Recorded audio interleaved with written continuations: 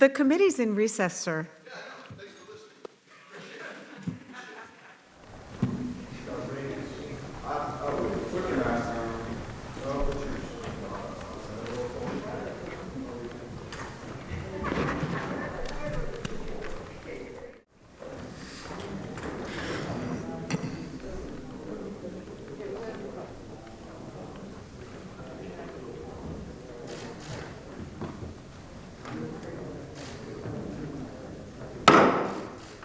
The committee is in session. The chair recognizes Mr. Deutsch for 5 minutes.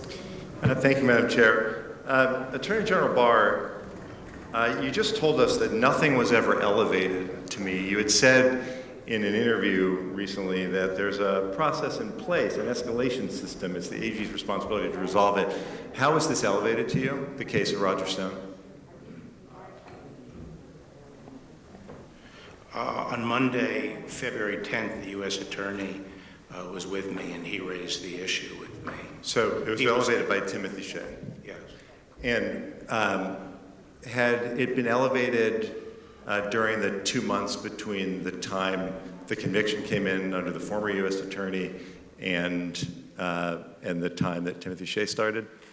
I think Shea may have had conversations with people in the... Did you ever have conversations with a former U.S. Attorney about this case?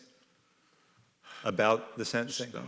I don't recall any discussion about Stone. Right. So Timothy Shea, you said in the interview that he was new, he had just started. He was new, but he worked for you for a long time, didn't he? Yes. And what was his job for you? Well, when I was Attorney General 30 years ago, he worked... No, now, just now. He was on my staff. He advised you on criminal justice policy and law enforcement, right? Correct. And you named him acting U.S. Attorney. Had you discussed the Stone case with him before you named him acting U.S. Attorney? No. Did you discuss sentencing with him? Not before. The first time was when he came in. It wasn't Monday, actually. Just to refresh your recollection, in a prior interview, you said he came in the week before. He came in to see some senior staff. That's what No, that's what I said. He may have had discussions with people in the deputy's office. I was not involved in those discussions. Basically, I didn't, as far as I can recall, I had no substantive involvement in Stone until that Monday when he came in the morning. Well, I'm sorry, Mr. Attorney General, the week before when he came in to see the senior staff that he had worked with the week before when he was working on No, I said I think he had raised it with people in the deputy's office. That's senior staff too. Right, I understand. But I was not involved. He started on July 31st. The first week he was there, he came to raise this issue. I think he started February 1st. Right. The first week he was there, he came into your office to raise the issue of sentencing. In the interview you did with ABC, you said I don't think he came. That's what you told ABC News. You said that he's talked to senior staff, not you perhaps, but he talked to senior staff. I don't know what, I think I speak English. I said that before he came in to see me, I believe he had some conversations with senior staff, right? That's right, before he came to see you. We're saying the same thing. But the first it was raised with me was on Monday. Did you talk to the senior staff after they spoke with him? I think at a 9 o'clock meeting, they said that he was trying to work something out on sentencing, and he was actually optimistic that something could be worked out. So I didn't really think of it as an issue until that Monday when he told me that prosecutors... He filed the sentencing memo, and the sentencing memo called for 7 to 9 years.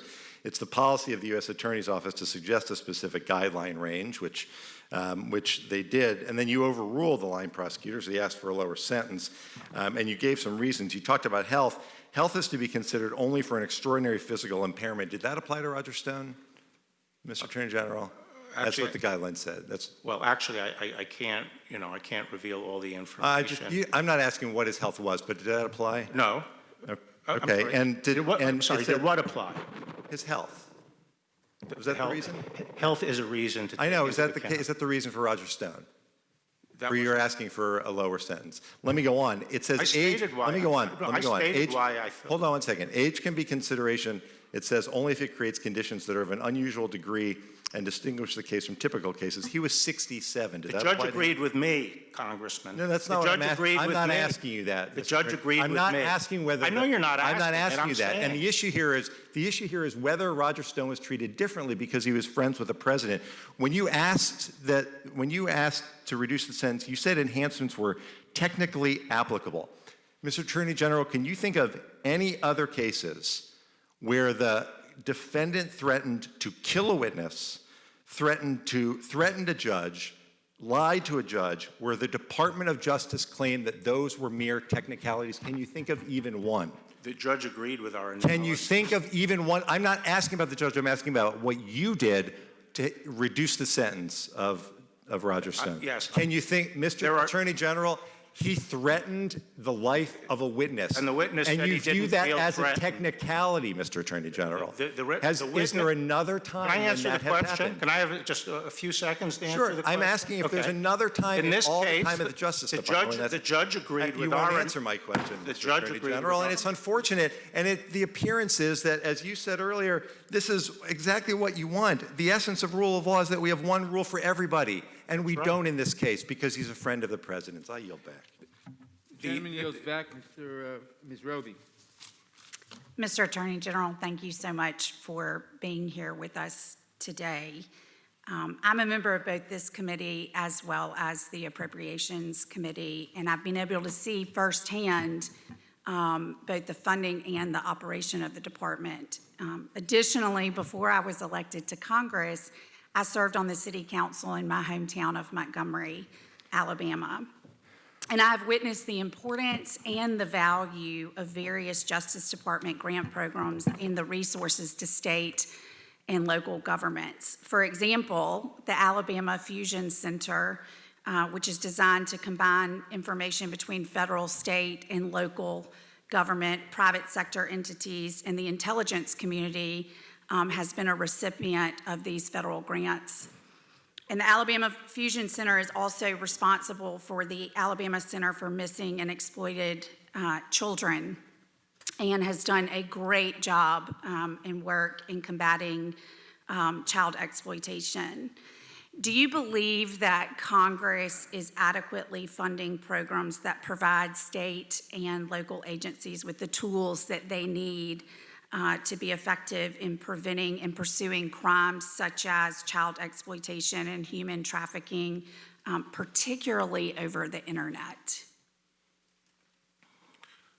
I think we could always use more resources for that, Congressman, but if I could just have a moment of your time to respond to these questions here on, that were being asked about the Roger Stone sentencing. The U.S. Attorney came to me and said that the 4 aligned prosecutors were threatening to resign unless they could recommend 7 to 9 years. But there was no comparable case to support that. It would have been a very disparate sentence. All the cases were clustered around 3-year sentence for that. And the way they had gotten to the 7 to 9 was by applying an enhancement. And there are debates all the time within the Department of Justice about the proper calculations under the guidelines and whether a particular enhancement applies or doesn't apply. And those are usually worked out and resolved. But here they were saying that they were taking an enhancement that has traditionally been applied to mafioso and things like that, threatening a witness, and they were applying it to him because he had a phone call at night where he told a witness that if you want to get it on, let's get it on, and I'll take your dog. And we felt that that technically could apply, but in this case, it really didn't reflect the underlying conduct. And the overarching requirement at the Department of Justice is that we do not presume and automatically apply the guidelines. We make individual assessments of the defendant and what is really just under the case, and nothing that is excessive. And these individuals were trying to force the U.S. Attorney, who was new in the office, to adopt 7 to 9. And I made the decision, no, we are going to leave it up to the judge. And that later, when that was not done, that evening, I told people we had to go back and correct that the next morning. So that's the sequence of events. But at the end of the day, the proof of the pudding is in the eating. The judge said she would not have gone along, she didn't think, with the first recommendation because the enhancement artificially inflated the exposure of the defendant. And she came out exactly where I had come out. So at the end of the day, the question is fairness to the individual. And even though I was going to get a lot of criticism at the end of for doing that, I think at the end of the day, my obligation is to be fair to the individual. Thank you for permitting me. Yeah, I'm happy to have yielded you time to respond. That being said, Mr. Attorney General, as I am a departing member of Congress and have just a few short moments left, I just want to express to you in the department how important this issue that I originally asked you about is to me, both as a member of Congress representing my constituents in Alabama, but also as a mother of two beautiful children. And I am increasingly alarmed about the way that children are just one click away from being on a website, a forum, or a chat room, or a social media site where bad actors may be lurking. And whereas I only have a few short seconds left, I would just ask you in the time that I have left in Congress that we could continue to work together to combat child exploitation and human trafficking. And I appreciate all the work that you're doing on this. Absolutely, Congresswoman. And as you know, one of the most difficult issues coming up is encryption, because as this material gets encrypted in the chat rooms and the areas where they groom these young children, once it becomes encrypted, it'll be very hard for us to police it. Right. Thank you so much. I yield back. Thank you. The gentlelady yields back. Ms. Bass? Attorney General Barr, when it comes to police engagement, last August when speaking to the National Fraternal Order of Police, you shared your views on police engagement with the public. You stated, and I quote, "Underscore the need to comply first, and if warranted, complain later. This will make everyone safe, the police suspects, and the community at large, and those who resist must be prosecuted. I repeat, zero tolerance for resisting police. This will save lives." Do you stand by that statement? Yes, I think it's very important that A zero tolerance attitude is costing lives, not saving them, especially in communities of Well, color. I'm not saying that. I reclaim my time. A movement and protests have arisen in response to police brutality. Here are a few examples of who bears the cost of zero tolerance. Elijah McClain was walking home from a convenience store when he was approached by police. He had not committed a crime. Police held him in a chokehold for 15 minutes, then injected him with ketamine, not under a doctor's supervision, but at the direction of non-medically trained and unlicensed police officers. Are you familiar with that case? No. Do you know how frequently ketamine is used by law enforcement to subdue civilians, especially people of color? No. Did you know if police departments have been documented as directing paramedics and EMTs to inject ketamine during arrests? No. Well then, I guess you haven't evaluated the use of force tactics since becoming AG, and especially this particular tactic of subduing suspects with ketamine. Not with respect to ketamine, no. Will you commit to directing the department to evaluate the protocols around the use of ketamine, chokeholds, and other methods used by federal law enforcement officials when making arrests or detaining subjects? Well, absolutely. Under the President's executive order, we are reviewing Thank you, and especially use of force and working Good. with police departments. especially the ketamine. That's I'll look pretty into the ketamine. outrageous. George Floyd was killed by a police officer via a chokehold. For 8 minutes and 46 seconds, a police officer knelt on his neck as he begged for his life. He was suspected of using a counterfeit $20 bill. That's how zero tolerance can amount to a death sentence for black men when used in communities of color. With George Floyd screaming, as we all know, he couldn't breathe. Now consider James Holmes, who murdered 12 people and injured 70 others in a movie theater in Aurora, Colorado, the same town as Elijah McClain, where he was arrested. James wore body armor, had a knife, semi-automatic weapons, and an AR-15. Yet he was calmly arrested by the same police department as Elijah McClain without a chokehold or an injection of ketamine. Dylan Roof used a gun to murder 9 people and injured another at Emmanuel African Methodist Episcopal Church in South Carolina. When he was arrested, no chokeholds, no injections, He was treated so well that officers brought Dylan Roof Burger King after arresting him. Are you familiar with that case? Yes. I raised those two examples to follow up on what my colleague from Texas highlighted earlier, that the department is not doing enough to address issues of racism, bias, and brutality in law enforcement.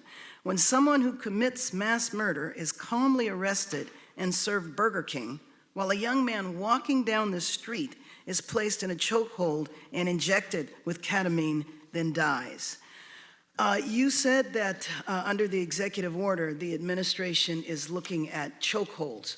What have you determined so far? Well, we're setting up a system of certification of police departments, and part of what our charter is to come up with criteria that will be used for certification, including limitations on use of force, specifically including chokeholds. So in the George Floyd Justice and Policing Act, part of it called for a national registry of law enforcement officers as a resource for police chiefs to determine who are the best candidates for jobs.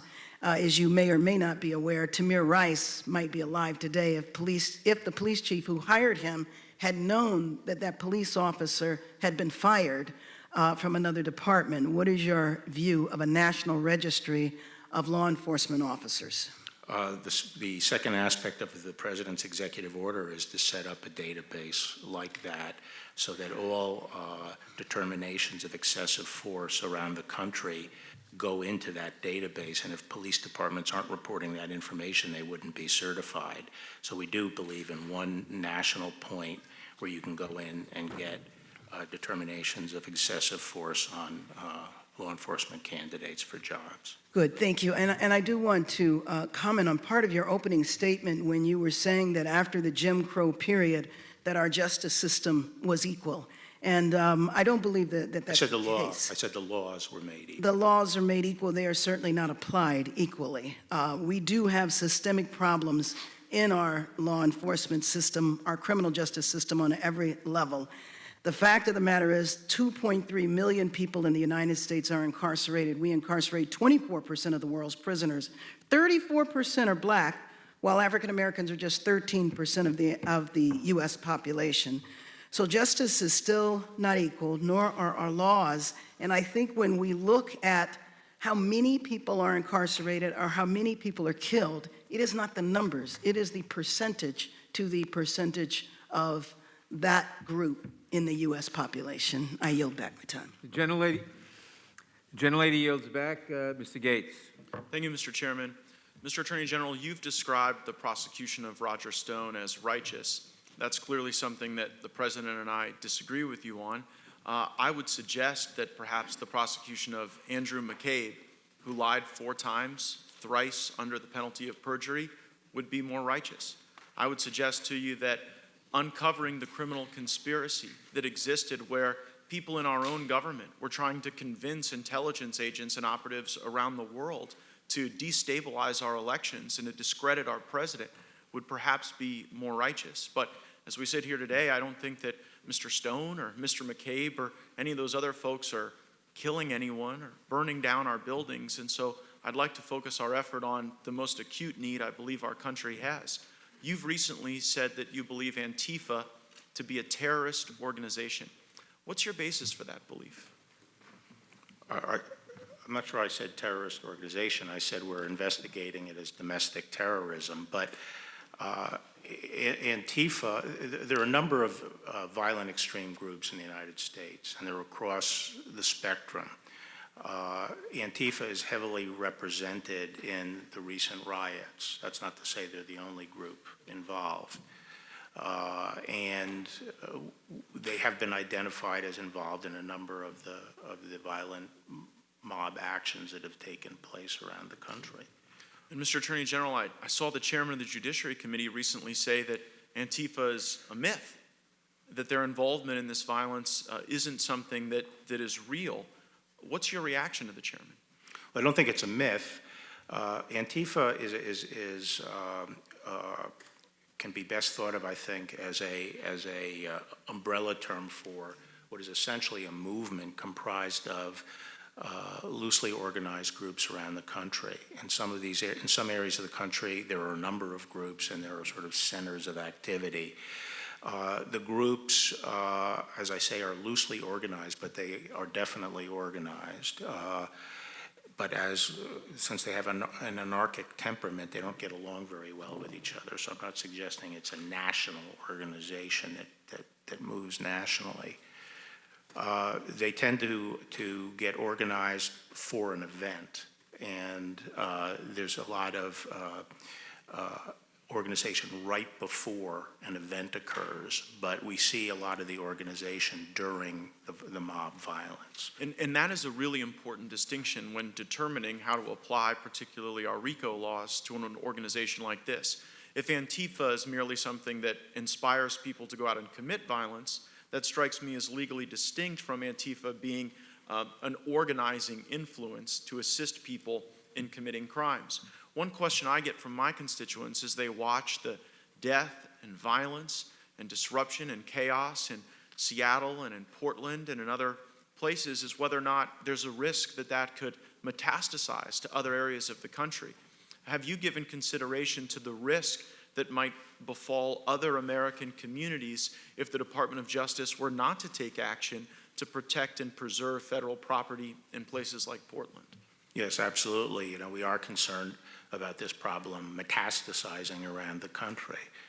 And so we feel that we have to, in a place like Portland, where we don't have the support of the local government, we have to take a stand and defend this federal property. We can't get to a level where we're going to accept these kinds of violent attacks on federal courts. And if you did what my Democrat colleagues were asking, if you merely abandoned that federal property, allowed it to be overrun, allowed the people inside to be harmed, is it your view then that Antifa and other violent people engaged in these acts would simply stop, would simply accept that as their sole victory? Or is it your expert opinion, having dealt with a number of law enforcement and criminal cases in your legal career, that they wouldn't stop, that they would go to the next town, to the next community, and potentially inspire more violence? There's no doubt in my mind that it would spread. And what comfort can you give Americans in my district and around the country that you will stop this, that you will stop the burning and destruction of federal property, and that you will give confidence to regular Americans that they can go out in the streets without the risk of this terrorism? Well, as you can see in Portland, we have a relatively small number of federal officers who have been withstanding this for almost 2 months. It's a great strain, but we cannot just stand aside and allow the federal court to be destroyed. Thank you for your service and for your great work. I yield back. Gentleman yields back. Mr. Richmond. Thank you, Mr. Chairman. Attorney General Barr, you started your testimony with eloquent words about the life and legacy of John Lewis, fighting systematic racism, voter intimidation, civil rights. The one thing that you have in common with your two predecessors, both Attorney General Sessions and Attorney General Whitaker, is that when you all came here and brought your top staff, you brought no black people. That, sir, is systematic racism. That is exactly what John Lewis spent his life fighting. And so I would just suggest that actions speak louder than words, and you really should keep the name of the Honorable John Lewis out of the Department of Justice's mouth. Let me also say, you mentioned bogus Russiagate.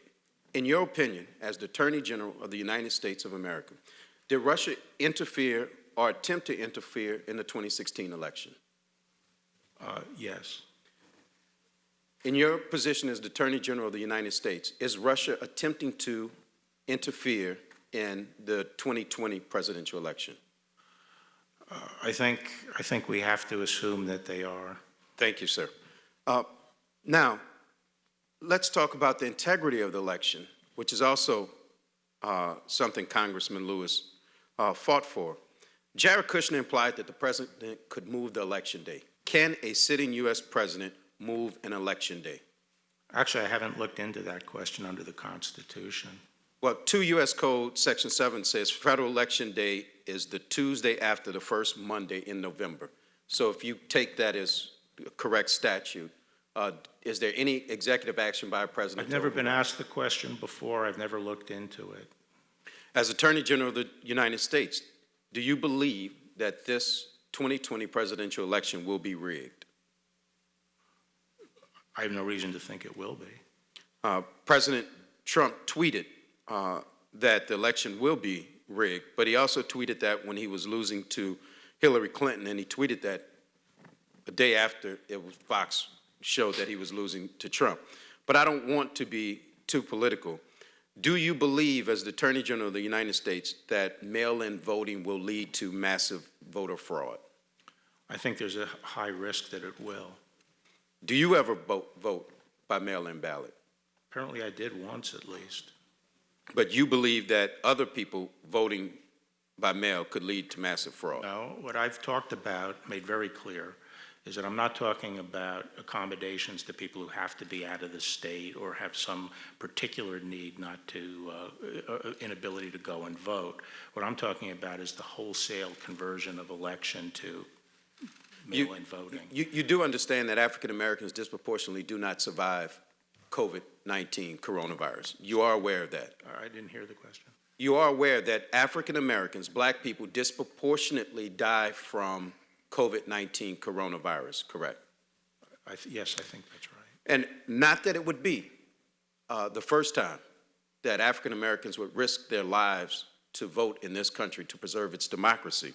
But the suggestion is that them having the ability to vote by mail would somehow lead to massive voter fraud. But I won't stick to that. No, I didn't say that. I just state, I think, what is a reality, which is that if you have wholesale mail-in voting, it substantially increases the risk of fraud. But it doesn't make it likely. That's all I said. Now, I also saw on TV that the president said he's not sure that he'll accept the election results. Can a president just protest because he lost an election? Protest in what sense? Well, can he contest an election just because he simply loses? Well, Gore versus, Bush v. Gore was. Well, I think that was over a slim voter margin. I'm talking about if it is very clear that the president has lost an election, does he have a remedy to contest the election? Not that I'm aware of. Let me go back to what Representative Bass mentioned. You mentioned the number that there were 8 African Americans killed by the police and 11 white people killed by the police. So far this year. If you use those numbers, that's 85% of that population is white, 15% of that population is black.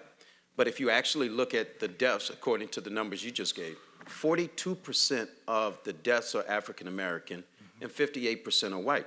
That is a glaring disparity in terms of population, and I just give you those numbers. Well, not necessarily. Because you I have to adjust it by the race of the criminal perpetrator.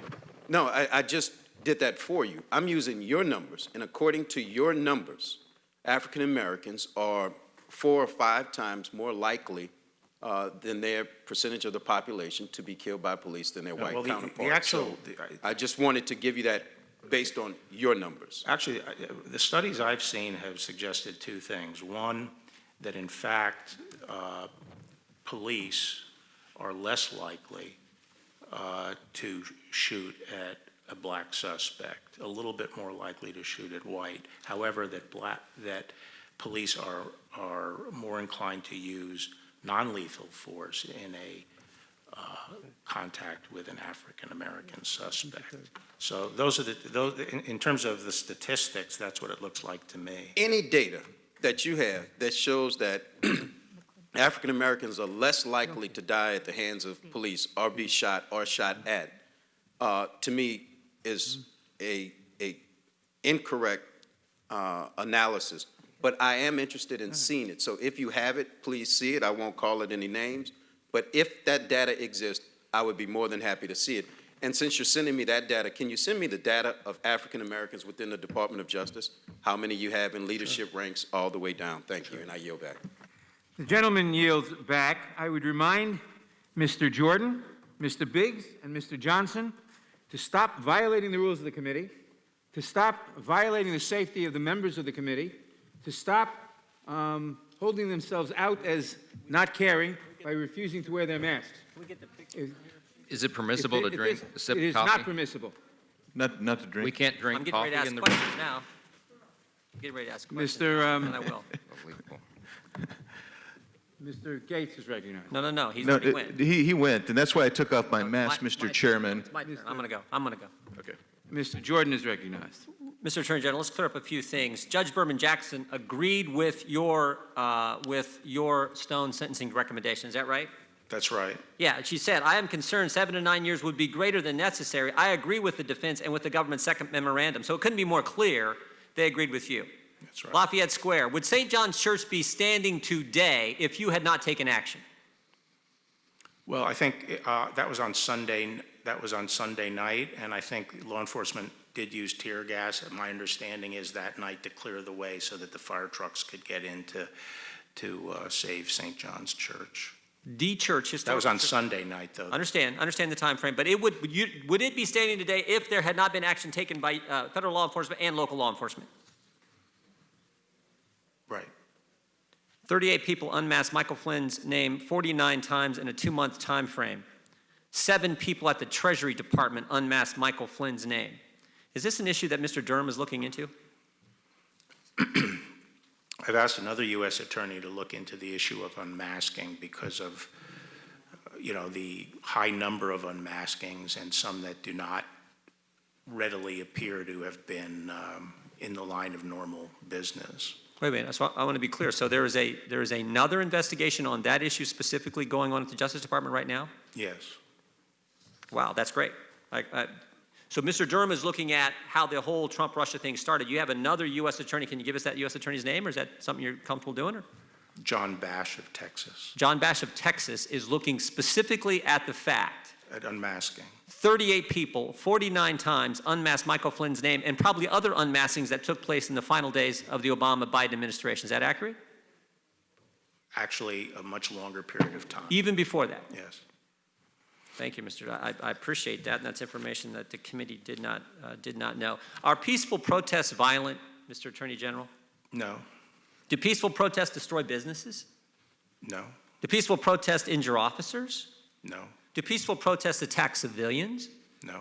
Do peaceful protests burn down buildings? No. The video we played, it's hard to watch. It's really hard to watch to see that happening in our great country. But there was the start of it was almost laughable, where you have the reporter saying, as a building is burning behind him, it's not generally speaking an unruly protest. It's mostly just a protest. I mean, it's almost laughable when you have the reporter saying, I guess he's saying it's not a fire, it's just a burning building. I guess he's saying it's a peaceful burning building. A few weeks ago, well, let me ask you this. I want to go right to this. Is defunding the police a rational policy? No, I think, if anything, I'm more concerned that the police be adequately funded today and get more resources. A lot of the things we need to do to address some of the concerns people have about what they saw in Minneapolis are going to take some resources, some of the training that we have to do. And one of the difficulties in our country, it's not a difficulty, it's a fact, we have 18,000 law enforcement agencies. Most of them are very, very small. And so we have to find a way of training, making sure the training is pushed out. Is it dangerous? Dangerous to defund the police? It's extremely dangerous. Extremely dangerous. And some of the ordinances you're seeing cities pass are also dangerous. Are you familiar with the letter that Chief of Police of Seattle, Carmen Best, sent to business owners and residents in that city? Yes, I am saying that, she cannot protect, she can't do her job. Her police force cannot do the job because of exactly what she said. Yeah. Gives officers the policy they're trying to pass. Thank goodness the court stopped it. The policy they're trying to pass gives officers no ability, and she emphasized no, not us, not you, Mr. Attorney, not me, gives officers no ability to safely intercede to preserve property in the midst of large, violent crowds.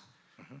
She also said in that letter, and again, she's taken the leadership and responsibility to tell the business owners, the citizens, that she's supposed to serve. She also tells them in that letter, I've done my due diligence on informing the council numerous times. So she's saying, I tried to tell them, these people won't listen to me. And then finally she says this, and this is the scary part. This is why it's so dangerous. She says this in her letter, Seattle police will have an adjusted deployment. That's a nice way of saying, you're on your own. We can't help you.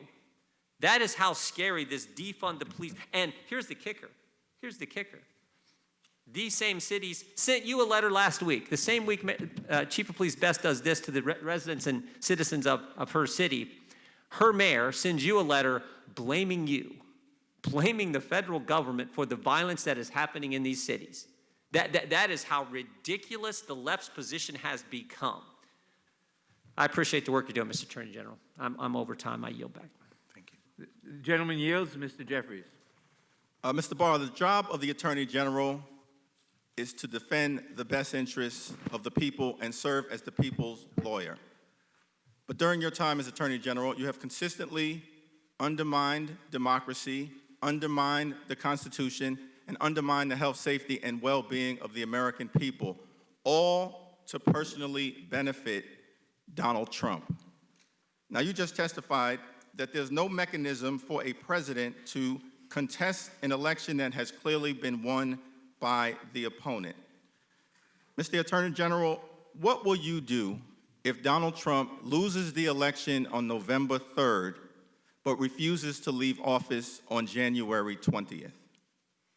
If the results are clear, I would leave office. Do you believe that there is any basis or legitimacy to Donald Trump's recent claim that he can't provide an answer as to whether he would leave office? I really am not familiar with these comments or the context in which they occurred, so I'm not going to give commentary on them. Okay, thank you. He just stated that publicly about a week ago to Fox News. Mr. Barr, during a radio interview this spring with Hugh Hewitt, you praised President Trump's coronavirus response as superb, correct? Who did? You did. Okay. Over 150,000 Americans have died. More than 4 million Americans have been infected. More than 5 million Americans have lost their health care. Over 100,000 small businesses have permanently closed. More than 50 million Americans are out of work. This is not the outcome of superb leadership. What we've gotten from Donald Trump is exactly the opposite. Well, Let's explore. Well, I disagree with that. That was not a question, that was a statement. Let's explore. In February, President Trump falsely claimed that the number of coronavirus cases would go from 15 to 0 in a few days. Was that superb, yes or no? I'd have to see the context in which it was said. Here's the context. Well, the number of cases didn't go down to 0. It's over 4 million. Let's go to March. In that month, President Trump said, "I take no responsibility at all for the failure in testing." Was that superb, yes or no? It was accurate. The problem with the testing system was a function of President Obama's mishandling of the CDC and his efforts to centralize everything in the CDC when they didn't have the capacity. Thank you, Mr. Barr. to test. That is inaccurate. That's a myth. It wasn't until this That's a lie. administration. It wasn't You're until claiming my time. In April, President Trump irresponsibly suggested that the American people inject themselves with bleach. Was that superb? Yes or no? That's not what I heard. That's exactly what he said. That's what the American people heard, and you know it, and you can't defend it. Let's move on to May. In that month, on National Nurses Day, President Trump falsely called PPE shortages fake news, while nurses and other healthcare professionals resorted to wearing trash bags and ski goggles to protect themselves. Fake news. Was that superb? Yes or no? I think the administration did a good job of mustering PPE, and the national supply of PPE was run down during the Obama administration and never replaced. Thank you, Mr. Barr. The answer is no, it was not superb. By June, President Trump irresponsibly continued to refuse to wear a mask despite the public health guidance from his own experts. Was that superb? Yes or no? Which guidance? The earlier guidance that the masks wouldn't work? You know exactly the guidance that we're talking about.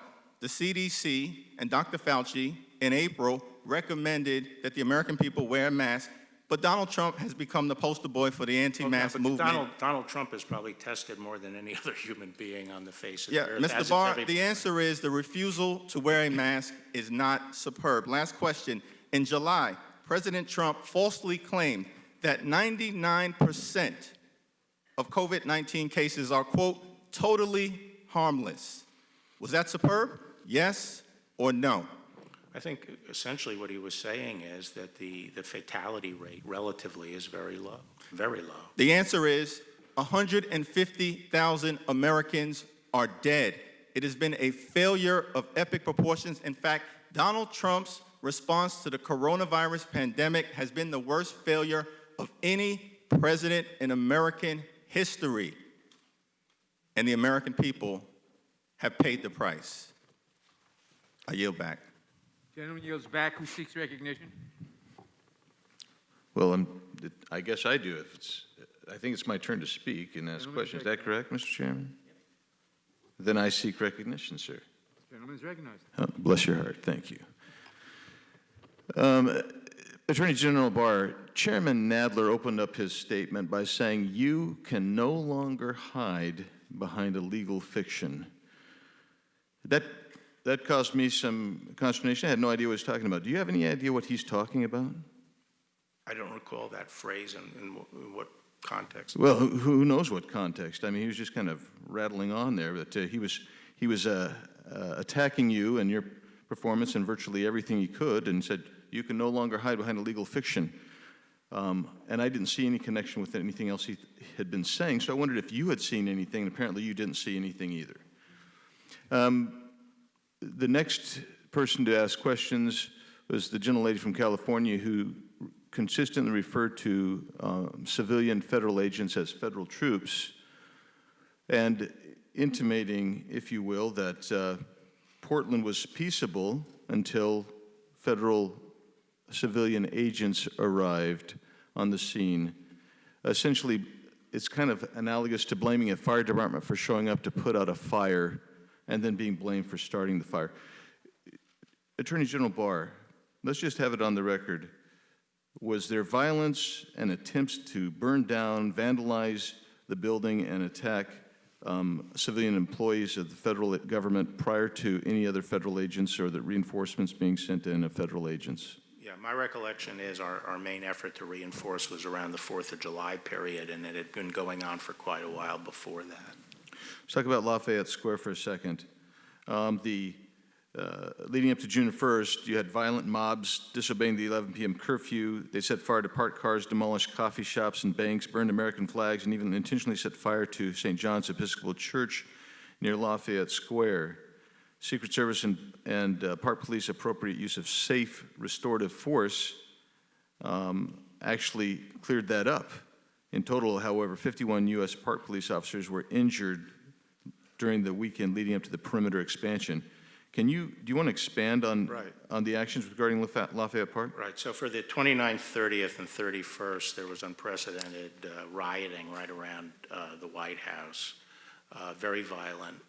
During that time, as you say, about 50 Park Police and a comparable number, is my recollection, of Secret Service. So we had about around 90 officers injured. I'm talking about things like concussions, one was operated on, and so forth. We had the president, it was so bad that, as it's been reported, the Secret Service recommended the president go down to the shelter.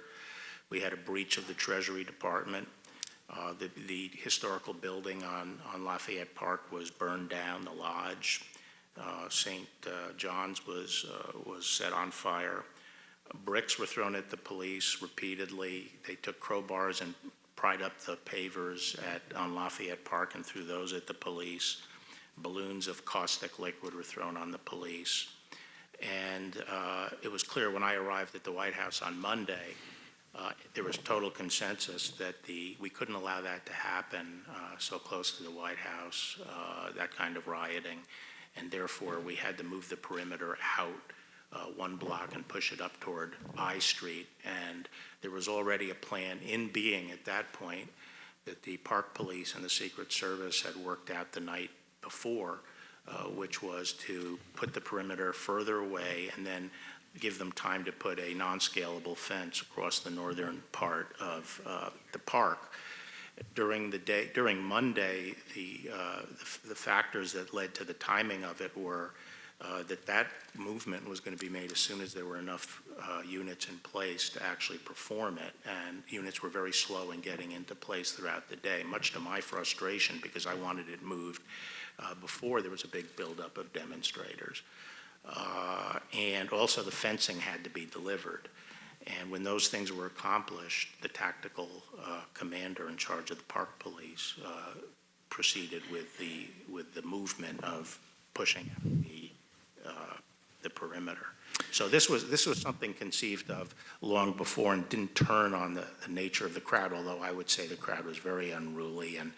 And while the tactical considerations were made by the park police, they tried to respond to the situation. To say that this had to do with a photo op is, and I don't mean to analogize this to a military operation, but it's akin to saying that we invaded the Philippines in World War II so Douglas MacArthur could walk through the surf on the beach. One follows the other, but we did not invade the Philippines so that Douglas MacArthur could walk to the beach. Thank you. Yield. Gentleman yields back, Mr. Swalwell. Mr. Barr, have you ever intervened other than to help the president's friend get a reduced prison sentence for any other case where a prosecutor had filed a sentencing recommendation with the court? A sentencing recommendation? Yeah, have you ever intervened other than that case with the president's friend? Not that I recall, if you're talking. Does that seem like something you'd recall, where you would? Well, I'm saying I can't really remember my first, if you let me finish the question, I That's can't a big remember. deal, 30 right? years ago, I was Attorney General. As Attorney General now? No, I didn't, but that's because issues come up to the Attorney General within a dispute, and I have never heard of a dispute. I've never heard of a dispute in the department Mr. where Barr- line prosecutors threatened to quit Well, it's a pretty big deal, and they withdrew because of from a the- because So, of a Mr. Barr, discussion over sentencing. Americans akin from to both this. parties are concerned that in Donald Trump's America, there's two systems of justice. One for Mr. Trump and his cronies, and another for the rest of us. But that can only happen if you enable it. At your confirmation hearing, you were asked, do you believe a president could lawfully issue a pardon in exchange for the recipient's promise to not incriminate him? You said, no. Not to what? That would be a crime. You were asked, could a president issue a pardon in exchange for the recipient's promise to not incriminate him? And you responded, no, that would be a crime. Is that right? Yes, I said that. You said a crime. You didn't say it'd be wrong. You didn't say it'd be unlawful. You said it would be a crime. And when you said that a president swapping a pardon to silence a witness would be a crime, you were promising the American people that if you saw that, you would do something about it. Is that right? That's right. Now, Mr. Barr, are you investigating Donald Trump for commuting the prison sentence of his longtime friend and political advisor, Roger Stone? No. Why not? Why should I? Well, let's talk about that. Mr. Stone was convicted by a jury on 7 counts of lying in the Russia investigation. He bragged that he lied to save Trump's butt. But why would he lie? Your prosecutors, Mr. Barr, told a jury that Stone lied because the truth looked bad for Donald Trump. And what truth is that? Well, Donald Trump denied in written answers to the Russia investigators that he talked to Roger Stone during the time Roger Stone was in contact with agents of a Russian influence operation. There's evidence that Trump and Stone indeed did talk during that time. You would agree that it's a federal crime to lie under oath. Is that right? Yes. It's a crime for you, it's a crime for me, and it's certainly a crime for the President of the United States. Is that right? Yes. So if Donald Trump lied to the Mueller investigators, which you agree would be a crime, then Roger Stone was in a position to expose Donald Trump's lies. Are you familiar with the December 3rd, 2018 tweet where Donald Trump said Roger Stone had shown guts by not testifying against him? No, I'm not familiar with that. You don't read the president's tweets? No. Well, there's a lot of evidence in the president's tweets, Mr. Attorney General. I think you should start reading them because he said Mr. Stone showed guts, but on July 10 of this year, Roger Stone declared to a reporter, I had 29 or 30 conversations with Trump during the campaign period. Trump knows I was under enormous pressure to turn on him. It would have eased my situation considerably, but I didn't. The prosecutors wanted me to play Judas. I refused. Are you familiar with that Stone statement? Actually, I'm not. So how can you sit here and tell us, why should I investigate the President of the United States if you're not even aware of the facts concerning the President using the pardon or commutation power to swap the silence of a witness? Because we require, a reliable predicate before we open a criminal investigation. And I just gave to you, sir. I don't consider it. I consider it a very Rube Goldberg theory that you have. Well, it sounds like you're hearing this evidence And for by the the first way, time if I today. applied, and if what I concerns applied me, this Mr. Attorney standard, General, there'd be a lot more people under investigation. Mr. Attorney General, the very same day that Roger Stone said that, Donald Trump, That's one of the, No surprise, the true computed two dissent. standards of justice were really So- during the tail end of the Obama administration. Mr. Attorney General, let's turn to the Michael Cohen case. Are you aware, sir, that Michael Cohen, after being released from prison, was asked to not engage with the media, including to write a book? Were you aware that that was going to be asked of him? Was I aware? Yes. No. Do you know if anyone else in your department was aware? Maybe I should tell you what happened. Why don't you tell us what happened? Okay. He was furloughed from the Bureau of Prisons. No. Why don't you tell us why he was asked I will to tell sign you, an agreement not to? because something that people don't seem to understand is that his home confinement was not being supervised by the Bureau of Prisons. Now, the Bureau of Prisons- It was being supervised by the probation office, which is part of the U.S. court system. And Are it was you the aware- U.S. court system that had the requirements about And not yes, writing. that U.S. court system called your actions retaliatory. Do you agree with that? No, so all I know is what has been said in court before the judge and in the record, Mr. which Barr- is that the individual was then called by the U.S. court system saying that this guy Cohen is uncooperative, he's not agreeing to the conditions. And at that point, a Bureau of Prisons person made the decision that he was no longer eligible for home confinement. Conditions that a federal judge said no other inmate had ever been asked of in his experience. Mr. Barr, you told ABC News that the president's tweets sometimes make your job impossible. But sir, your job is only impossible if you enable the president's corrupt schemes. And I yield back. Thank you, Mr. Chairman. Mr. Attorney General, the Constitution says the President shall have the power to grant reprieves and pardons for offenses against the United States, except in cases of impeachment. Do you note any other limitations in the Constitution on the President's power to pardon? No, Has the President exceeded that power? no. My colleague from Georgia, Mr. Johnson, implied that in challenging the sentencing recommendation of Roger Stone, you were doing the bidding of the President. He didn't want to hear your response. I would. Well, no, I was, Roger Stone, I never discussed our sentencing recommendation with anyone outside the Department of Justice. It was a very condensed period of time. I first heard, I made the decision that we shouldn't take a position as to the precise sentence, but should leave it up to the judge. And we should not affirmatively advocate for 7 to 9 years. And I made that on Monday, the 10th. And that night, the department filed, and it didn't reflect what I had decided. So that night, I told people we had to fix it first thing in the morning. So we did. As soon as I got in, we went forward with a plan to file. At that point, I learned about the president's tweet because I don't monitor the president's tweets. And I hesitated because I knew that I would be attacked for doing it. And people would argue that I did it because of the tweet. But I felt at the end of the day, I really had to go forward with our filing because it was the right thing to do. And I'm glad the judge agreed with it. We're learning more and more about the targeting and prosecution and extortion of Michael Flynn by partisan officials at the FBI. No one has been held accountable for this grotesque abuse of power. Knowing that agents with a political agenda can take anything that someone says, edit it, misrepresent it, prosecute it, and then extort confessions by threatening family members, and to do so with impunity, why would anyone in his right mind ever want to talk to an FBI agent again? Well, I don't, I haven't reached judgments, and I'm not suggesting that all those facts he set forth are true, and we have not, at this point, challenged the actions I've defended the actions of the prosecutors in this case in court.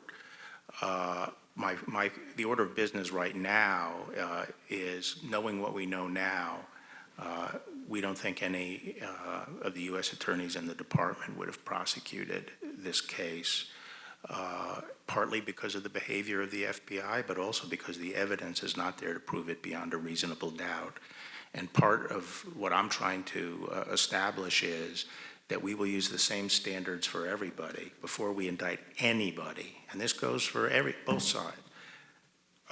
We won't prosecute anyone anybody unless there's proof beyond a reasonable doubt that they committed a crime, and not some kind of esoteric made-up crime, but a meat and potatoes crime. For more than 3 years, the most powerful agencies in our government took information that was fabricated by agents of a political campaign that they knew was fraudulent, used it as justification to launch an investigation alleging treason against a presidential candidate, then leaked the existence of that investigation in a manner that was clearly calculated to affect the outcome of the election, and then failing that, used it in a largely successful attempt to obstruct the duly elected president. Are you going to be able to right this wrong before it becomes a precedent for future election interference by corrupt officials in our justice and intelligence agencies? You know, I really can't predict that. I think, as you know, John Durham is looking at all these matters. COVID did delay that action for a while, but he's working very diligently. And, you know, justice is not something you order up on a schedule like you're ordering a pizza. Well, there are many of us who are concerned that if you are succeeded by someone like Keith Ellison as Attorney General, that this will become an institutionalized practice and the investigation of Mr. Durham will simply go away. I understand your concern. One more thing, a term we keep hearing from the left is, oh, these are mostly peaceful protests, mostly peaceful. It seems to me that you either are or you're not. Calling what's happening in our cities mostly peaceful protests is a lot like calling Scott Peterson a mostly faithful husband or Al Capone a mostly law-abiding businessman. There is a constitutional right to peaceably assemble. Where does that right stop? When it becomes violence, criminal activity. You know, and that's the challenge here. I mean, you have a lot of people who are out protesting and demonstrating, and that's important First Amendment activity that we believe strongly in and try to protect. The particular violent opportunists that are involved here get into those crowds and then start engaging in very violent activity and hijack it. And a lot of protesters have been telling law enforcement and providing information to us about these people who are not with them, they're not demonstrators, but they're coming in. And a lot of the demonstrators leave when that happens because they see what's happening themselves. Would you call that violence a myth? Gentleman's time? No. The gentleman's time has expired. Mr. Liu. Thank you, Mr. Chair. Thank you, Mr. Barr, for being here today. I'd like to ask you some questions about the legal standard for seizing and arresting protesters. Under the Fourth Amendment, it requires probable cause before you can seize and arrest a protester, correct? Yes. Yes. Okay, and the probable cause has to be particularized to a particular person. So if a protester was merely standing around in a crowd in the vicinity of someone else suspected of criminal activity, you cannot arrest that peaceful protester. In other words, there's no such thing as probable cause by mere association, correct? Well, not strictly, but I'll say that, you know, you do need particularized probable cause. Okay, and if there's no probable cause, If someone jumps into a getaway car and there are 3 or 4 people in there, that might be enough to give you probable cause, just those circumstances. You don't need it on each individual. Reclaiming my time, Mr. Attorney General. If there's no probable cause, you can't arrest a protester, correct? I said at the beginning, arrest has to be predicated on probable cause. All right. Now, an arrest can also occur whether or not the federal official says it's an arrest. So, for example, if a federal officer takes a protester into custody, transport that protester, let's say, to a federal building, detains a person for questioning, that will constitute an arrest whether or not the federal official says the person is under arrest, correct? Well, that would require a very intensive review of all the specifics involved. Actually, it wouldn't. In the case of Dunaway versus New York, which is black letter law for over 40 years, the question was whether the police violated the 4th and 15th Amendments when, without probable cause to arrest, they took petitioners into custody, transported him to a police station, and detained him for questioning. So the answer is yes, that would constitute an arrest. No, the answer is that, you know, Fourth Amendment is ultimately governed by reasonableness, and there can be circumstances. The question sometimes is, when does something actually become custom? Reclaiming my time, this is not a trick question, Mr. Barr. I'm just citing you what the Supreme Court said. So here's a problem. Under this standard black letter law, which has been in effect for over 40 years, what the federal forces in Portland did was unconstitutional. Federal forces in full combat gear, in the dark of night, grabbed a protester who was peacefully standing there, forced him into an unmarked van, drove him to a separate location, searched him, detained him, and questioned him.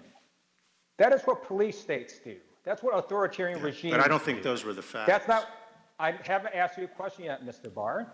Okay. What the federal officials did was illegal because they didn't have probable cause. And how do we know that? Because Deputy Director of the Federal Protective Service, Chris Klein, admitted it on national TV. Deputy Director Klein said that the individual that they were questioning was in a crowd and in an area where another individual was aiming a laser at the eyes of officers. That's guilt by association. That's what the Fourth Amendment prohibits. Deputy Director Klein further stated that the protester was released after federal officials concluded, quote, they did not have what they needed, unquote, which again shows there's no probable cause. And it appears that federal Deputy Director Klein appears to understand that there was no probable cause because he essentially justifies that action as saying it wasn't an arrest. He calls it, quote, a simple engagement, unquote. I'm a former prosecutor. I've never heard that term, a simple engagement, because it's a made-up excuse. What these federal officials did was an arrest. They grabbed a peaceful protester, they forced him into a van, drove him to another location, questioned him. That is exactly what the Supreme Court prohibited over 40 years ago. So and that's I obviously, not an isolated incident. I obviously don't know In a that. Washington Post, I haven't asked you a question yet. In a Washington Post article on July 24th entitled Operation Diligent Valor, federal agents told reporters that there's no basis for these arrests. They said, quote, at times they have grabbed an individual and taken them inside the courthouse for questioning before determining that they had no probable cause to charge him with any crime, unquote. Deputy Director Klein said that they coordinate with the U.S. Attorney's Office on all of these arrests. I urge you to instruct your federal officials to comply with the Constitution, and I ask you to investigate these arrests because many of them are in violation of the Fourth Amendment. We do not live in a police state. We're better than that. I yield back. Gentleman yields back. You can watch this entire hearing online at cspan.org. We leave the hearing now to bring you live NASA TV coverage of the SpaceX Crew Dragon as they prepare to undock from the International Space Station. And I'm really excited to be bringing you live coverage today of Crew Dragon as it completes its very first trip to space with people on board as part of our second demonstration mission for NASA. And joining me today is NASA Public Affairs Officer Leah Cheshire. Thanks for having me, Shiva. It really is great to be back here for this historic milestone moment in NASA's Commercial Crew Program. Once Dragon departs station, Bob Behnken and Doug Hurley's flight home is expected to last roughly 19 hours. That'll include 4 departure burns that move Dragon away from station, a phasing burn to lower its orbit and line the spacecraft up with its landing location, and 1 final deorbit burn. Their trip home will also include an 8-hour sleep period later tonight, where both crew members will be able to get some rest before their arrival back on Earth tomorrow after a little more than 2 months in space. Dragon is targeted to splash down off the coast of Pensacola, Florida in the Gulf of Mexico tomorrow at 11:48 a.m. Pacific time, followed by the crew getting picked up at sea by one of SpaceX's recovery vessels. Now, the mission began about 2 months ago on May 30th from historic Launch Pad 39A at the Kennedy Space Center in Florida. And after a successful separation from the Falcon 9, Bob and Doug enjoyed a 19-hour flight on board Dragon before they came to the International Space Station. Now, since arriving, Bob and Doug have been doing some real work aboard the station. In fact, Bob and Station Commander Chris Cassidy completed several spacewalks, and they've also been taking some really spectacular photos of planet Earth and the Dragon spacecraft as it's been in attached operations. We'll have a chance to share some of those later on in the broadcast. And I can't believe it, but it's already been 63 days since they arrived in space, so they are just entering the final phase of their mission in just a few hours from now and have been preparing for over the last 2 weeks for their return flight. Today on board the space station is the Expedition 63 crew, led by NASA's Chris Cassidy and joined by Russian cosmonauts Anatoly Ivanishin and Ivan Wagner, and of course, Bob Behnken and Doug Hurley. Now, while all the crew have been busy aboard, the ground teams have also been performing a number of checkouts in preparation for departure today. These checkouts have been going on over the last several days, and in fact, last week. They've included inspections of the heat shield, checkouts of the suits, some checkouts of the comm systems, as well as a number of activation procedures on the life support system on the vehicle, and cargo loading, which has been really cool. Actually, why don't we check in with Gary at Johnson Space Center? He can let us know how the station crew have been preparing and what we can expect from here. Gary? Thank you, Shiva and Leah, and welcome inside the International Space Station Flight Control Room. Since arriving at the space station, Bob and Doug jumped right in as fully fledged members of Expedition 63. Over the last 2 months, they've helped execute more than 24 scientific investigations from every major category of research aboard the station, including studies in biology and biotechnology, earth and space sciences, human research, physical sciences, and technology demonstration. They've also had plenty of non-science related work on their timelines, performing maintenance on life support and vehicle hardware in multiple modules and transferring cargo in and out of the attached HTV-9 cargo spacecraft. Bob Behnken also executed 4 spacewalks with Station Commander Chris Cassidy, wrapping up one of the final phases of upgrading the station's large external batteries, with Doug assisting in all suit and robotic operations. Since completing the spacewalks, Bob and Doug have spent the last 2 weeks preparing to come home. They received some additional on-orbit training to refresh them on the departure, re-entry, and splashdown procedures, and have been busy packing cargo for their return. In fact, that's what they're doing right now. There will be approximately 150 kilograms or 330 pounds of cargo returning on Dragon. The majority of that is more than 200 pounds of science, largely made up of samples packed away into powered cold freezers. These samples are from a range of biological research experiments on the station dedicated to improving our understanding of how the human body adapts to microgravity, or looking at ways to use space to improve life back here on Earth. Now, let's go through some of the major upcoming milestones for today's departure coming up soon at just around 2:35 p.m. Pacific.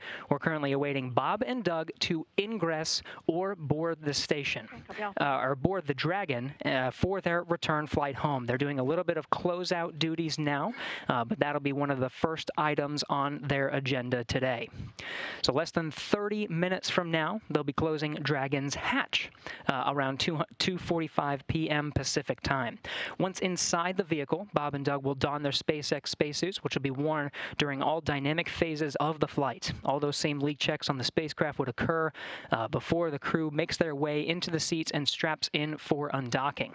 Once the Dragon's hatch is closed, Chris Cassidy will affix a docking target to the outside of the A-Pass hatch and then close it about 10 minutes later, 2:55 p.m. Pacific, creating a space between the Dragon and station known as the vestibule. He then has one more hatch to close. That's the Node 2 forward hatch. Now, after all of those hatches are closed, about 15 minutes later, a ground command will be sent to open the valves on the Dragon side and begin depressurization. That's at 3:10 p.m. Pacific, essentially venting air inside and bringing that space down close to vacuum. They have to pause for 5 psi for a few minutes, allowing the temperature inside that vestibule to stabilize, perform a good leak check, and then continue depressurization. 4:20 p.m. Central Time, they'll conduct a go, no-go poll. That'll be the NASA teams here in Mission Control Houston and SpaceX teams in Hawthorne. If all is go, the undocking sequence begins. The undocking command will be sent, followed by a few minutes for the umbilical that connects the power and data between the 2 spacecraft to detach. 12 hooks will retract, and then 2 firings of Dragon's thrusters will initiate, and the undocking will be complete. That separation scheduled for 4:34 p.m. Pacific time. Now, the departure burn, there's 4 departure burns. Immediately after those 2 burns, they'll actually have that physical separation, and the departure burns will take them around the zenith side of the International Space Station. Those departure burns taking place, there's 4 of them, and will be taking place over the first few hours of their flight, essentially getting that Dragon further away from the International Space Station. Now, overnight, the crew will be able to get a sleep period in. In fact, this orbital trajectory gives them plenty of time to allow for the crew's sleep, to get them in a good circadian rhythm, and allow them to perform all of their tasks prior to splashdown, including while they are asleep. They're going to also be performing a phase burn. Right now, they're in the orbital plane of the International Space Station, but that phase burn will align them with their primary landing site. Right now, we're looking go for Pensacola, just off the coast of Pensacola, Florida. They'll perform a series of checks right upon waking up when that phase burn occurs while they are asleep. Those checks, they'll put on their suits and get ready for the deorbit sequence. The deorbit sequence is, there's a few steps there. First, there's going to be the preparation for the claw separation. There's the Dragon's trunk. They're going to perform a heavy yaw of the Dragon vehicle and release the Dragon trunk off to the side so it doesn't intersect with the vehicle during the deorbit sequence. Align Dragon back up with the orbital plane and fire the forward bulkhead Dracos. This will be one of the longest burns, and that is the deorbit burn, almost more than actually 11 minutes long. And that will slow them down enough. They'll position Dragon for re-entry into Earth's atmosphere, and then the re-entry sequence will begin. Of course, before they do that, they do have to close the nose cone. So after they close the nose cone, they'll go through the atmosphere, shoot the drogue parachutes, main parachutes, and then splash down. That's scheduled for tomorrow afternoon, Sunday afternoon, around 1:48 p.m. Central Time, 11:48 a.m. Pacific Time. Then the recovery operations begin. After that, Bob and Doug will be back on planet Earth. Now, Station Commander Chris Cassidy will be watching the undocking and departure burn from the cupola, but the prime monitoring role falls to Bob and Doug. Flight controllers in Mission Control Houston will be backing them up. Now, as you've heard several times, Dragon's flight is intended to be autonomous, but the crew on board has the ability to take control and maneuver Dragon during the departure if necessary. On the station side, we're looking good. Solar arrays are locked in place. We have good communication links, and all station systems are looking healthy. Attitude will remain on U.S. control until the time of undocking, when we'll switch to control moment gyros only. We're tracking no issues for an on-time departure here in Mission Control Houston. Now back to Shiva and Leah in Hawthorne. Good copy. And finally... So right now on your screen is a view of Mission Control. That's actually where the ground controllers are all operating. Actually, why don't we listen into the nets for a second? I think there's some chatter happening there. Copy. Thanks. We're going to start 2.103, assuming we have a go. You are go.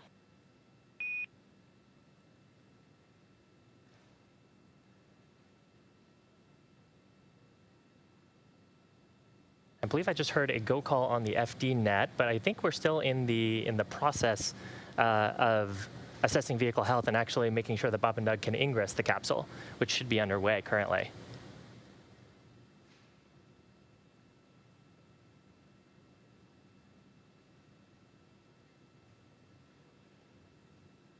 So with Dragon's ingress operations now underway, we're about 10 minutes to hatch closure and about 2 hours until Dragon departs the International Space Station at 4:34 p.m. Pacific Time.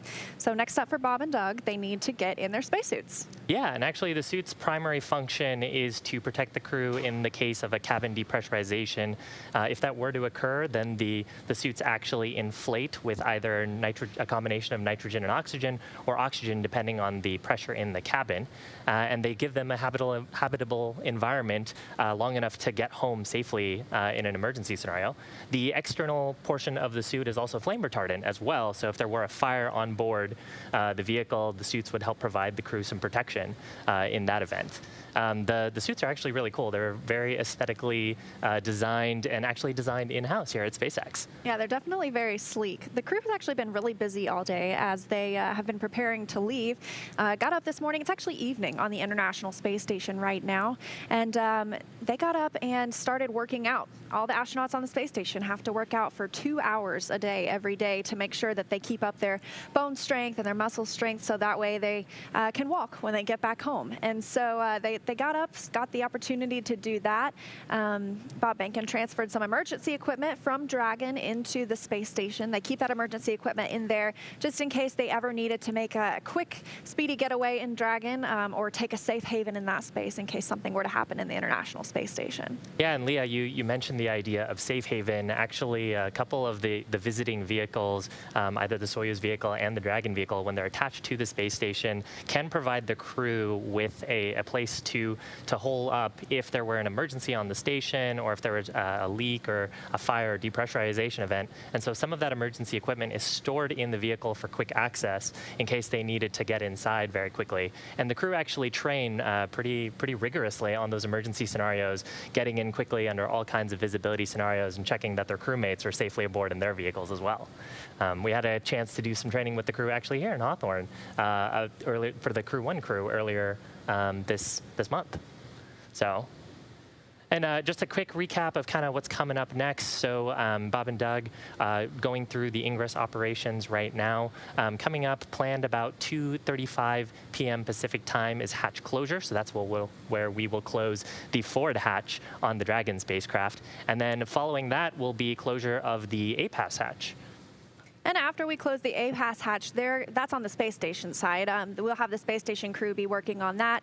We'll go for vestibule depressurization, and the vestibule is that space in between the hatches that the crew flies through when they arrive, and then of course when they leave. But we are going to bring that space, which is the same pressurization as the rest of the space station, down to as close to a vacuum as possible, because that's what it will be exposed to once Crew Dragon departs, hopefully in just a couple of hours. Yeah, right now the planned departure and separation is looking like around 4:34 or 4:35 p.m.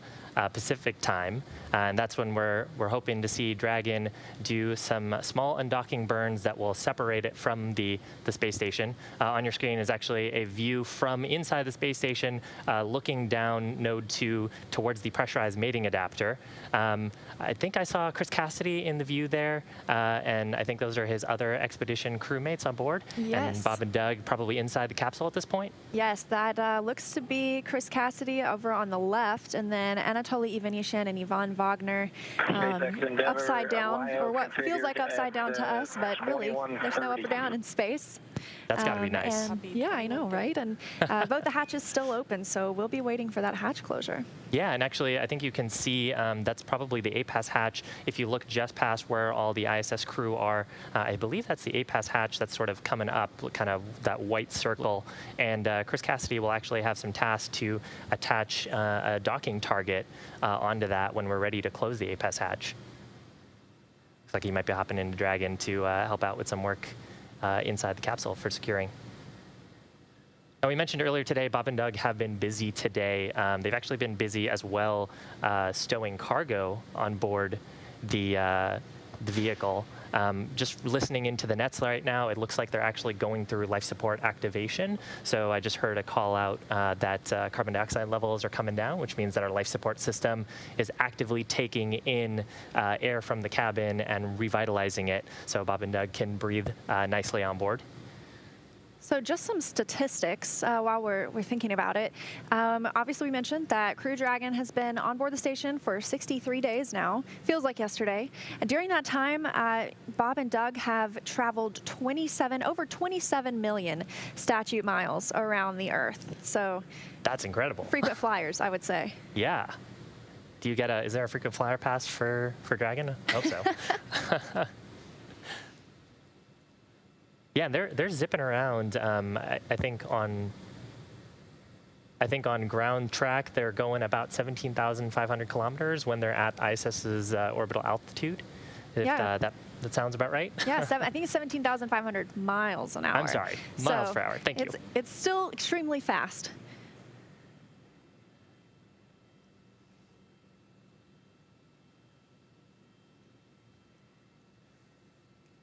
So if you look just above the hatch, you see that ISS 20 flag.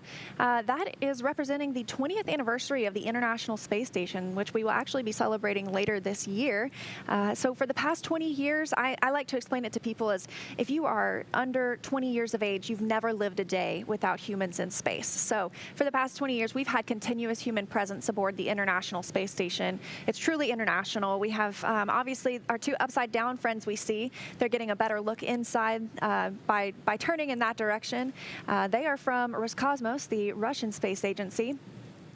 Looks like they are taking out the intermodule ventilation. That helps equalize the air in between Dragon's capsule and the rest of the International Space Station. Yeah, that's right. Actually, while Dragon has been attached to the space station, most of its operations have been in what we call quiescent mode. So that's really just a low power state where we've only got monitoring on the thermal system, the propellant system, taking a look at some parameters in case we were to see anything that would trigger the Dragon's onboard automation to wake the vehicle up and let ground operators know something needs to be addressed.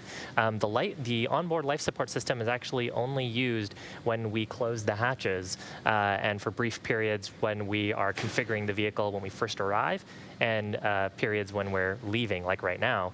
So that duct that they pull out, the intermodule ventilation duct, that actually provides clean, breathable air and circulates the air in the capsules and providing that air from the International Space Station. And it looks like hatch closure is soon to be underway. Houston and Hawthorne from Endeavour. Still working to take out some equipment inside Dragon, move it back into the space station.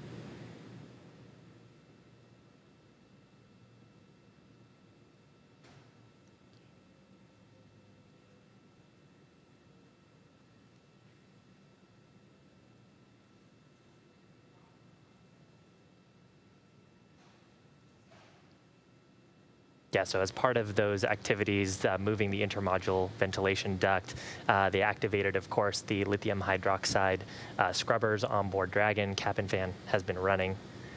And I think we're just waiting on confirmation of hatch closure. Yes, and I think they just called down that they are working on that, putting that into motion. We're getting one step closer to sending Bob and Doug home. Closed for Endeavour. SpaceX copies. And Houston copies.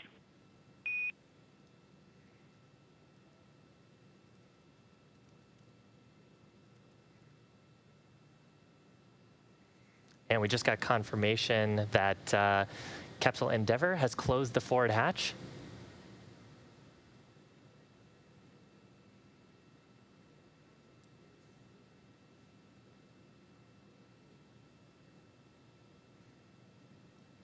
We can actually see on our screen the activities to close the APAS hatch as well.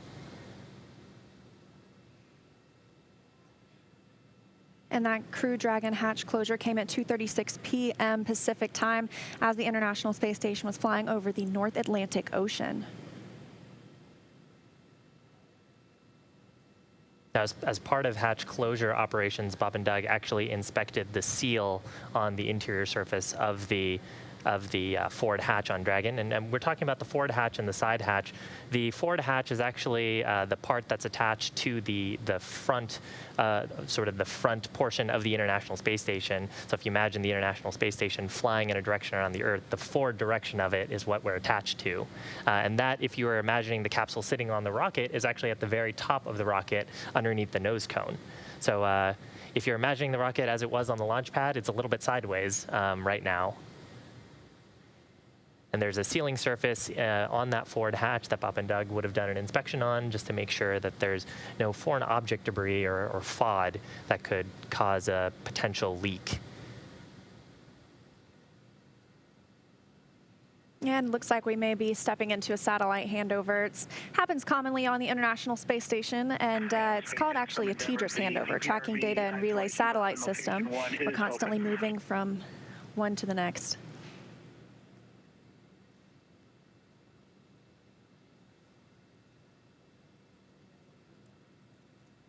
Yeah, so we actually use those tracking and data relay satellites as well on the Dragon vehicle. They provide our telemetry links.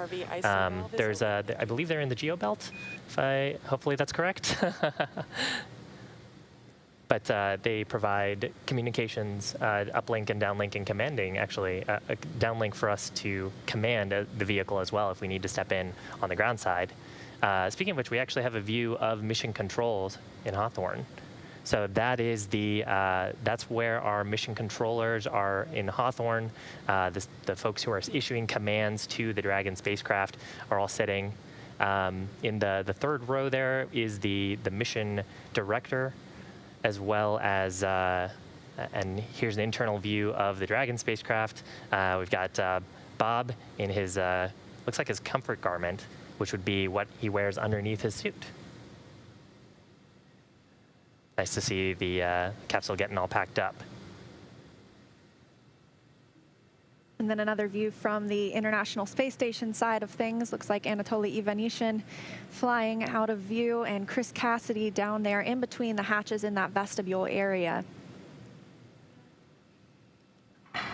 He is working through procedures to soon be closing the A-Pass hatch on the space station side and prepare for depressurization.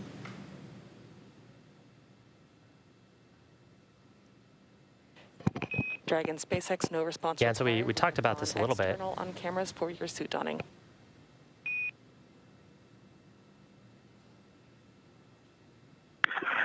Copy, SpaceX. Thank you.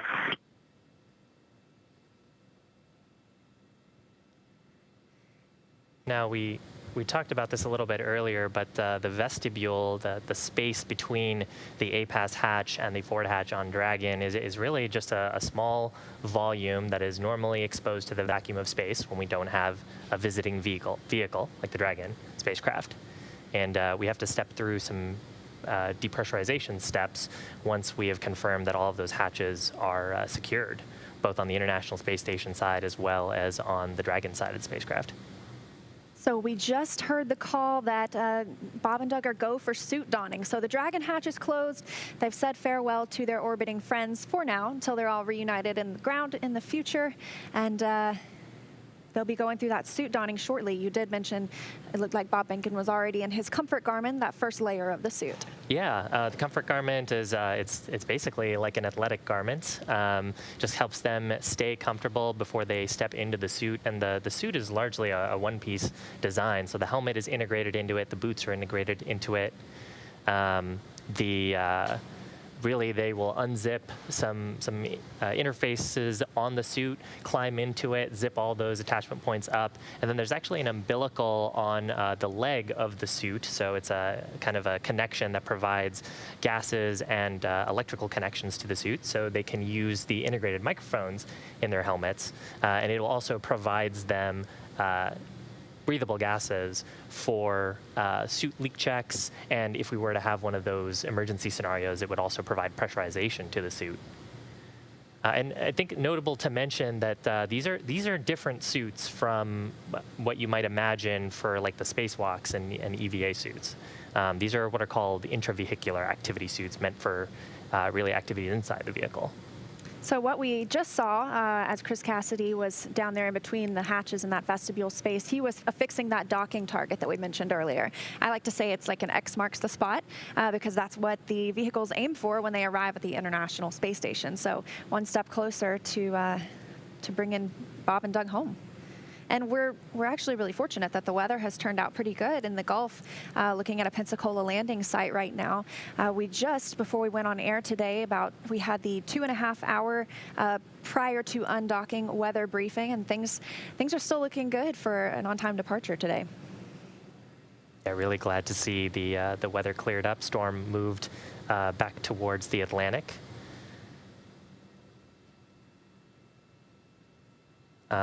Which opens up our opportunities for landing sites in the Gulf of Mexico, which Gary had actually mentioned earlier, Pensacola being the primary site today. Yeah, so as they continue work on the A-Pass hatch, let's check in with Gary over on the International Space Station Mission Control Room side of things. Stand by, Gary. Thank you, Leah. We're watching the same view that you are seeing, Chris Cassidy, working on that APAS hatch on the International Space Station side, as you saw that hatch on the Dragon side closed. Now, this is an important set of procedures that Cassidy is working right now. You already mentioned the docking target. This is that rod with the X at the end of it. X marks the spot. As Leah mentioned, this is an important item to affix to that APAS hatch. Now, you see he set up a camera just outside of there, and he's also going to be taking some pictures for the ground teams to know exactly how the APAS was configured prior to closing, getting ready for some of those next crews. Now, you saw there was a white padding on the outside of it too. That's just for a safety measure as the crew was moving in between the hatches, but everything going according to plan here. That APAS hatch expected to be closed about 10 minutes after closing the Dragon hatch, which was closed just about 10 minutes ago. So it should be closing very soon. The crew already just a little bit ahead of that timeline. So a few items coming up after that APAS hatch closure. Now you see that hatch is on the station side. There's going to be a space in between the Dragon hatch and the International Space Station hatch. That space is called the vestibule. So about 15 minutes after they close that APAS hatch, they'll give a go for depressurization of that vestibule that is all controlled from the Dragon side. But we'll be watching very closely here in Mission Control Houston. Now, the depressurization of that vestibule does take quite a little bit of time. It takes about an hour, actually, to get down to vacuum, but there's going to be a check at about 5 pounds per square inch. The check at 5 pounds per square inch is going to take some time. It won't take too long to actually get to 5 psi, but once they actually get there, bringing that vestibule down to vacuum creates a little bit of temperature swings. So we need that to dampen out a bit before performing a reliable leak check. That leak check will happen at the 5 psi mark, and then we'll continue down closer to depressurization towards vacuum. Now, that's all coming up very soon. The go, no-go for actual undocking to occur a little bit more than an hour after depressurization. That's about 4:20 p.m. Pacific. And if everything goes according to plan, so far the crew a little bit ahead of schedule. We'll get them undocked right on time. We're looking at 4:34 and 58 seconds p.m. Pacific time. Everything going great so far from the International Space Station side. Now back over to you in Hawthorne. Thanks, Gary. Now that Dragon's hatch is closed and Bob and Doug have donned their suits, we'll be looking for the APAS hatch on the station side to close very shortly. APAS is an acronym that stands for Androgynous Peripheral Attachment System. So you can see why we use an acronym, and it's an integral part of the docking system.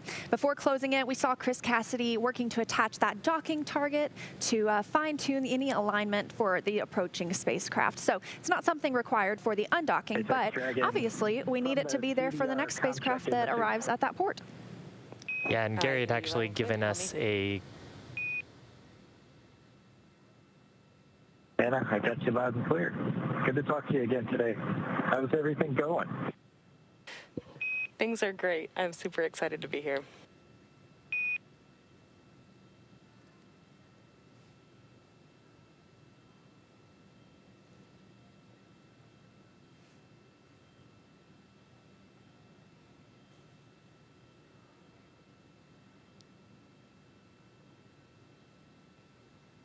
So I think what we heard there was a comm check between the core here and Hawthorne Mission Control up to the crew. That's a very good sign. That means that they're well underway into their suit donning procedures. Suit donning just referring to getting into their suits. And one of the first steps there is checking that the microphones work both in the cabin as well as in their suits. Now, kind of what we were talking about earlier, once we get through suit donning, which will have a couple of steps involved in it, first with these comm checks, and then we'll actually do some pressure checks to make sure that the suits are leak tight. Once we get through that, then we'll actually go through a quick poll. Mission control teams will verify that we're go to depressurize the vestibule, again, which is that space in between Dragon's forward hatch and the station's APAS hatch on the mating adapter, pressurized mating adapter on the forward module.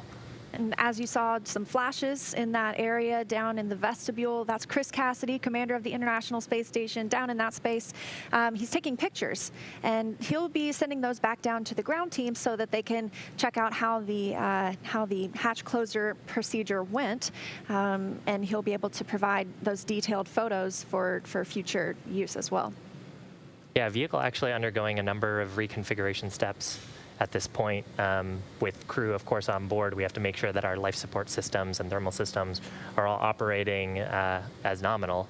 And the volume actually in between in the vestibule, that pressurized area, which is now at about 14.7 psi, will actually vent that through some vent valves on the Dragon side of the system. So one of the two astronauts returning to Earth in Crew Dragon is Doug Hurley, the spacecraft commander for the Demo 2 mission. He previously flew on 2 space shuttle missions as the pilot on STS-127 and again on STS-135, which was the final space shuttle flight. Here's a closer look at NASA astronaut Doug Hurley.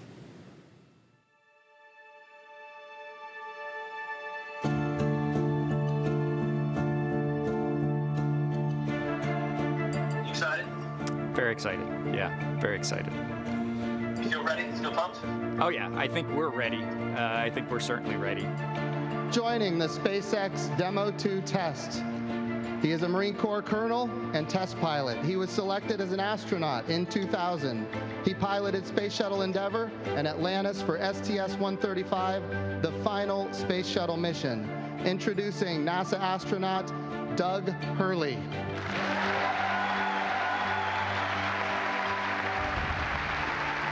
It's a life-changing process in so many ways to fly into space. It's just overwhelming in some respects. Just the sensations, the rumbling, the shaking, the acceleration. When the engines shut off and you go from, in the case of the shuttle, you go from 3 Gs to 0 Gs instantaneously and things start floating. And I remember distinctly just thinking, what just happened? To see a rocket launch in person is, it's a pretty emotional event. I remember the first time I saw a shuttle launch and it was amazing. And then when I saw a shuttle launch with my wife on it, that is quite the emotional experience. My name is Doug Hurley, and I'm the spacecraft commander for the Demo 2 mission to the International Space Station.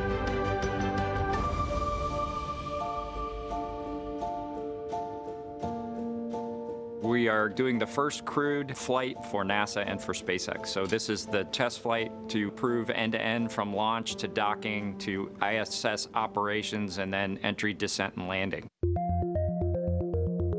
We'll wake up about 6 hours prior to launch. You'll eat breakfast, you'll do a medical check, you'll start to get your comfort garments on, you'll get a weather brief, and then you'll go get suited up. And it's the same suit-up room that astronauts have been using since Apollo. And there they are, NASA astronauts. And then we'll walk out, jump in our Teslas, and we'll ride to the pad. We will board the vehicle roughly 3 hours before launch, go through all those pre-flight checks, and then ideally we're off to the races from there at launch. Ignition, liftoff of the Falcon 9 and Crew Dragon. Go NASA, go SpaceX, Godspeed, Bob and Doug. It's about a 9 to 10 minute ride to orbit. We'll go through the on-orbit activities. We'll do some manual flying of the vehicle. We'll obviously sleep on the vehicle. And then we will continue through the rendezvous phase to where we end up in front of the space station the next morning, ready to dock. Endeavour, this is Houston. Bob and Doug, welcome to the International Space Station. We'll spend likely a few months on space station. We'll be able to do some on-board training with regard to undocking, entry, descent, and landing. Actually getting to fly the mission with Bob, you know, we've been close friends for almost 20 years, so, you know, the whole experience for me is what we're looking for. For Doug personally, he's worked so hard, I mean, through his entire life to get to where we are right now. It makes me so happy to see that he gets to be part of this mission, the spacecraft commander. I'm just glad to see his hard work and his dreams come true for that. We're so proud of him. It's been a huge amount of sacrifice and time away from home, but the fruits of our labor are coming to fruition.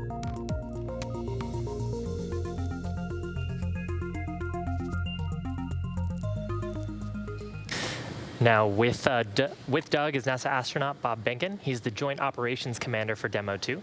He previously flew on 2 shuttle missions, STS-123 and 130, and he also served a tour as the Chief of the Astronaut Office. Why don't we learn a little bit more about him?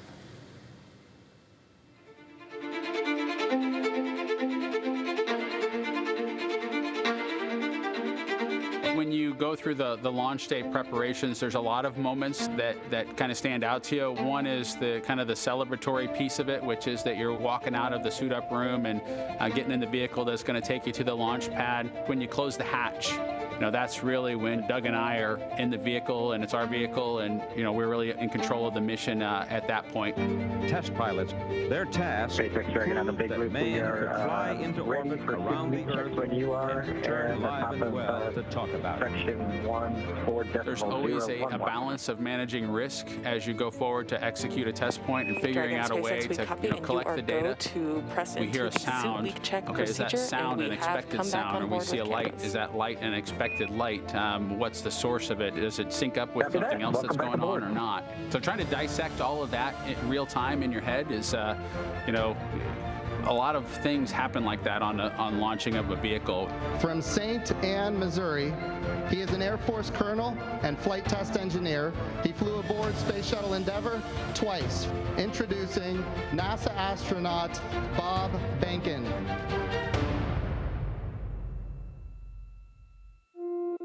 My career at NASA has kind of spanned a couple of decades at this point. I arrived with the class of 2000, went through the training program, primarily focused on the Space Shuttle and the International Space Station, learning those systems. Having launched a couple times on vehicles, the second time was definitely different than the first time. You can feel a little bit guilty of, hey, should I study one more thing, or is there one more piece of information I should get? Am I really prepared or not? So that's definitely different between where I was on my first flight and where I'm at right now. I think for me personally, as a spouse, watching everything that Bob has put into this over the last 5 years, the dedication that he's shown, the perseverance is pretty special. For both of us, though, the way our minds work, it won't be until sort of the mission is complete that you have really a chance to savor it and celebrate it. On a deeply personal level, I'm really excited that my son is going to get a chance to see me launch into space. Being an astronaut has been a little bit of an abstraction thing for him because he's seen me do it in old videos, but he hasn't seen me do it for real. And so I'm excited for him to see me launch into space. Really, my role on the Demo 2 mission is to make sure that we get this vehicle tested and evaluated so that we can move on to more operational missions at the International Space Station. 3, 2, 1, 0. Ignition. Liftoff of the Falcon 9 and Crew Dragon. Go NASA, go SpaceX. Godspeed, Bob and Doug. We've got a lot of objectives on board the vehicle that we need to accomplish to really make sure that it's good to go. We'll do everything from actually talk from the Dragon vehicle to a Russian Soyuz. We'll dig out all kinds of hardware that's stowed in the nooks and crannies of the vehicle so that we have a good feel for how things are in place and getting them back in place. We plan to do all those things as just a part of our test mission. Welcome to Bob and Doug. I will tell you, the whole world saw this mission, and we are so, so proud. I'm looking forward to that moment when he enjoys the accomplishment, when he realizes we did this, we did a great job, we accomplished what we set out to do. Whenever he lets himself feel that and experience that success, that's what I'm really looking forward to for him. For me, I'm looking forward to when he touches down at Ellington and the NASA plane that brings him home again at the end of it.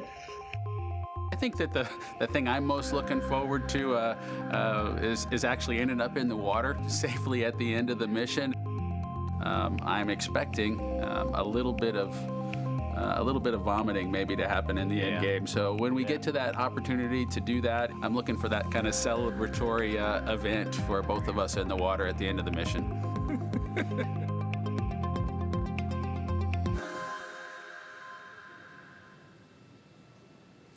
So cool, great view on your screen. That's from a camera behind Bob and Doug. Bob sitting in the right hand as we see him. Dragon in 2.5, 2 successful leak checks. Dragon SpaceX, we see the same. Thank you.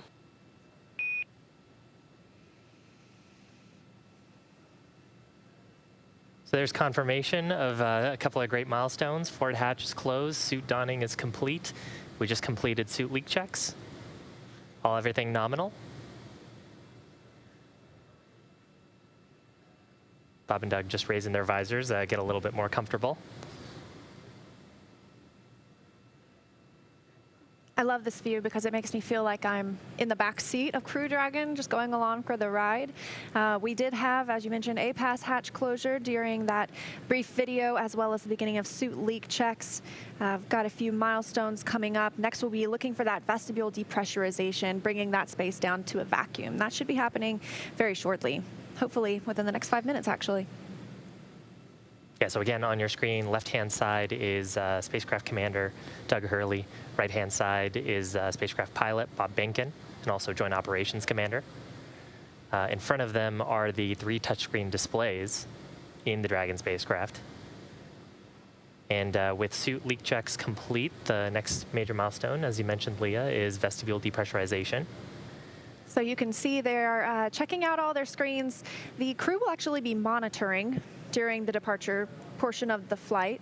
On the way up, they had a couple of opportunities to perform some manual flight tests by piloting the vehicle and checking those out and seeing how it would fly if you ever had to. But fortunately, it is an autonomous vehicle. So the goal is that the astronauts are along for the ride, there to monitor and there to step in case anything were to go wrong. But it should be an autonomous flight home. We're not stopping for any of those flight tests along the way. That's right.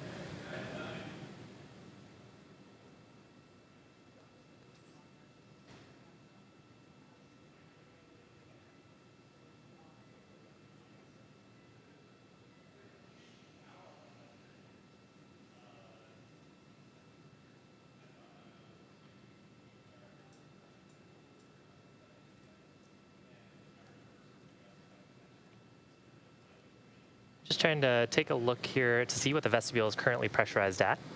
Taking a look at the data, it's about 14.1 psi, so pounds per square inch.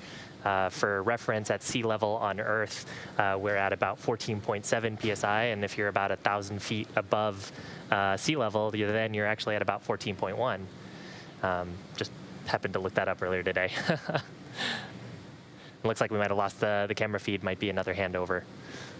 Probably so. We are waiting for that vestibule depressurization to begin. We're getting calls from the crew that they're getting ready for that. So things are moving along smoothly. Everything is happening on time for an on-time departure from the International Space Station today. Yeah, and that call will actually be the ground side. We'll do a couple of checks, make sure that we're go and all of the data and telemetry on the Dragon side of the vehicle looks good and on the vestibule sensors look good.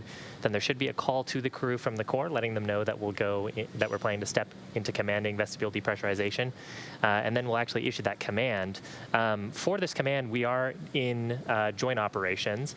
So what that means is the flight director in Hawthorne, or in Houston at Johnson Space Center, the flight director of the International Space Station has mission authority for the mission.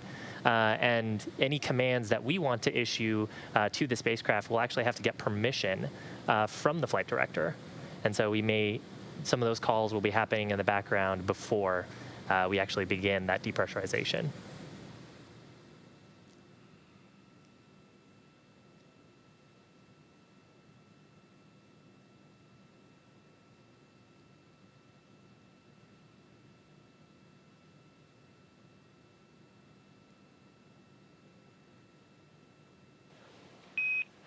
Dragon SpaceX for status.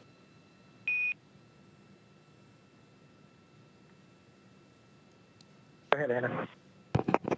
The ground has verified system reconfigurations for hatch closure are complete and they are nominal. The ground will step into vestibule depressurization shortly. And finally, control of cabin air temperature via your procedure 4.080 is allowed at this point. And note that the HEX is currently configured for maximum cooling.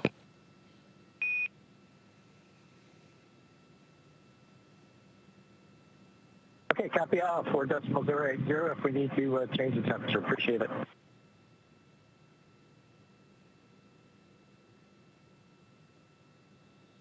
And some words going up to the Crew Dragon crew from, as you mentioned, the Corps, the crew operations responsible engineer here on the ground at SpaceX.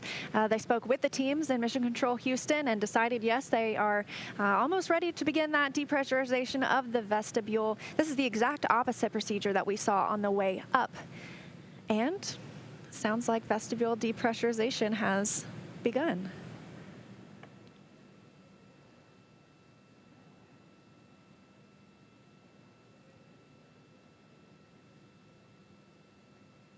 So as we mentioned, working to bring that space down to a vacuum in preparation for Dragon to depart today. That depressurization call coming at 3:04 p.m. Pacific. And moving pretty quickly, data shows we're currently at about 12 psi in the vestibule. Just dropped below 12, and only less than a minute ago we were at 14.1. And should only take 5 to 10 minutes to drop down to that 5 psi holding point that Gary had mentioned earlier. And that hold will be for 25 minutes while the teams make sure the depressurization is due to the actual removal of the pressurized atmosphere and not a change in the temperature inside Crew Dragon. Yeah, a little bit of physics there. If you expand a gas, which is what's happening here, we're taking the gas in the vestibule and venting it away, and so taking the molecules in that vestibule and sort of expanding them out, the temperature tends to drop, and so we'll want to wait for that temperature to equalize, because as it warms up, the remaining gas will bump up a little bit in pressure, and that can look like a false leak from either the International Space Station side or the Dragon side. So we give it some time to equalize the temperatures, and once we feel confident that the pressure is stable in the vestibule, then we actually perform the leak check and look to see that we don't have a drop in cabin pressure on the Dragon side, as well as a rise in pressure in the vestibule. And things are moving quickly. We are actually already at 8.5 psi, it's pounds per square inch, in the vestibule. And as you mentioned just a moment ago, we were at 14.1. So at 8.2 now, and then we'll be waiting for that 5 psi point where we'll do that 25-minute hold.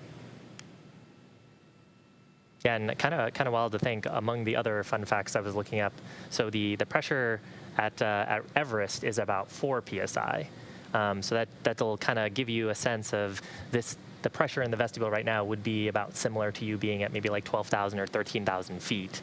Yeah, and very interesting. That's near the same pressure as in an EMU, or an extravehicular mobility unit, that the astronauts use when they go outside on a spacewalk. They keep that at 4.3 psi. That way they are more able to easily move their fingers and their joints, so that work outside isn't as difficult. Now, something interesting to note on the extravehicular, or on the EMUs.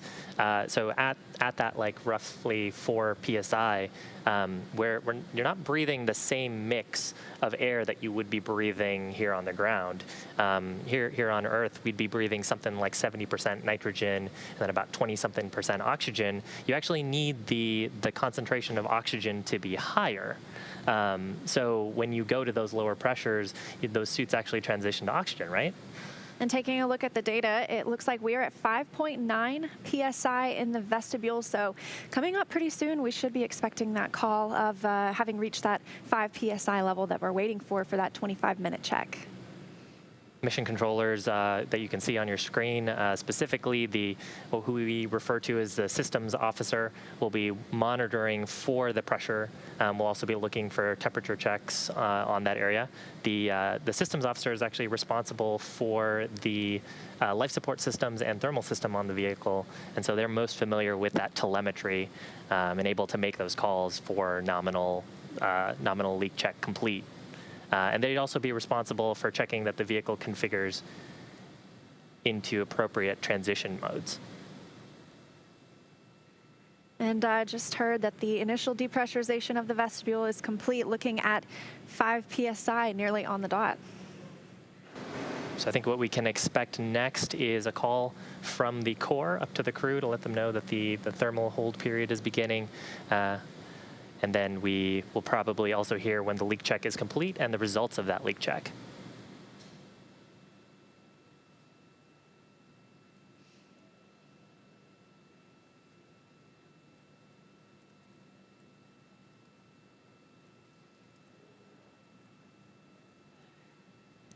So we're kind of listening to the nets in the background.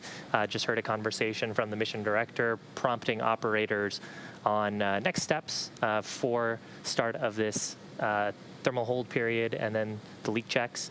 Bob and Doug really just sitting tight in the cabin at this point in their suits, able to monitor all this information from their 3 touchscreen displays in the vehicle. Yeah, and we heard that we're about an hour and 20 minutes from the opening of the undocking window, so they get more than one chance today to undock. On the way up, we saw the astronauts really only had that single second that they had to launch so that they would line up perfectly with the International Space Station. It's a little bit different coming home.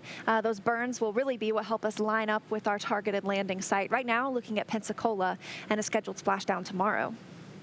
There's a view on your screen. Left-hand side is the International Space Station. So that's coming from Node 2, or the forward node. Looks like Commander Chris Cassidy taking a look down the PMA and sealing up the hatch.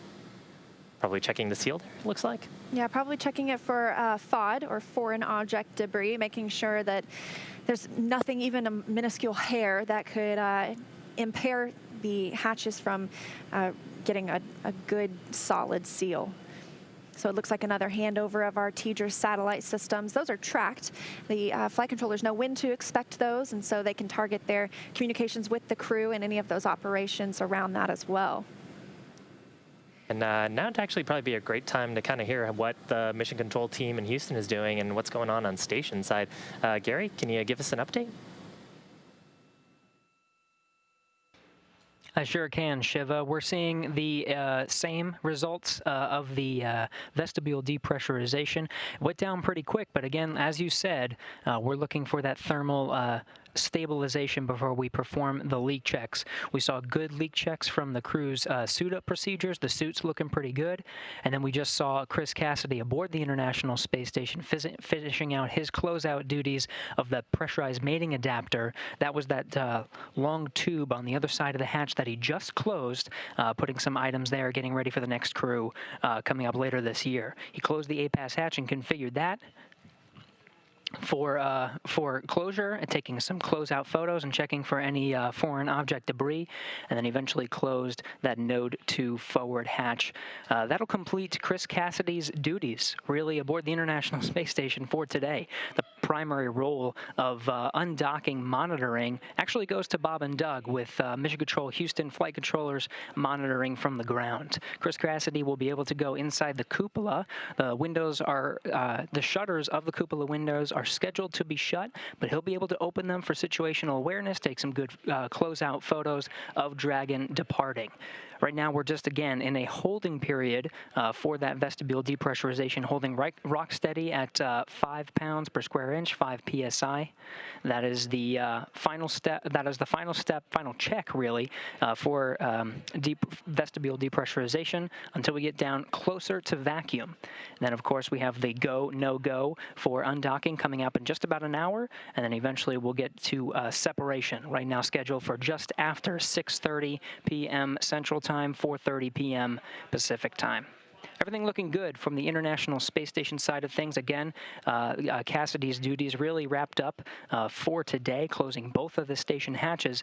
With that, we'll continue to monitor this thermal stabilization, ready to continue depressurization of the vestibule coming up here shortly. With that, we'll pass it back over to you in Hawthorne. Thanks, Gary. Appreciate it. On your screen, a view from that camera looking at Bob and Doug's console. So when Dragon undocks today, it'll actually weigh over 27,000 pounds. We're looking at 27,600 pounds. Of course, in microgravity, that's nearly nothing. And they'll have about 3 days worth of food and snacks on board. So we're planning on them to get home tomorrow afternoon, well, tomorrow midday for us here on the Pacific Coast. And so those 3 days of food and snacks are there just in case there were to be some weather crop up that wasn't expected, and they can remain in orbit for a couple of days after undocking and be perfectly fine. Yeah, that's right. The supplies that they have on board are really there in case we had a wave-off scenario. So if we were to have some kind of weather come in or something happen to the spacecraft where ground teams would want more time to troubleshoot and understand and see if they could recover fault tolerance on the vehicle, that would give them time to do a couple more orbits and then try again at another opportunity. Right now, vehicle looking very healthy. It's been very healthy the entire time it's been attached to station. Actually, the entire period while we were attached to space station, we were doing weekly checkouts on the vehicle of the life support system, thermal system, power system, and the prop system on board. And spacecraft has been pretty solid the entire mission. So while we are in this holding period right now of depressurization, we're holding at that 5 psi, 5 pounds per square inch to make sure that there is no difference in temperature that's really causing that to fluctuate. A look ahead at the undocking, we are expecting to see undocking last about 5.5 minutes. And during that time, undocking for Dragon looks a little bit different than for other vehicles. When the Soyuz is on the International Space Station, it undocks by using springs that push it away from the space station, and Dragon will instead use a couple of undock burns. So 2 small, short burns, about 1.5 seconds for one of them and 5 for the other, and those will just do just enough to bring Dragon away from the International Space Station so that it can conduct its departure burns later. Yeah, Dragon actually has 16 Draco thrusters on the base of the spacecraft, 12 in what we call the service section of the spacecraft, and 4 that would be underneath the nose cone around that forward hatch. The nose cone Dracos, the forward bulkhead Dracos, as we like to call them, are actually disabled for this portion of the mission and will be disabled for the next 3 expected burns, which would be that undock 1 burn, undock 2 burn, and then what we refer to as departure 0, which gets us on a path out of the approach ellipsoid and the keep-out sphere around the International Space Station. So these first 3 burns will actually only use the 12 service section Dracos. And we actually have that many because of redundancy on the vehicle. So we could lose certain combinations of those thrusters and still have full dimensionality control and the ability to control the vehicle's position, apply thrust to it. So if you're wondering what's keeping Dragon attached to the International Space Station right now, there are 2 sets of hooks, 6 on each side, so 12 hooks. And when that undocking sequence begins, the hooks will open and the umbilical, which provides power from the space station to Crew Dragon, that will detach, and then those short burns will fire and Crew Dragon will be on its way. Yeah, those 12 hooks, hard capture hooks, are actually what also provides the seal as well. So they ensure that the vestibule has that leak-tight seal. And on the way up, when we docked in late May, that was one of the major milestones after we had attached, verifying that the soft capture system had completely closed and that all those hooks had driven closed. So as you can see, NASA astronaut and commander of the International Space Station, Chris Cassidy, he's staying behind on the International Space Station for right now, and he'll return to Earth aboard a Soyuz in October. But he has just closed the Node 2 hatch. So the APAS hatch was closed earlier by Cassidy. The Dragon hatch was closed, and now just even creating a more firm seal by closing that Node 2 hatch. And as you mentioned earlier, that's on the front end of the space station if it really had a front side. So, so that's where they're at. And you saw him taking some pictures, recording that process, and he'll be able to deliver those to the ground later for analysis and just to check out at how everything went, this first departure for Crew Dragon with a crew. Good view from the interior of Dragon. We're looking at the pilot's side seat. So that's Bob Behnken. And you can see Doug Hurley's hands on just behind him. Hey, Chris, that call came down on Space to Ground 1, so I'm just going to read back on the big loop that we confirm. And if you actually look on the right-hand... Node 2 forward hatch and the MPEV are closed. And Chris, I owe you shortly what the undock sequence time is.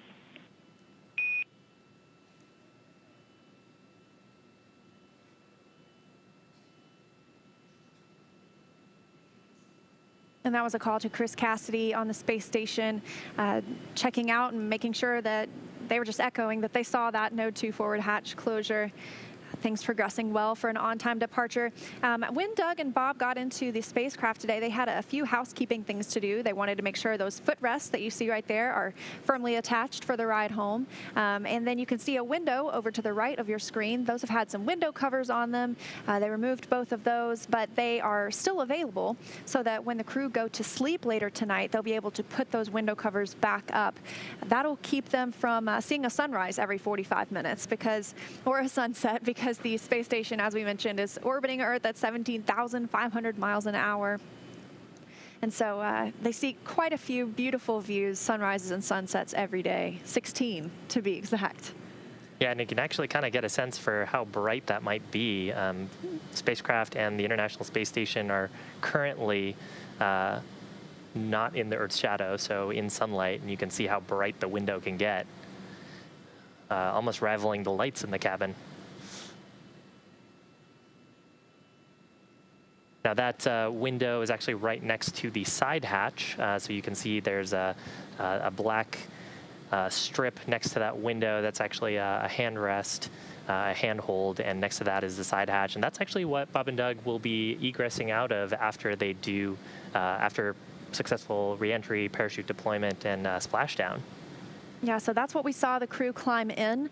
Once they crossed that crew access arm, that last place that they were on Earth in that white room, they climbed in through that side hatch, but that's not what's attached to the International Space Station. The nose cone on Crew Dragon opens up and, as you said, exposes those thrusters underneath, and they actually floated through that hatch. So they arrived through that one and departed through that one, but once they get back on Earth, that side hatch is the primary egress or exit from the vehicle for Bob Behnken and Doug Hurley.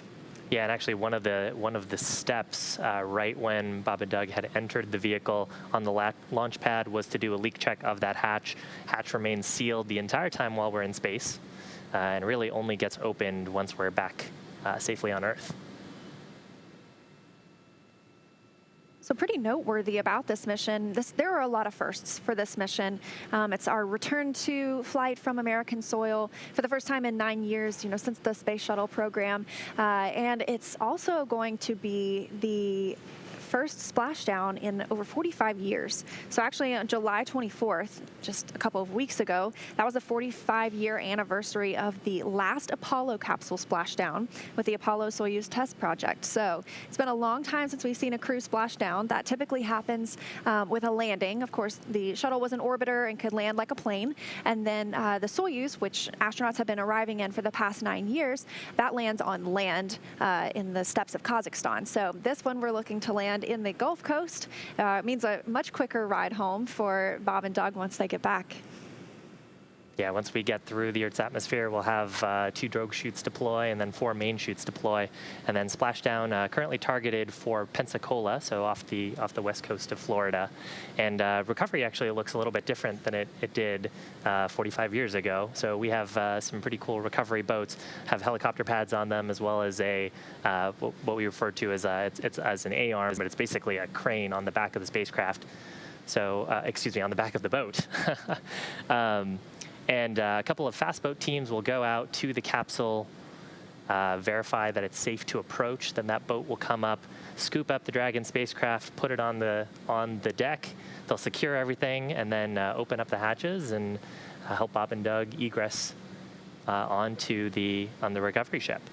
If you've ever seen any of that old Apollo footage, the astronauts actually used to get out in the water. And so a little bit different this time. The crew will be waiting until that boat arrives with that crane to lift them up onto the deck, and they'll get the chance to get out on the boat instead of on the seas.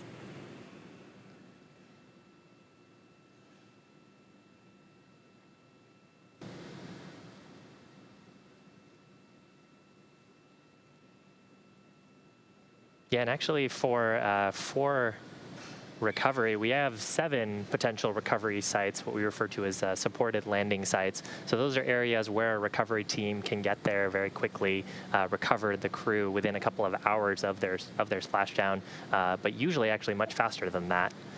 So we've got 4 sites in the Gulf Coast on the west, or in the Gulf on the west coast of Florida, and then 3 sites on the east coast of Florida. One of them, of course, being Cape Canaveral.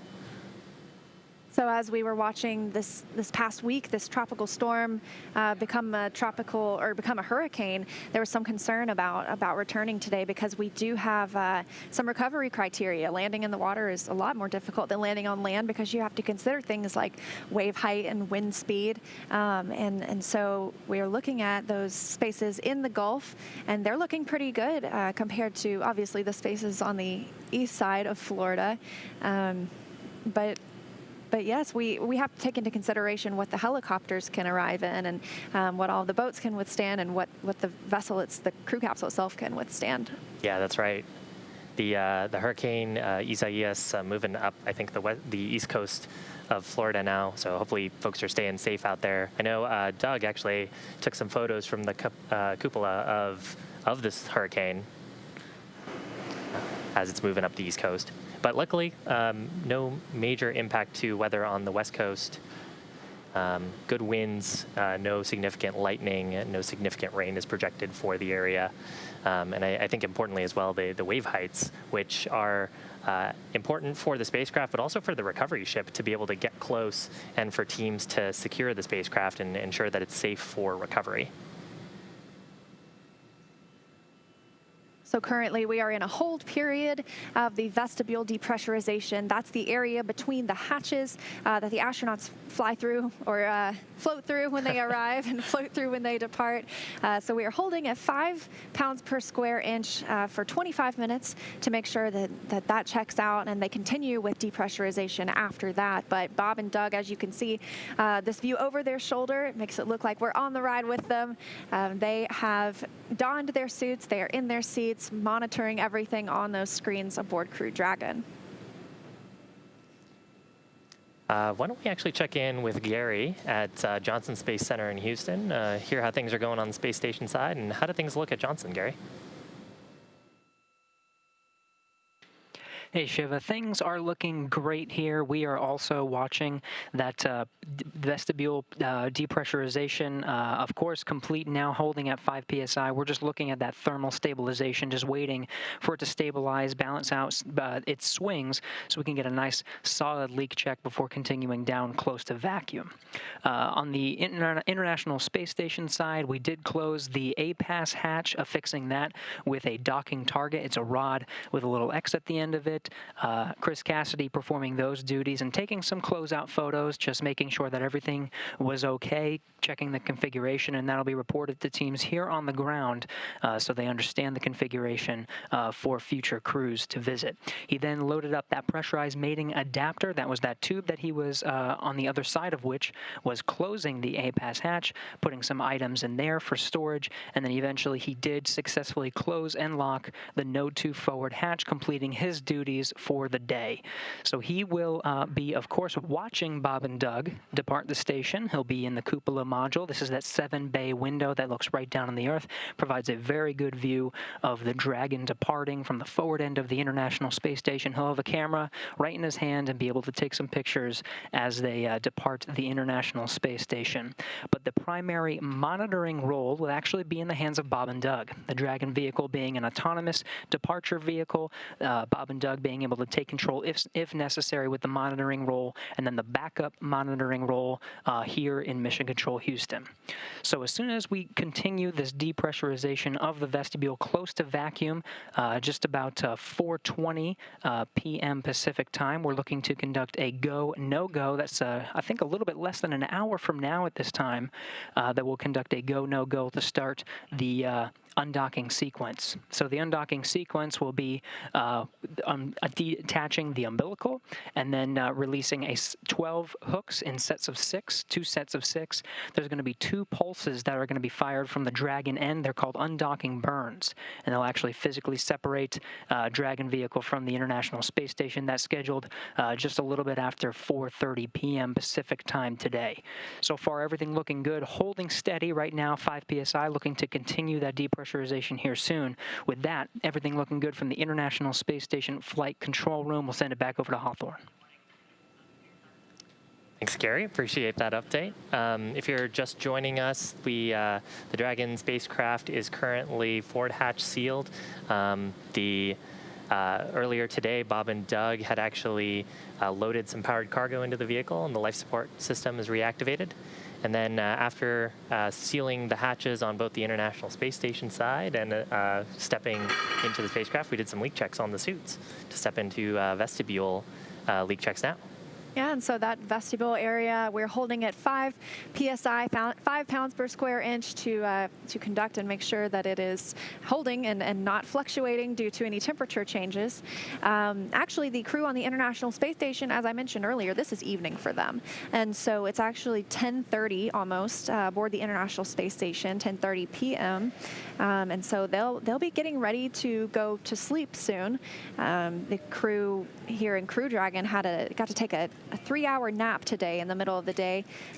Looks like actually the whole crew was able to enjoy that nap. That way they'd all be alert and ready to conduct these departure procedures, whether it be sealing up the hatches or conducting any of the leak checks, monitoring the ride home. We want to make sure the astronauts are well rested, and even though the crew on the International Space Station will get their sleep period soon, we'll see Bob and Doug get theirs. They'll have about 8 hours later tonight to get some shut-eye. Yeah, that'll actually sleep shift them well before they start to step into the deorbit burn, which is actually the largest burn of the day and actually a pretty dynamic period time for them. So I want to make sure that they are all well rested so they can monitor and step in if they have to take any contingency actions, and also read back on the status of the vehicle if ground control teams are unable to properly assess the health of the system. Of course, one of the nice things about having crew members aboard is they can see the health of the vehicle and they can respond. Bob and Doug able to issue commands via those touchscreen displays, and also getting quite a bit of training on potential emergency scenarios, wave-offs, scenarios where they might need to interact with Dragon, and if it were to lose comms or have a thruster issue. But right now, very healthy vehicle. Haven't really seen any issues with Dragon during its 63-day stay at the International Space Station. And if you are wondering, once Dragon departs today from the International Space Station, we're not going anywhere. We're actually going to be live all the way until they come home to Earth tomorrow. So some of the bigger things we can look forward to after undocking, we've got a couple of departure burns. The first 2 are going to bring Dragon up and over the International Space Station, and then the next 2 will bring it down and in front of the space station before a phasing burn later this afternoon to help it really sync up with its landing zone for tomorrow. That's right. I might have heard a call. Heard a little something. Okay, there might be a call coming on Space to Ground. We'll be sure to keep an eye out for that. Looks like pressure in the vestibule is still holding.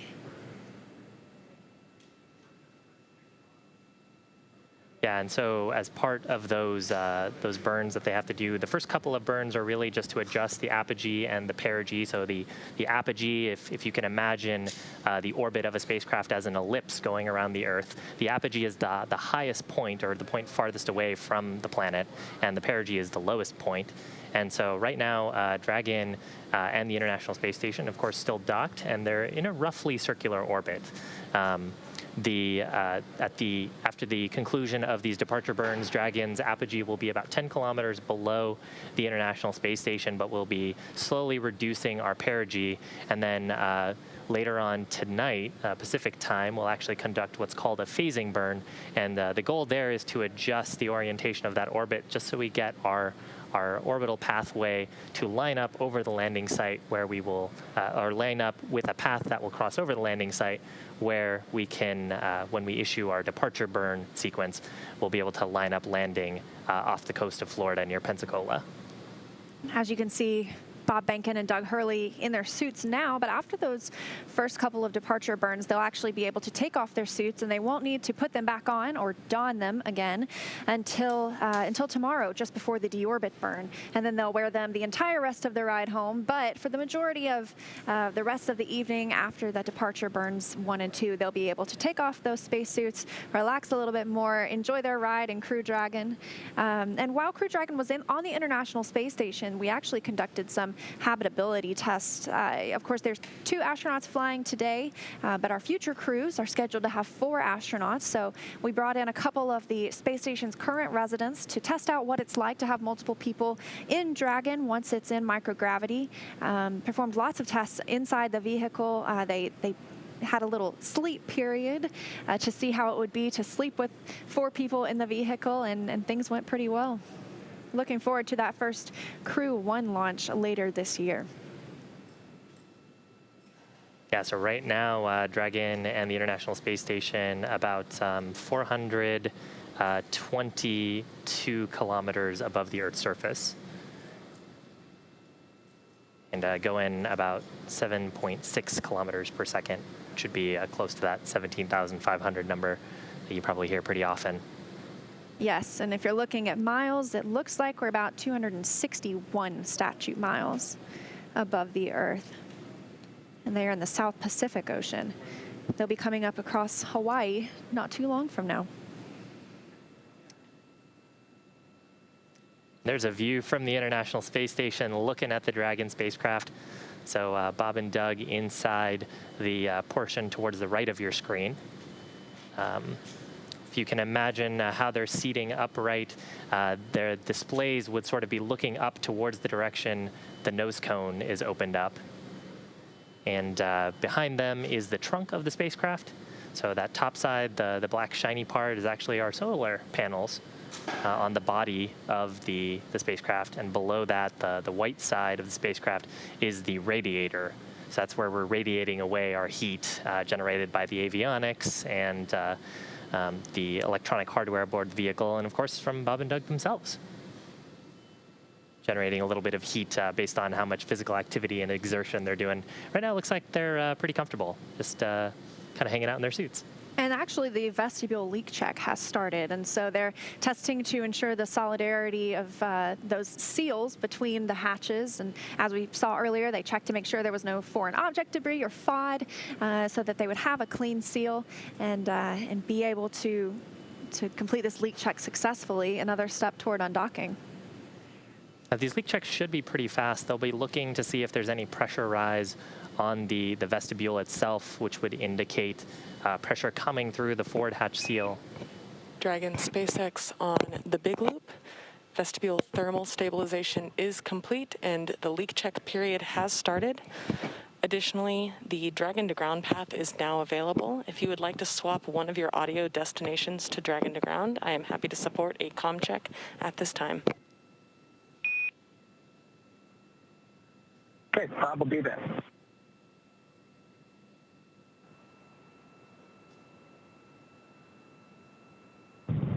SpaceX Dragon comm checks Dragon to Ground. I hear you loud and clear. How me?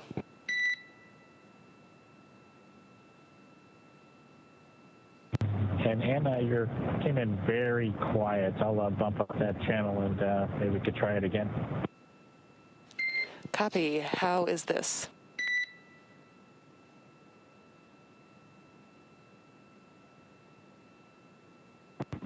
That's a little bit better, Anna, but got it cranked up to be able to hear you just for your awareness. A little bit different volume between the Big Loop and hearing you on the Big Loop and hearing you on Dragon to Ground. Copy. I will make sure to talk loudly into the Dragon to Ground path.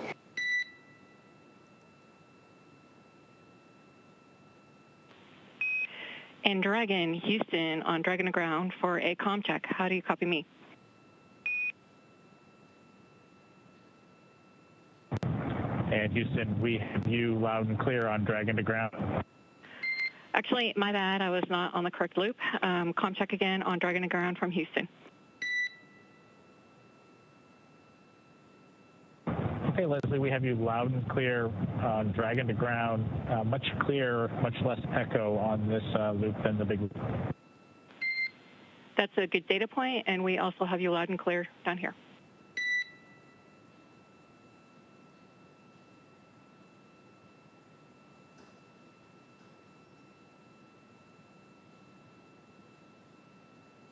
So we just heard some comm checks between the crew aboard the Crew Dragon and the Corps here on the ground, and then with the Capcom in Houston. They're two very similar positions.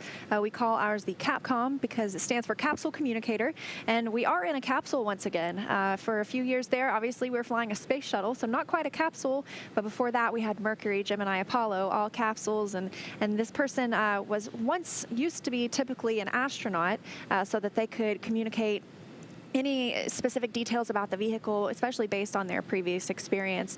Now we have Capcoms who are not necessarily astronauts, but obviously very, very well studied in the vehicle. Yeah, the way we refer to them is the crew's advocate on the ground. They're trying to think of things ahead of their crew and have information that the crew might need where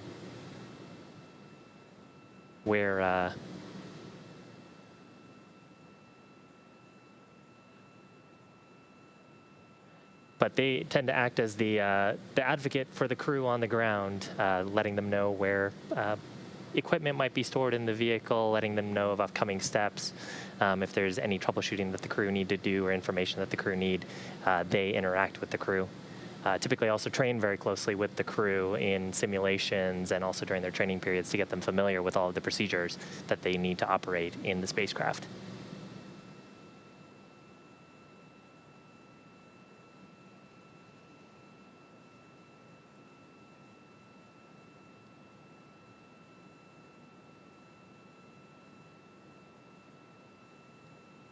Now, during those comm checks, there was some discussion about the big loop and Dragon to Ground and Space to Ground, a lot of different loops. Really what a loop just refers to is a communications link. Operators all have the ability to talk on these loops and provide real-time communication.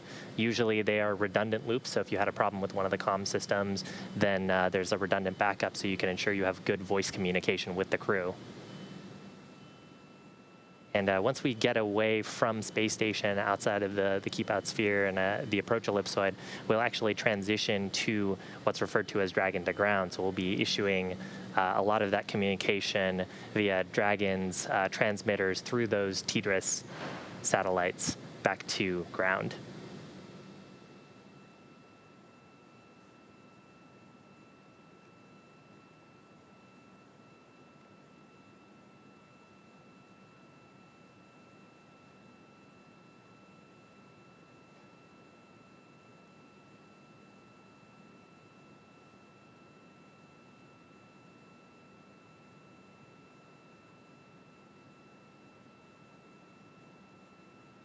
So as we mentioned earlier, 63 days aboard the International Space Station for these two spacefarers. Was not their first flight. They'd both had two previous shuttle missions, and they both have families that are very excited to see them once they get home. I know some folks here around at SpaceX refer to them as the space dads. Both have young boys, and I know that they have to be excited to get back to their families soon. And the space dads actually brought a cool zero-G indicator up with them.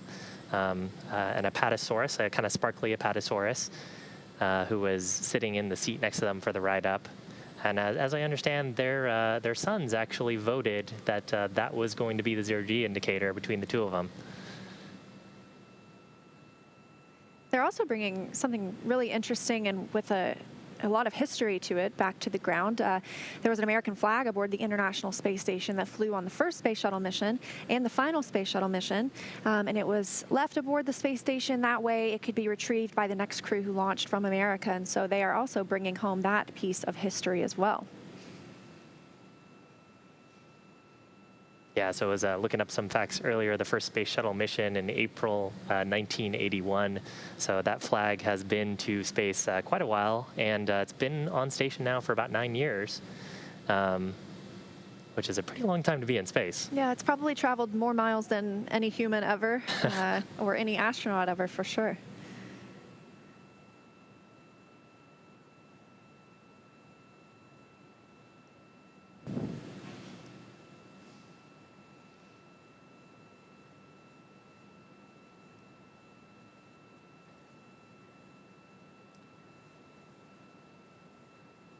So if you're just joining us, we're currently looking at 2 views inside the Dragon spacecraft. Right now in the seats are spacecraft commander Doug Hurley on the left-hand side, or in the left-hand seat, and Bob Behnken, the Joint Operations Commander, in the right-hand seat.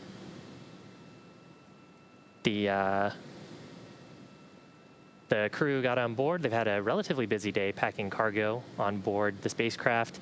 They closed the forward hatch and the APAS hatch on the pressurized mating adapter on the International Space Station side. And they're currently in the middle of a vestibule leak check. So vestibule, the space in between the 2 spacecraft, the 2 spacecraft being the International Space Station and Dragon. So we've brought that down to about 5 psi at this point, and verifying that there's no leakage from either side. The International Space Station is also in the current proper configuration for that departure. They do something called feathering the solar arrays, and so what they do is they turn and lock them at an angle. That way, when Dragon leaves the space station, obviously it's going to use its thrusters, and those thrusters have exhaust that are emitted, and we don't want those to contaminate any of the solar cells on the arrays because that makes them less functional. They can't perform as well if they're coated in exhaust, and so those exhaust plumes avoid the solar arrays because they are feathered. And we also just don't want to put extra stress on the solar arrays. So it sounds like the International Space Station and is set up well for the upcoming departure of Crew Dragon. And as kind of a preview of what's happening on the ground side, so operators and mission control in Houston, and of course operators here, mission control on Hawthorne, looking at the health of the vehicle systems. Right now we are in what are called joint operations because of our proximity to the International Space Station. And so in joint operations, the flight director out of Houston is actually the prime authority for any commanding or anything that'll occur up in space close to the International Space Station.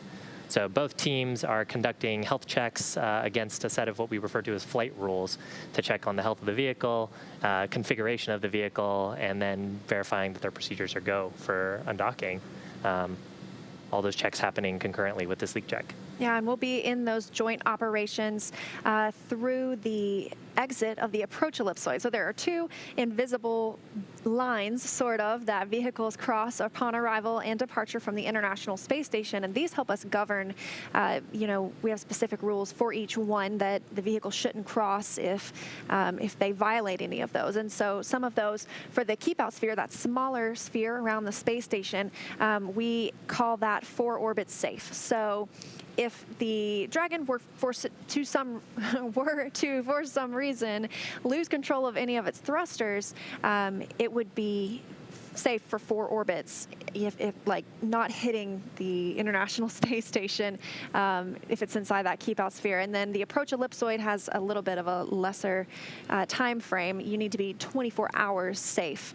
And that gives time for the teams on the ground to troubleshoot anything that might arise, as we mentioned, if there were some reason they couldn't send commands to the vehicle or the vehicle couldn't be commanded by the astronauts. So those are typically hold points on the way up for our visiting vehicles. But on the way home, we won't be stopping any. We'll be heading straight for Earth. with a splashdown planned for tomorrow. Here's an external view of the Dragon spacecraft from the International Space Station. That structure that you see, kind of hemispherical structure on the top, is actually the nose cone. And then on the right-hand side of your screen is that pressurized mating adapter that we saw the crew in earlier. So Commander Chris Cassidy aboard the space station, closing the APAS hatch and Node 2 forward hatch on those two. And of course, Bob and Doug closing the Dragon forward hatch.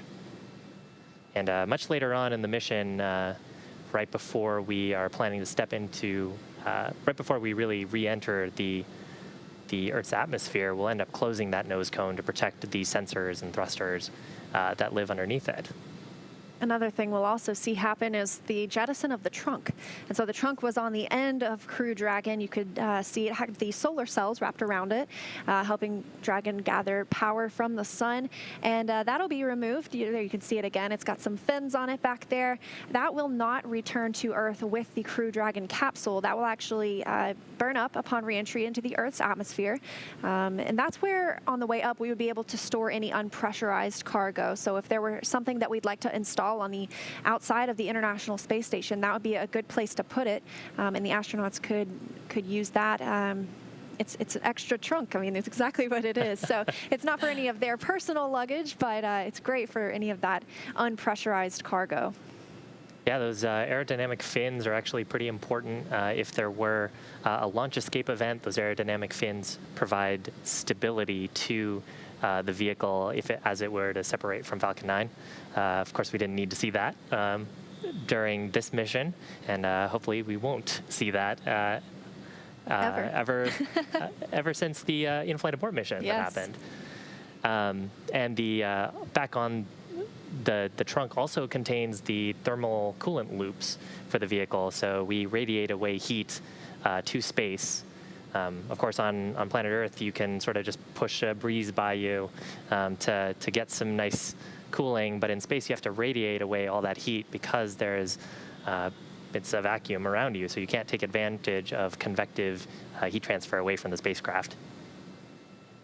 Although, interesting tidbit, there is just enough of an atmosphere to be a drag, and actually the International Space Station needs to do periodic reboosts to stay in its orbit, right? And they did one of those very recently. That was factored into Dragon's departure procedures as the International Space Station used its thrusters to reboost it, and in preparation for this October, when it will have a Soyuz vehicle arrive with some brand new crew members. And so this was factored into Dragon's departure sequence, knowing at which altitude the International Space Station would be flying.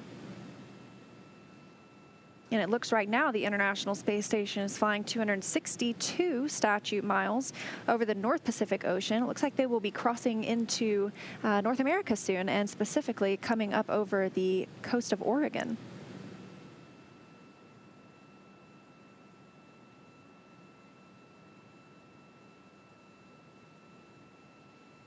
Kind of a preview of what's coming up next. Currently conducting a leak check of the vestibule. Now, particularly important because any breathable gas that you bring with you into space is what you bring on your spaceship. So the International Space Station with a supply of breathable gases, and of course Dragon with tanks aboard that contain nitrogen and oxygen, and the life support system providing periodic injections of oxygen to keep the cabin at about 20 to 25% oxygen, which is about what we would have actually here on Earth. So doing a leak check, making sure that we're not losing any of that precious breathable gas through the forward hatch seal, which has been open really this entire time while we've been on space station. We've seen a few milestones happen so far today. Of course, we've got a lot to look forward to, but we saw the Dragon hatch close earlier after Bob and Doug were safely inside.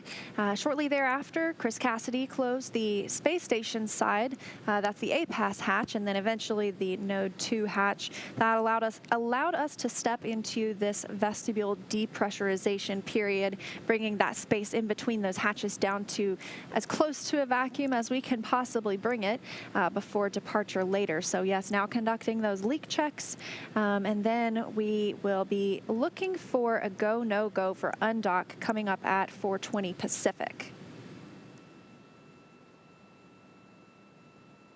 So during that go, no-go for undocking, ground operators will be looking at the health of the vehicle systems, verifying that everything seems pressure and leak tight, verifying the configurations of both the Dragon spacecraft and the International Space Station. And then we'll actually expect to hear a call up to the crew, see if they're ready to come on home. And then ground operators here in Hawthorne will issue a command to the Dragon spacecraft that will begin the process of detaching the umbilicals that are providing power and telemetry from the space station to the Dragon spacecraft, and then actually removing those 12 hard capture hooks that are keeping the vestibule leak tight right now. And Dragon will do a couple of undocking burns as well, short little thrusts. Yes, two. From the service section. Very short. Will actually specifically be 1.5 seconds and then another for 5 seconds. So I think Gary described them earlier as pulses. I think that's a great way to describe them rather than necessarily as long as a burn. But even our departure burns later are short to start off with.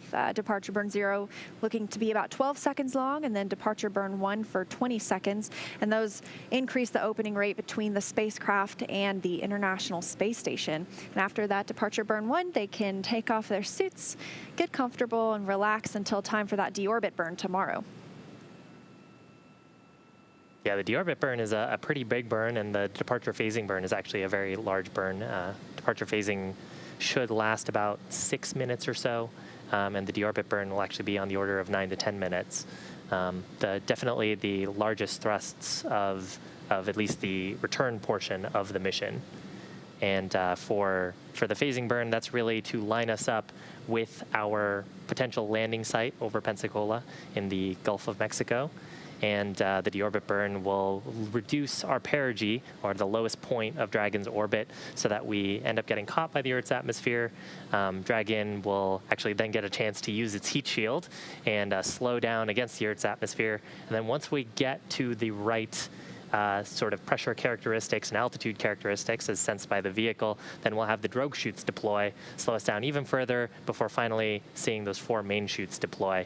That'll bring Dragon down to a nice gentle landing in the ocean. And I learned something really interesting about parachutes. So whenever you see those drogue chutes deploy, they don't automatically inflate right away. That's because they're doing something called reefing, and that keeps the air from flowing into the parachute too quickly and shocking the parachute system on Crew Dragon. So they expand very slowly and begin to slow the vehicle down rather than all at once and giving a jolt to the spacecraft. Yeah, and actually even with the drogue chutes and the main chutes opening slowly, Bob and Doug will still experience somewhere between 4 and 5 Gs of acceleration. So, 1 G is what we experience sort of just standing here. If you can imagine yourself being 4 times or 5 times as heavy just for that brief period of time, that's about how much force they'll experience. Of course, both of them test pilots. Test pilots usually train up to, depending on if you're in the Navy or the Air Force, 7 to 9 Gs. So nothing that they're probably unfamiliar with. So you've got this really good close-up view of Crew Dragon attached to the International Space Station. That's the Node 2 forward hatch. You can see the nose cone is open. That will be closed later after the departure burn and prior to re-entry, but that is how the astronauts ingressed or entered the International Space Station when they arrived 63 days ago, and how they exited the space station when they prepare to depart today. So this is a great view, and that's where we will begin to see some movement once that undocking command is sent later this afternoon.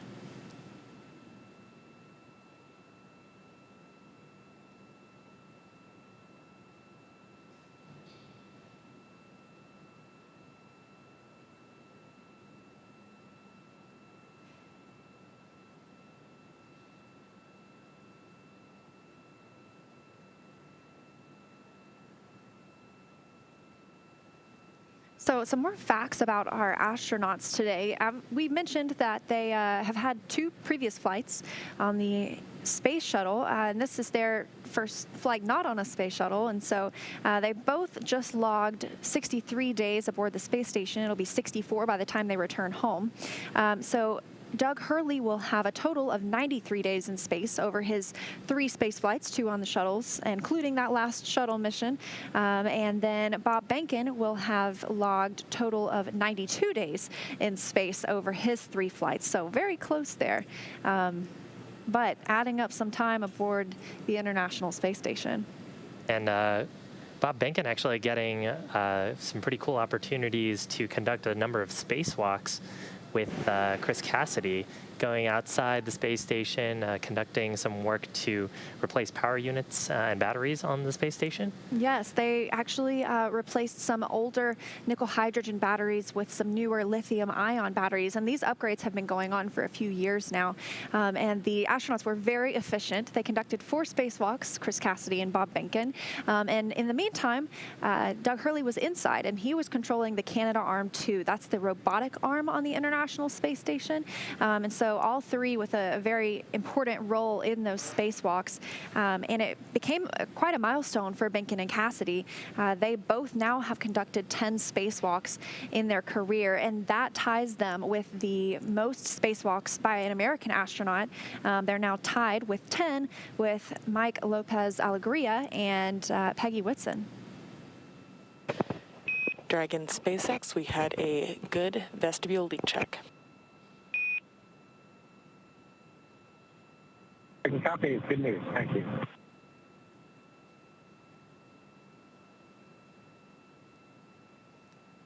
There's confirmation from the Corps of successful leak check on the vestibule. That means 1 more milestone down and getting ready for undock. Yeah, and that wraps up the completion of those leak checks, as you mentioned, in that small space between Crew Dragon and the space station, the vestibule. It was brought down from a pressure of, it looked like 14.1 pounds per square inch, and then to 5. So they had that hold period and then conducted leak checks. But that 14.1 was the same as the rest of the station. Now they are offset quite a bit, and so they're going to bring that all the way down to vacuum, since that's what they will be exposed to, the hatches, I mean, once Crew Dragon Endeavour begins its journey home.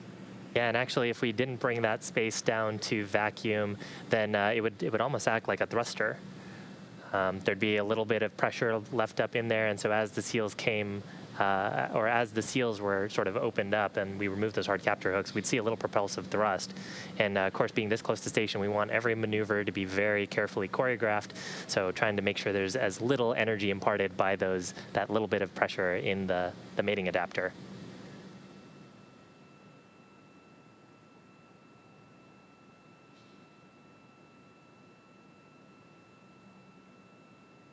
So actually, now's would be a great time to hear what's going on at Mission Control Houston and get an update on the space station.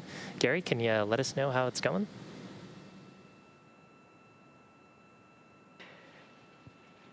Hey, Shiva, we're watching the depressurization of the vestibule now. It's a little bit less than 4.5 psi, a little bit slower than what we saw just a little bit an hour ago when we went from about the pressure of sea level down to 5 psi. That really only taking a few minutes. This one's a little bit slower, but we are seeing a good depressurization of the vestibule, those all being controlled from the Dragon side, and we're monitoring here from Mission Control Houston. Now, some of the views you might see from the outside of the International Space Station looking at the Dragon vehicle, some of those cameras being controlled from Mission Control in Japan. Working from here in Mission Control Houston with the Japanese Mission Control Room to make sure we're going to get good views with those cameras. We're going to get a little pan as the Dragon makes its way away from the International Space Station, and that first departure burn 0, brings it a little bit faster away from the station. We'll get a nice view from the Japanese side of the International Space Station. Right now, the International Space Station configured for undocking. We do have those solar arrays feathered. That's in a locked position. Station Houston on the Big Loop. Endeavour's undock sequence start time is planned for 23:30 GMT. That is 28 minutes from now.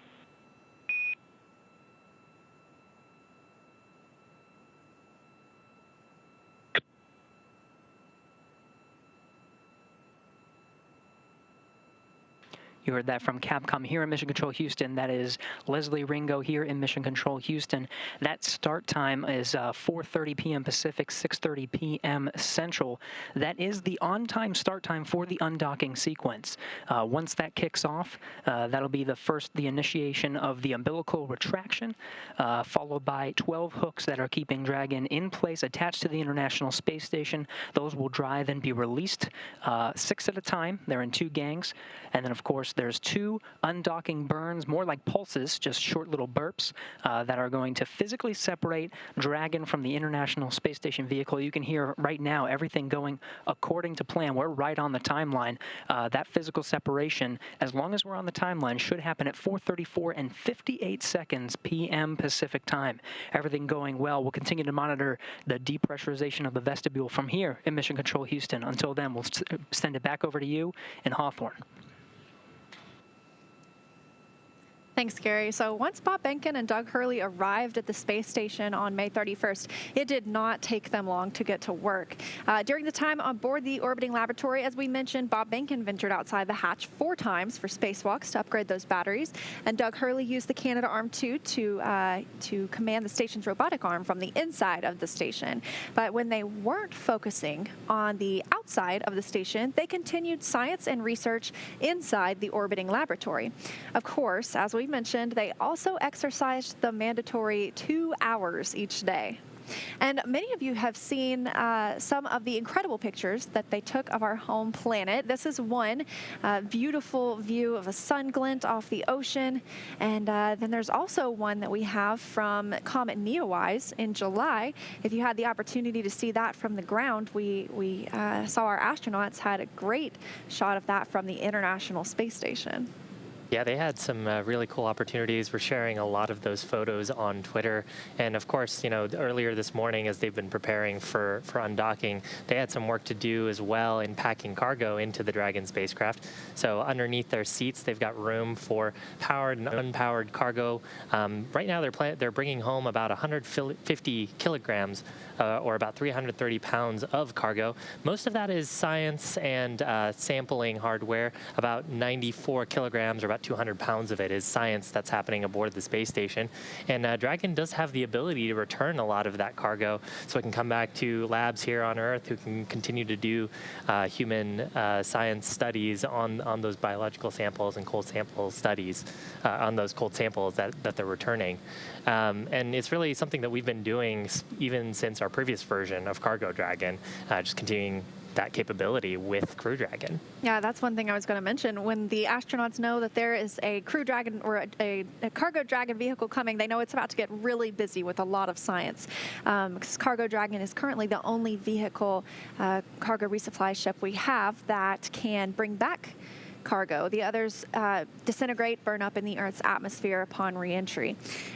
So we mentioned earlier that Comet Neowise picture, and I think we have it now. Look at how beautiful that is, the comet streaking across the sky just above the Earth below. I can't imagine. Yeah, especially to see the glow of the Earth's atmosphere kind of creating that blue sheen as the light refracts off of it. Really cool. And this was probably taken from the cupola window, and that's, as Gary mentioned, that bay window area on the International Space Station that faces down toward Earth. It's truly the best view in the house. Chris Cassidy might head over there after undocking today to take a look outside and watch as his friends depart. We saw that on the way uphill, he was in there monitoring their arrival and taking some pictures of Crew Dragon as it arrived as well. But aside from all of that science talk, we'll also be returning some vehicle hardware like spacewalking cooling garments, which the astronauts wear under their extravehicular mobility unit suits. There's tubes of water that they can control the temperature of. So when they are in the sun outside of the space station, it can be up to 250 degrees Fahrenheit. Wow. And when they are in the darkness and outside the space station, it can be negative 250 degrees Fahrenheit. So that cooling garment is also, in a way, a little bit of a heating garment and can help them control their temperature when they're outside on a spacewalk. So we'll be returning some of those. Also some glove connectors for refurbishment back on Earth, and along with any crew provisions like food, small electronics, and even their sleeping bags. NASA will have cargo specialists embedded with the recovery team. They'll be able to quickly recover and unload that returned cargo very shortly after Dragon returns on the recovery ship to shore tomorrow. Yeah, and it was really interesting. You're mentioning the wide temperature variations. That's something you don't really see on Earth because we have air and we have humidity in the air that helps us sort of regulate that temperature. Of course, you don't have all that humidity and atmosphere around you to help with that. So when you're in the sun, you're getting the full brunt of that heat, and when you're not, you're getting the full coolness of being in eclipse. And so that's part of the reason why you need those extra vehicular suits, as well as like the thermal systems on Dragon, to help regulate that temperature into something that is palatable for humans. And speaking of heat and atmosphere, when the astronauts re-enter tomorrow, they will be traveling, or they will experience temperatures up to 3,500 degrees outside the crew vehicle. Inside it'll be nice and cool. They've got some air conditioning, and their suits will have cooled air venting through them. So that's a pretty fiery re-entry tomorrow.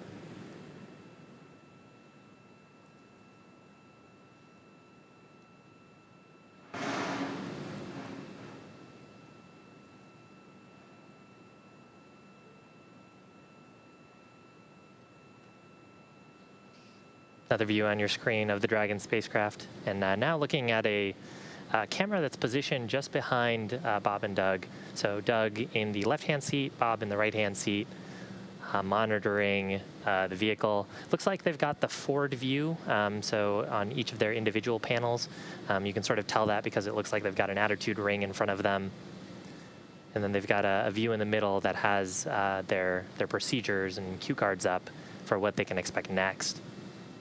And speaking of which, actually, so then the next thing we'll really see here is final configuration for undocking. So there'll be a go, no-go poll for issuing that final configuration. We're expecting that to happen, the actual command to occur right on time at 4:30 p.m. Pacific time.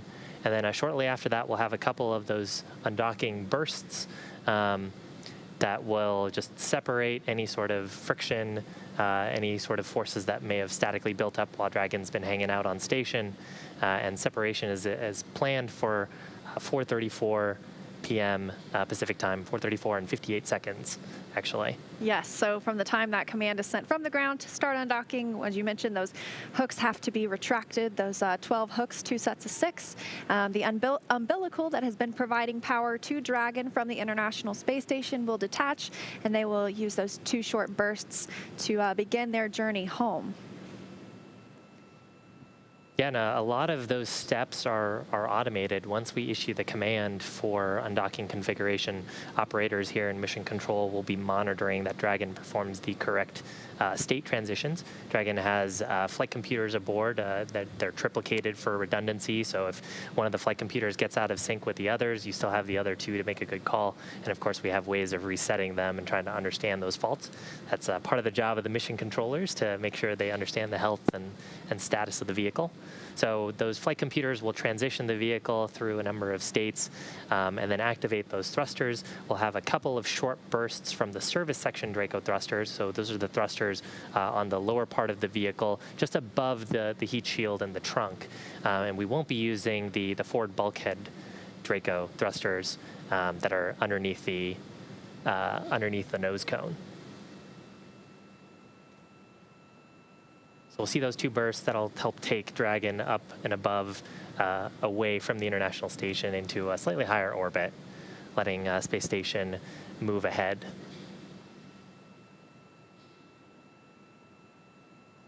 Yes, those will be departure burns 0 and 1. Then that'll just increase the opening rate, the distance from the space station, and moving it out of the keep-out sphere, as we mentioned earlier, and eventually the approach ellipsoid. And then after it's out of the approach ellipsoid, it'll have departure burns 2 and 3. Departure burn 3, as you mentioned earlier, is like a co-elliptic burn. So it puts it on the same orbit all the way around, rather than necessarily having a widely varying apogee and perigee, or higher point of the orbit and lowest point of the orbit. Yeah, and we were talking a little bit about the keep out sphere and the approach ellipsoid. So those are imaginary spheres. The keep out sphere being a 200-meter radius, I believe, sphere around the International Space Station. So that represents a space where any spacecraft that are in those operations need very choreographed maneuvers with the flight director before they issue any commands or perform any thrusts. Station and Dragon crew on the big loop. I want to let you know that at this time we are removing ISS power to Endeavour.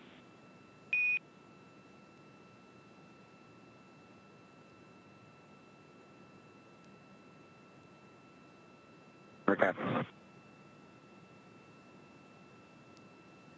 So a call there from the Capcom saying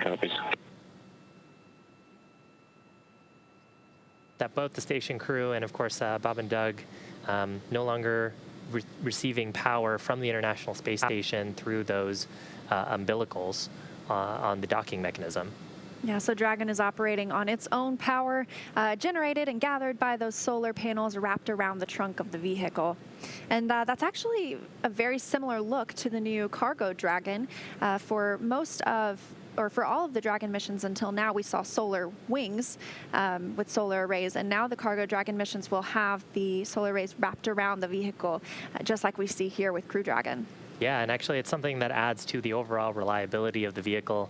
Anytime you have a mechanism in space that's potential for something to go wrong, you need a motor to drive it. You need checkouts potentially on the actuators. There's probably software that drives it. So having conformally wrapped solar panels around the trunk of the vehicle reduces that little bit of complexity and actually ends up being a little bit lighter too. So we can add a little more cargo and add a little bit more to other parts of the system. And on the other side of the trunk is the thermal radiator. So we've got a fluid running through that, almost like an air conditioner. And that fluid is being pumped throughout various different points in the vehicle. Actually, earlier on, we heard a call from the core mentioning that the crew could adjust the hex or heat exchanger to the position that they wanted to control internal cabin temperature. So that part of the cabin air as it goes through the revitalization system is getting passed over that heat exchanger, and that allows the crew to keep it nice and comfortable inside the cabin. I hope they both like the same temperature, because I like to keep it warm, and I hope they both like it cool or warm, or they can agree on temperature for the long ride home. Well, taking a look at some of their interviews, I think Bob and Doug have expressed just how close of friends they are. So I'm sure it's something that they've worked out over time. I think earlier I took a look, and it was about 76 degrees Fahrenheit in the cabin. So definitely to my tastes. Yeah, I could survive in that.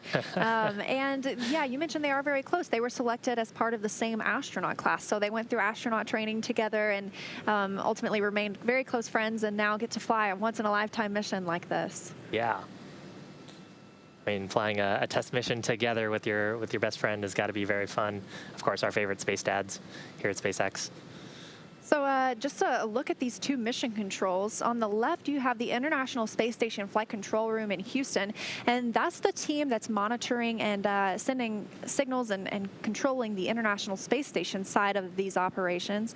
It is staffed 24 hours a day, 7 days a week, 365 days a year. We've always got someone in there protecting the astronauts in space, making sure that everything is working well on the International Space Station. And then on the right, Shiva, why don't you introduce us to the Mission Control Hawthorne? Yeah, so this is Mission Control in Hawthorne. It's actually right behind us where we're standing here in Hawthorne. And in that room is a number of specialists as well as the primary Dragon operators. Of course, if you've tuned in for some of our other webcasts, you've seen Mission Control as well. We use that same control room for Falcon missions. That's where the Falcon operators stand in. But today, the third row is where most of the primary operators are. And then we have a number of specialists sitting in other roles, folks who have really devoted the larger part of their careers and a lot of their expertise to understanding the nuances of the life support system or the propellant system, and even, of course, the health and safety of the crew. We have a flight surgeon, actually a NASA flight surgeon, who is in that front row. And he's there as well to make sure that Bob and Doug, if they have any sort of complaints from a physiological perspective, that he can weigh in and help them stay healthy. So really a big team to help make sure that Bob and Doug get home safely, both from the vehicle performing well as their own individual health. Yeah, and speaking of the vehicle, that vestibule pressure looking now at less than 0.3 psi, so getting down there as close as it can to a vacuum. But yeah, I'm glad you mentioned that the astronauts have a flight doctor. They have somebody who's specifically assigned to them for all of their pre-flight medical and their in-flight medical and their post-flight. Somebody that is able to speak with them at almost any time and conduct health checks and just wellness checks and make sure that everything is going well while they're in this very, very rough environment of space. Yeah, I mean, among the cargo that they have aboard is emergency medical kits and actually medical sort of medicine and like trauma kits that they would use if there were a significant medical emergency. And so the flight surgeon can help them as they're working through first aid and give them specific instructions, since if they need to do anything in an emergency scenario, it's those two taking care of each other. And of course, when the hatch was open, the entire International Space Station crew of this expedition taking care of each other. So at this point, we're about 13 minutes away from the transition for undocking, and then about 5 minutes after that, we'll have the 2 undocking burns happen, really just short little bursts from those service section Dracos. We're expecting separation to happen around 4:35 p.m. Pacific time, just a few seconds before that. Heard a go, no-go poll earlier from the mission control teams that we were talking about earlier. So just like it's during its approach to the International Space Station, Dragon's departure and deorbit is designed to be fully autonomous, so it requires no action from the crew on board. Station Commander Chris Cassidy, he won't be the prime for monitoring Dragon's departure. That'll be done by the crew on Dragon. They'll be able to monitor with these screens you see here, and they'll be backed up by flight controllers on the ground. But as always, Bob and Doug will have the ability to send commands manually to the vehicle if they need to. And once the undocking sequence is complete, Dragon will then use its Draco engines. It'll thrust away from the station in a series of pretty carefully choreographed maneuvers or 4 departure burns to increase that distance between the 2 spacecraft. And then from there, it'll perform a phasing burn that will put it on the right trajectory to get back to Earth and the landing site. Next on its trip home is deorbit, entry and landing. And that covers all operations after the final departure maneuver. That includes trunk separation, closure of the nose cone, deorbit burn, and deployment of the drogue and main parachutes, and finally, splashdown off the Florida coast, at which point our teams will recover Bob Behnken and Doug Hurley inside Crew Dragon from the water. So at this point, a little bit ahead of schedule. We always put in a little bit of margin into the schedule in case there were any problems with, for example, the suits or if the leak check didn't quite go as planned. Right now, the planned time to perform the undocking commands to the spacecraft will be around 4:30 p.m. Pacific time, and we'll expect to see Dragon go through a number of state transitions as well as transitions of its life support system, and then shortly after we'll see those Dracos come to life very briefly, just to unstick ourselves from the space station and then thrust away from where it's called home for the past 63 days. Yeah, and as you mentioned, those will be the service section Draco thrusters. Those are what are used when the spacecraft is around the International Space Station.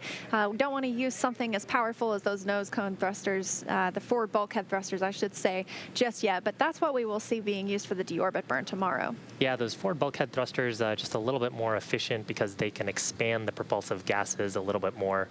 Sort of the principle of providing thrust to a rocket vehicle is you burn some kind of propellant or have some kind of gas that you expend from the vehicle, and that mass that you're ejecting away from your launch or from your spacecraft is through Newton's laws pushing you and giving you some momentum. So those forward bulkhead Dracos, when we use the thrust out of those, the propulsive gases in there, we're able to more fully expand than we are on the service section Dracos. Gives us a little bit better performance, but of course they're pointed directly at the space station. Yeah. So any of that propulsive gas that we're shooting out from Dragon would of course go directly then to the space station, which is not ideal. I just heard the call that Mission Control Houston is go Dragon for undocking. SpaceX on the big loop. The final reconfigurations for undock are complete and nominal. The ground is go for undocking at the undocking sequence start time of 23:30 GMT. Please confirm your visors are down and that you are ready for undock and departure.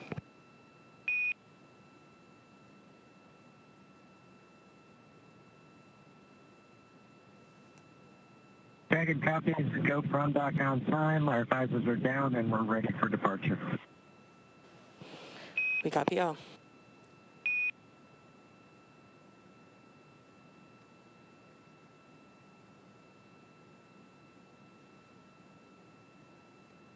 And we just heard the confirmation. Dragon is a go to undock. So now we are waiting for the undocking sequence to actually begin, and they are targeting that for 4:30 p.m. Pacific time. So it looks like 8 minutes from now. And once that begins, it'll take less than 5 minutes for Dragon to separate from the International Space Station, which has called home for 2 months now. Now, the first step in the undocking sequence, which is, again, automatic, is for the umbilicals that are providing power, telemetry, and commanding capability between the space station and Dragon for those to retract. Once those retract, we'll actually have Dragon perform an unlatch from the space station, releasing 12 hard capture hooks that are around the vestibule. Those hard capture hooks are what are providing that airtight seal around the vestibule, and they'll actually come in 2 separate phases. So we'll hear a call for 6 of those, and then we'll hear a call for all of those being detached. And then finally, after that entire process, which takes about 4.5 minutes, then Dragon will be ready to actually depart and push itself away and separate using its Draco thrusters. Yeah, and so Dragon's initial departure from station is a little different from any of the other docked vehicles like the Soyuz, because that relies on springs to push them away from the docking port. In this case, Dragon will actually execute those 2 short thruster firings to undock. That uses a combination of those 12 Draco engines around the base of the capsule, with the first breaking any stiction between Dragon and the docking port, and the second slowly backing the spacecraft away. And so we're expecting the call for undocking sequence to begin in the next few minutes. And the crew aboard, they will be able to see those transitions. So what will be happening here is the flight computers on the vehicle will issue themselves into a state when that command is issued. And actually on the crew displays, on every display, they've got a prominent location that shows what the current states are. They're also able to follow along and see what the state of the vehicle is. So those are the displays that they've got pulled up on their screen right now. That middle display actually has the cards that describe what they can expect to see, along with some inline telemetry that they're getting from the vehicle directly, as well as their current positioning relative to the International Space Station. And then they've also got some views on the side that are each of them in their respective displays that are showing a forward view of the spacecraft, as well as the status of those docking hooks.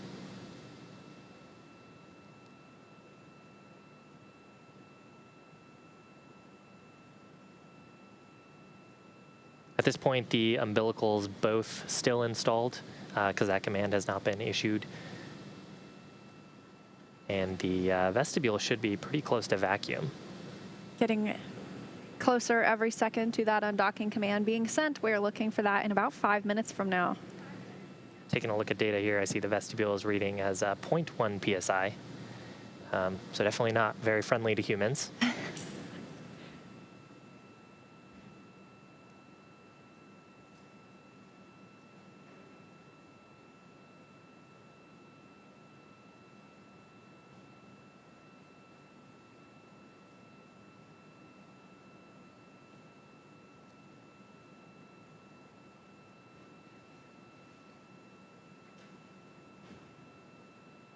Everything moving smoothly throughout the day to bring us to this point, with the crew ingressing Dragon, donning their suits, getting in their seats, closing the hatch, and then Chris Cassidy closing the A-Pass hatch on the station side, along with that Node 2 forward hatch, bringing that space down to as close to a vacuum as possible, and that's where we're at right now. Conducted some leak checks to ensure the seals between those hatches were solid. Everything looking good for an on-time departure today. Pretty comfy in the cabin right now. You know, that vestibule is pretty near vacuum, but in the cabin, it's actually pretty close to what we would see at sea level in still about 76 degrees in there, so pretty comfortable. Of course, Bob and Doug are only partially seeing that. Earlier, they closed down their visors, and so the suits that they're wearing protect them in the event of a depressurization event. They also protect them if there was a fire on board, as they're made of fire-resistant materials. And so as we're getting to this critical step of separating from the space station, if something were to go wrong here, those suits would provide that critical life support to them, pressurizing if the cabin pressure were to unexpectedly drop. It's actually part of the reason why we've spent so long in this vestibule depressurization. The operators, both on the space station side and the mission control Hawthorne side, scrutinizing the data for any indication of a leak through the forward hatch. Of course, that leak check performed earlier with no findings, showing that the vehicle is nominal and ready for undocking. And as once we mentioned, that undocking will take a few minutes before we actually see the separation occur. But once the command is sent, those 12 latches will be retracted. The umbilical will be disconnected. Dragon is already on internal power, however. It's not receiving any power from the International Space Station. But once that umbilical is retracted, those hooks are removed. Be looking for those 2 short bursts to send Dragon on its way, and then things will speed up with those departure burns afterward.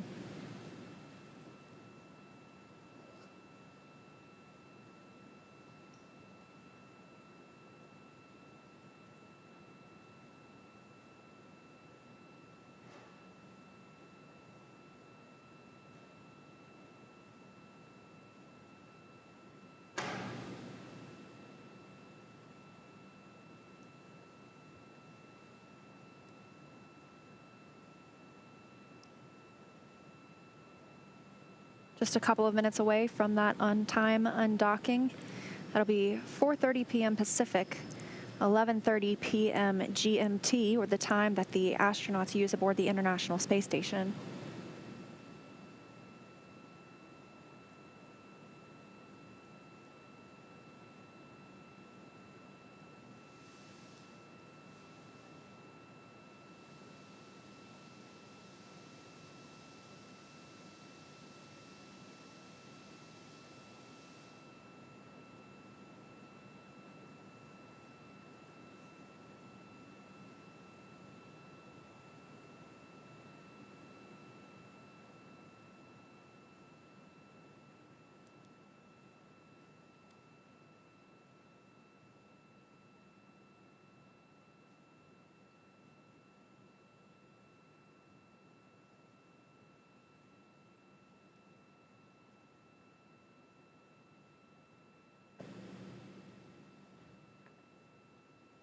Looking for the undocking command to be sent in just about 30 seconds.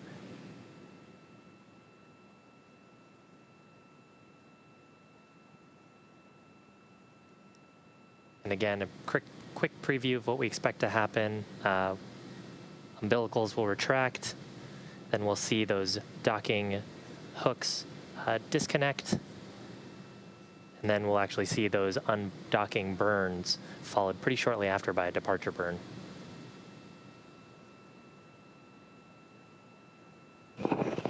Dragon SpaceX, undock sequence commanded. Pepper copies.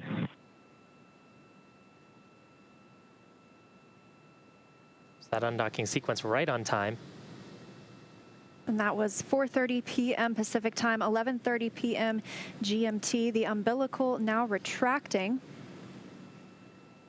The International Space Station flying 263 statute miles over Namibia in Africa. Dragon SpaceX, umbilical demate complete and nominal. There's confirmation of the umbilicals retracted, so no longer receiving power or data or commanding from the International Space Station. And there's a view on your screen of Dragon, currently in eclipse. Gary, how's it looking from Mission Control at Johnson? We're looking good, Shiva. We are now inside the undocking sequence. Good umbilical retraction. Standing by for the driving of those hooks. There's 12 hooks that will be released in 2 gangs of 6. Standing by for the driving of the hooks.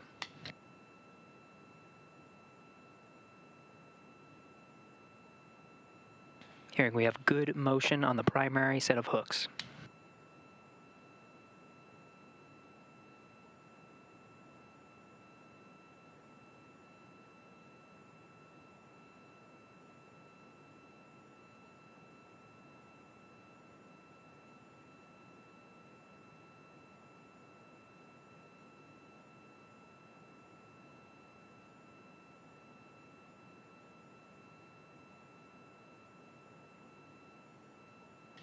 Again, first set of hooks driving, the navigation light, the forward end of Dragon clearly visible from this view from one of the Japanese cameras.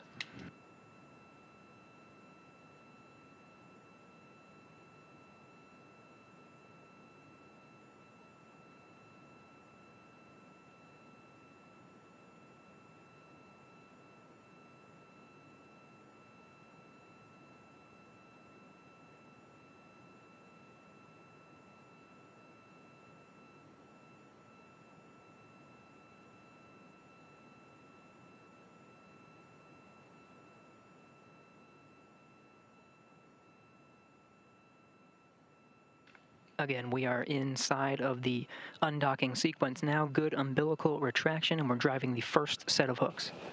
Dragon SpaceX, first set of hooks open and nominal.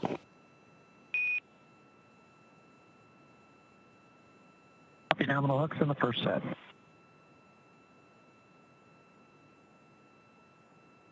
The first 6 hooks have completed their driving first set down. The second set is now driving. We're now committed to undock.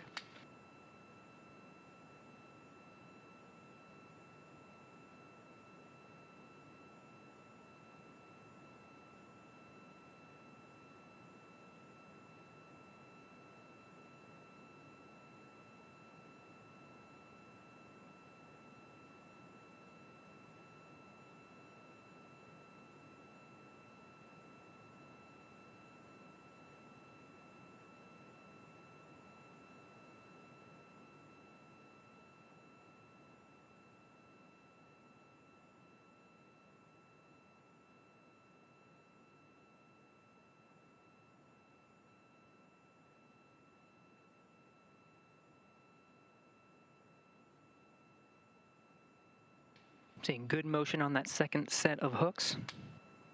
Continuing to drive. These will be the final set of hooks. There's 6 of them holding Dragon into place now. Afterwards, we'll conduct 2 undocking burns to physically separate Dragon.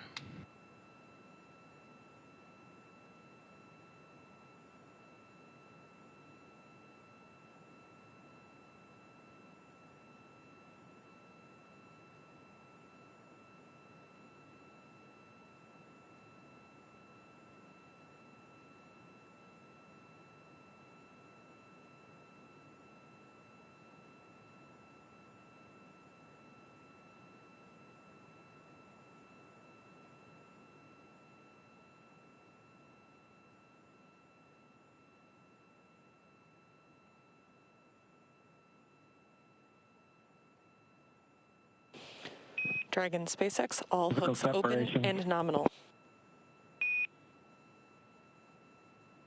All hooks open. Dragon departing. Dragon SpaceX, separation confirmed.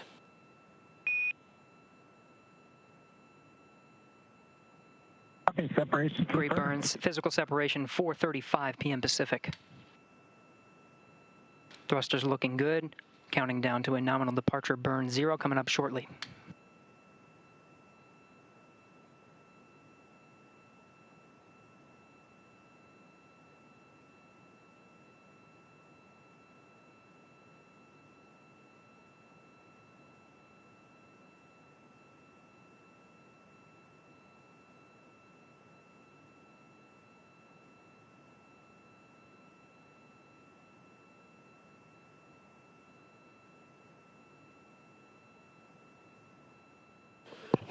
Dragon SpaceX, depart burn 0 complete.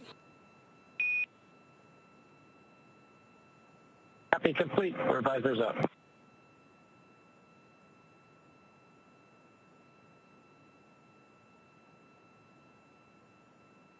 And you heard depart burn 0 complete, that 12-second firing, moving Dragon slightly faster away from the International Space Station using those service section Dracos.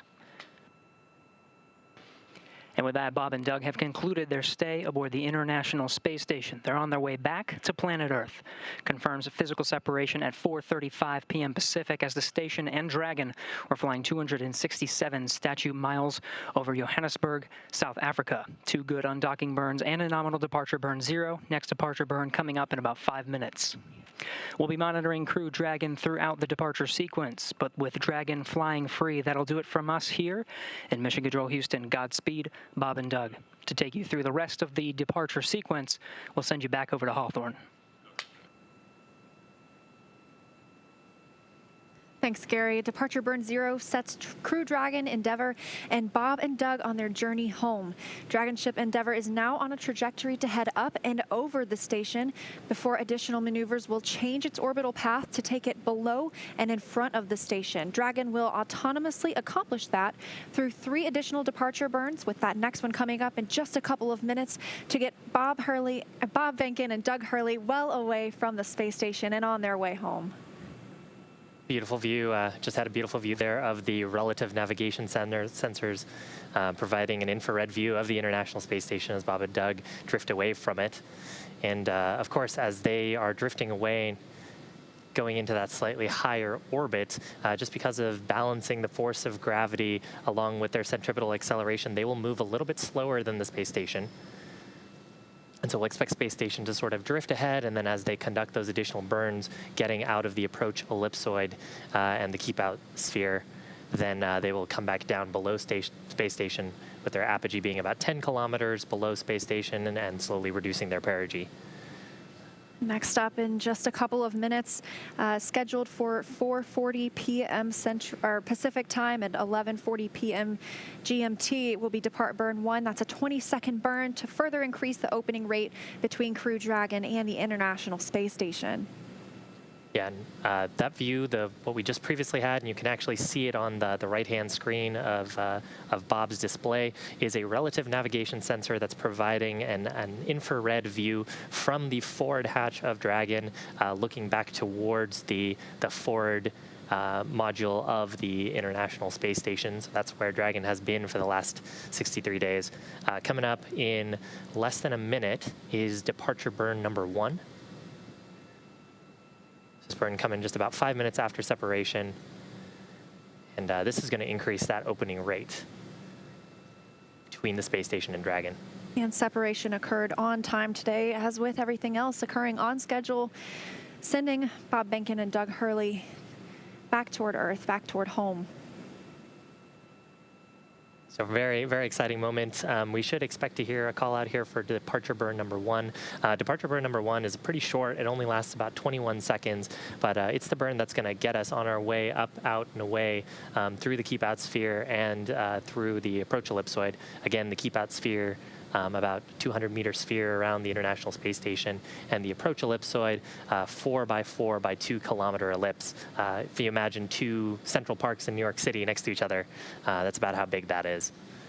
Just guidance references for visiting vehicles. And we're seconds away now from departure burn 1. These are autonomous burns. Bob Behnken and Doug Hurley are not pushing any buttons to make this happen. These are programmed into Dragon, and we will be looking for that in just a few seconds from now.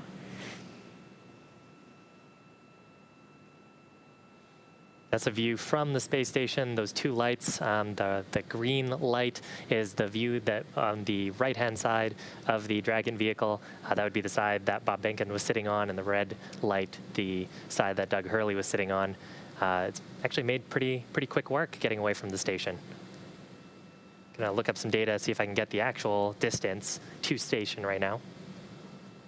And departure burn 1 has begun, that 20-second burn. This will also take it outside of the keep out sphere and outside of the approach ellipsoid, and after complete, Dragon SpaceX, depart burn 1 complete. Nominal burn, you are go to doff your suits per procedure 4.012. Reminder that the ground will be deactivating the big loop following exit from the approach ellipsoid, which is approximately 12 to 14 minutes from now. Okay.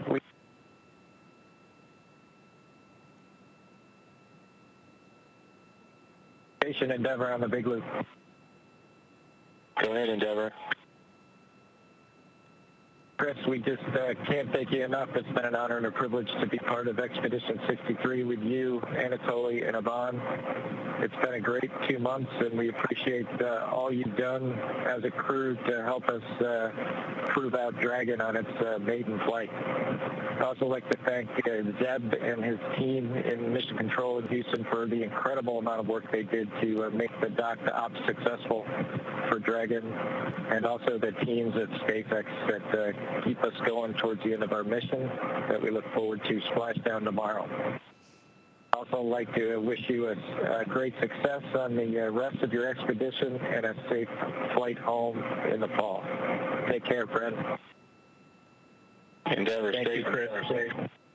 Thank you, Anatoly. Thank you, Yvonne. Thank you, Houston, and thank you, SpaceX. Endeavour Station, Bob and Doug, wholeheartedly agree with those sentiments. It's been a real pleasure. It's been an honor to serve with you. Safe travels and have a successful landing. Endeavour's a great ship. Godspeed. Endeavour copies all. Thanks, Chris.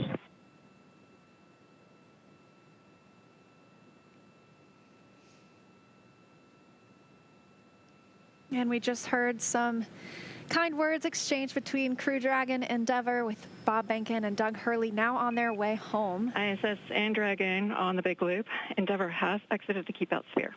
See you guys when you're back home.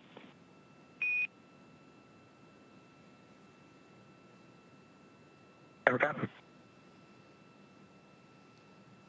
Behnken and Hurley leaving behind 3 people aboard the International Space Station that will return this October. That's Station Commander Chris Cassidy, Anatoly Ivanishin, and Yvonne Wagner of Roscosmos.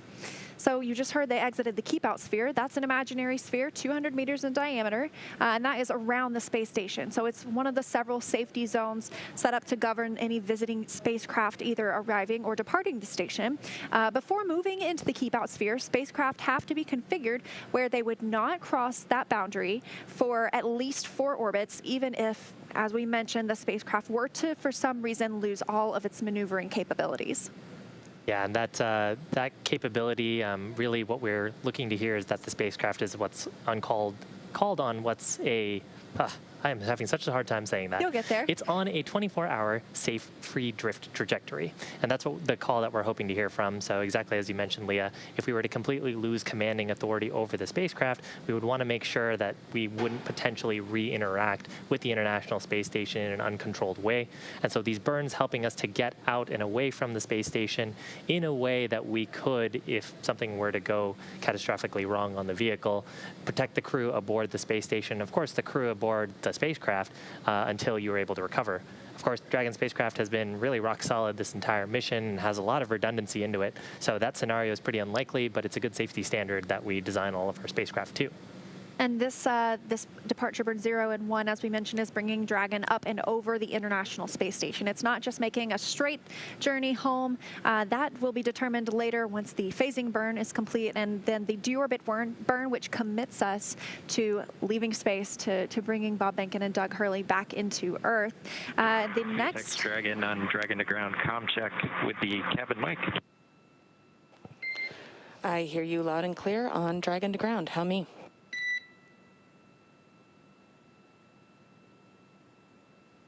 Loud and clear, Anna.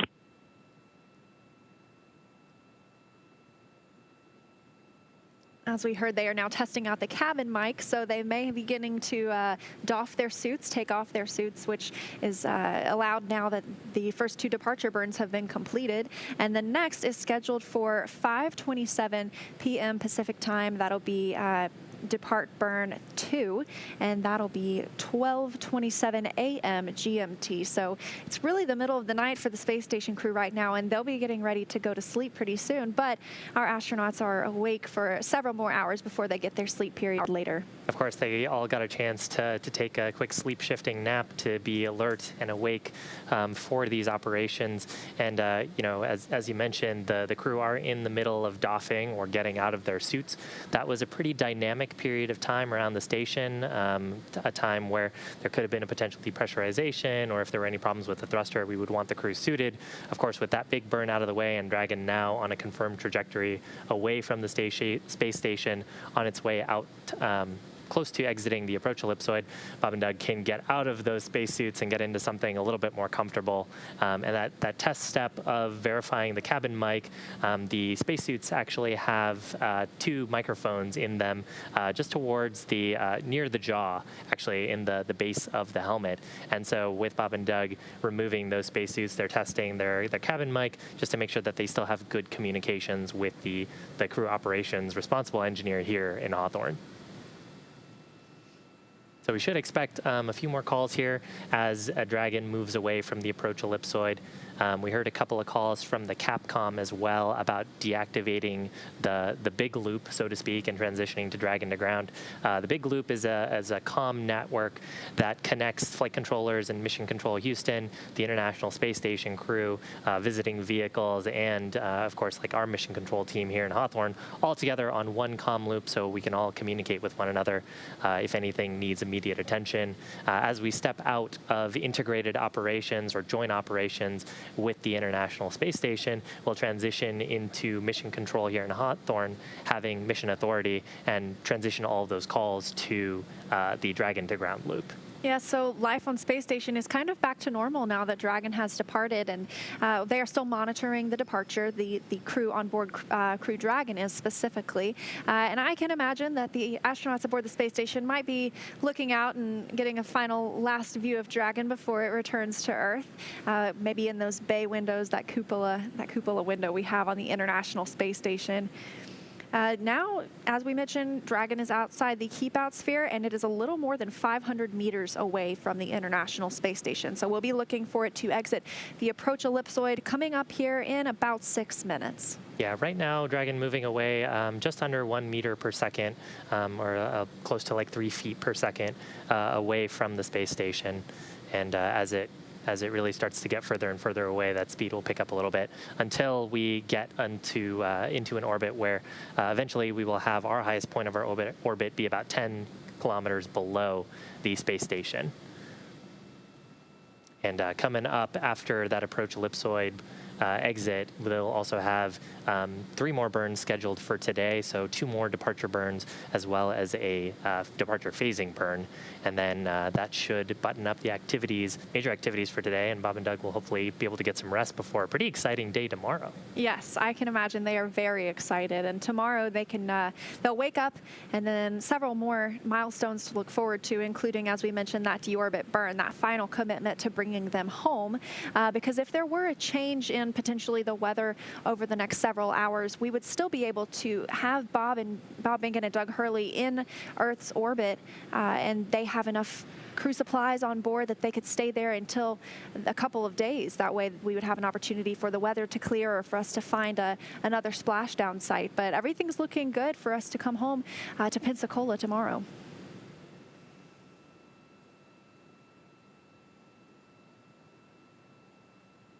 Right now on your screen, views of Mission Control. On the right-hand side, this team is Mission Control in Houston, and on the left-hand side of your screen is Mission Control in Hawthorne.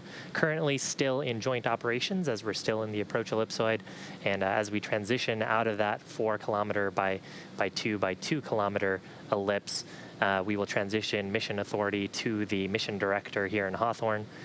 While we've been in integrated operations and while we've been attached to the space station, any commands, any operations that we wanted to do on the Dragon spacecraft, of course, we're getting permission from the flight director in Houston to conduct those commands, because the flight control team in Houston really responsible for the health and safety of the crew aboard the International Space Station, as well as the safety and performance of the International Space Station. It's kind of wild to think about it. Sometimes I think about the International Space Station as a destination, but it's really a spaceship. And in fact, earlier this, I think it was about 2 weeks ago, the space station had yawed completely around by adjusting its orbit, and so it was flying backwards, so to speak. So it's a spacecraft just like Dragon, just bigger. Oh, definitely a spacecraft. It's actually an orbiting laboratory. And so while they were on board, we talked about some of the science that Bob Behnken and Doug Hurley conducted. And while they were there, they completed 114 hours approximately of scientific research aboard the International Space Station. And it's really amazing how much of that benefits life on Earth. The space station obviously is in microgravity, and that gives us an opportunity to test things and to look a little closer at phenomenon that we can't when we're here on Earth. And so the International Space Station has provided countless medical advances and technological advances for us over these past 20 years. And as we mentioned earlier, this is the 20th anniversary of the International Space Station this year. And so it's a big milestone. We'll be celebrating that later in November. And that means there have been people living in space continuously for 20 years. So that's quite a feat. I love that it's international. I love that this is just such a good example of how when we work together, we accomplish something that at one time no one could have ever dreamed of. Yeah, just reading some of the books by former crew members, I know they like to talk about the food aboard the space station and the sort of the international cultural events that they do between crews. They really consider themselves a big family, and those kind words that we heard between Bob, Doug, and the station crew as leaving sort of shows just how close they became over just a short period of time, just a couple of months. Of course, I'm sure they all knew each other pretty well from training in Houston. Yeah, but something about being there with a common goal, and those are your family when you're there, you know. And so, of course, our astronauts get the opportunity to speak with their family pretty regularly because we want them to not get too homesick. Of course, they get a pretty good view in exchange. But yes, so we actually are coming up very shortly now. It looks like about a minute until we exit that approach ellipsoid and joint operations end between Mission Control Houston and Mission Control Hawthorne, which is just right behind us. And again, that approach ellipsoid, a 4 kilometer by 2 kilometer by 2 kilometer imaginary ellipse around the space station, really designed as a marker as spacecraft, as their trajectories enter into the space around the space station. They need to coordinate their operations with the flight control teams at Johnson Space Center. The way that we do that is, of course, through the loops and the nets that we have. So on your screen, a shot of those 2 mission control centers, and also through a set of what we call flight rules. So both mission control teams will establish operating principles, philosophies, procedures, sometimes even going down to specific failures. For example, if a specific engine was failed, or if a certain attitude capability was lost, or even the state of the life support system on board the vehicle, they'll come up with go, no-go criteria that are very specifically analyzed. And when it comes time to actually perform the operation, they'll check those lists against the health of the vehicle and then make those go, no-go calls before performing operations in close proximity with one another. So the next call we do expect to hear up to the crew is that they will have exited the approach ellipsoid.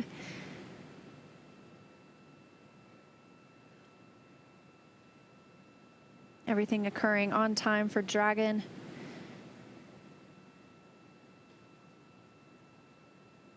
And the International Space Station currently flying over the Indian Ocean, 269 statute miles above us all, about to come up on the southern coast of Australia. And really the next major event for Dragon will be around 5:27 Pacific time, or that'll be tomorrow morning at 12:27 UTC, and that will be the next departure burn. So a little bit of time before any significant milestones. And we are outside of the approach ellipsoid.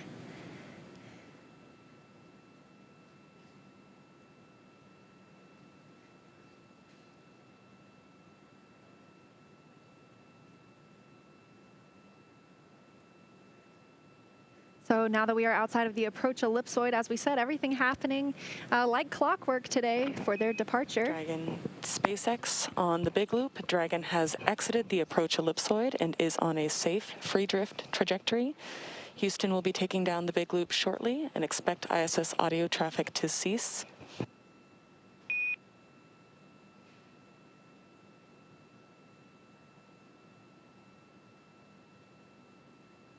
Dragon copies on the big loop.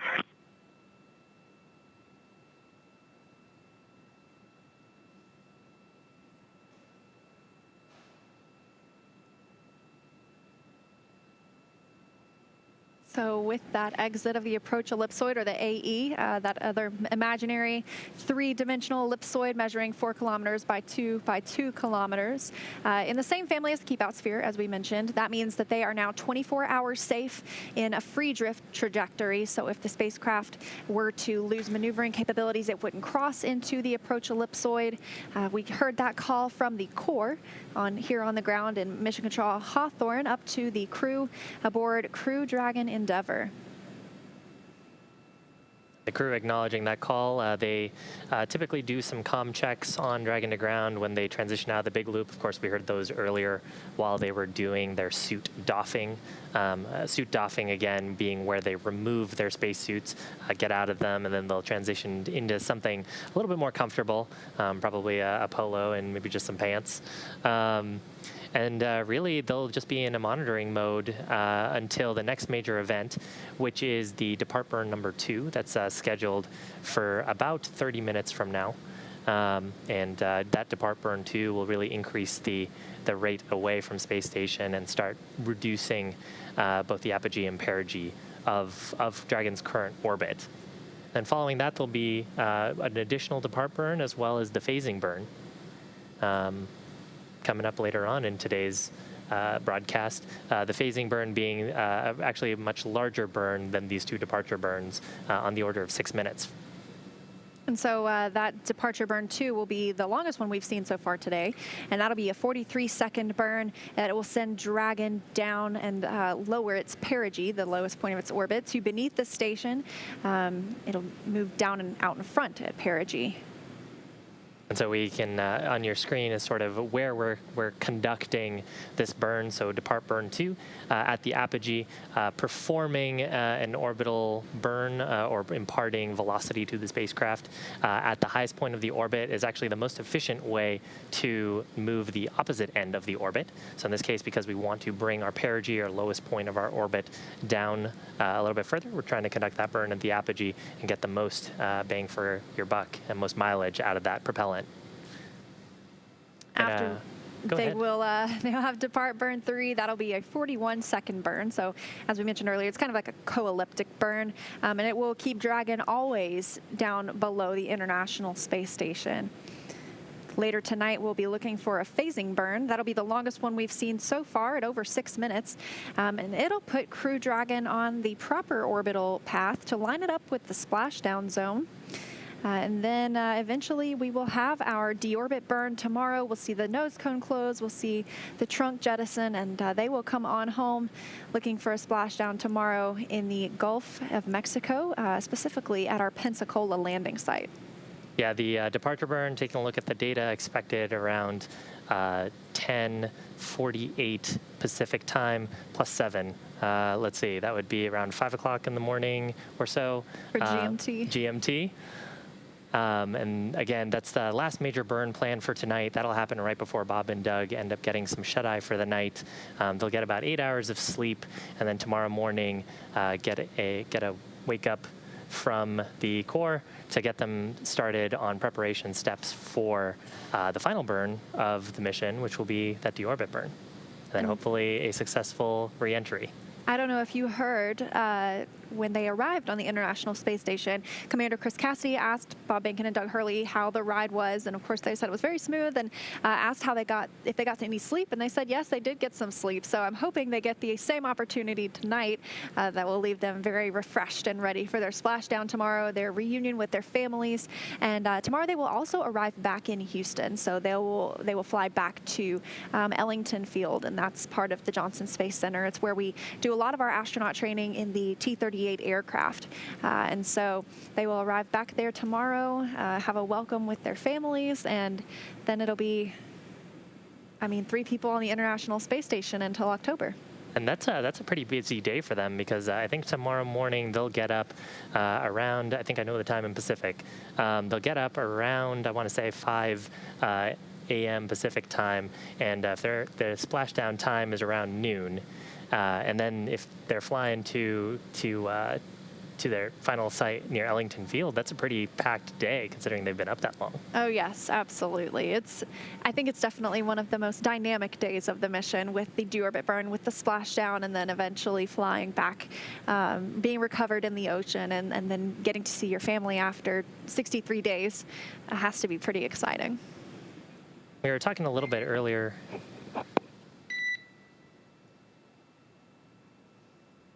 Looks like no call that time.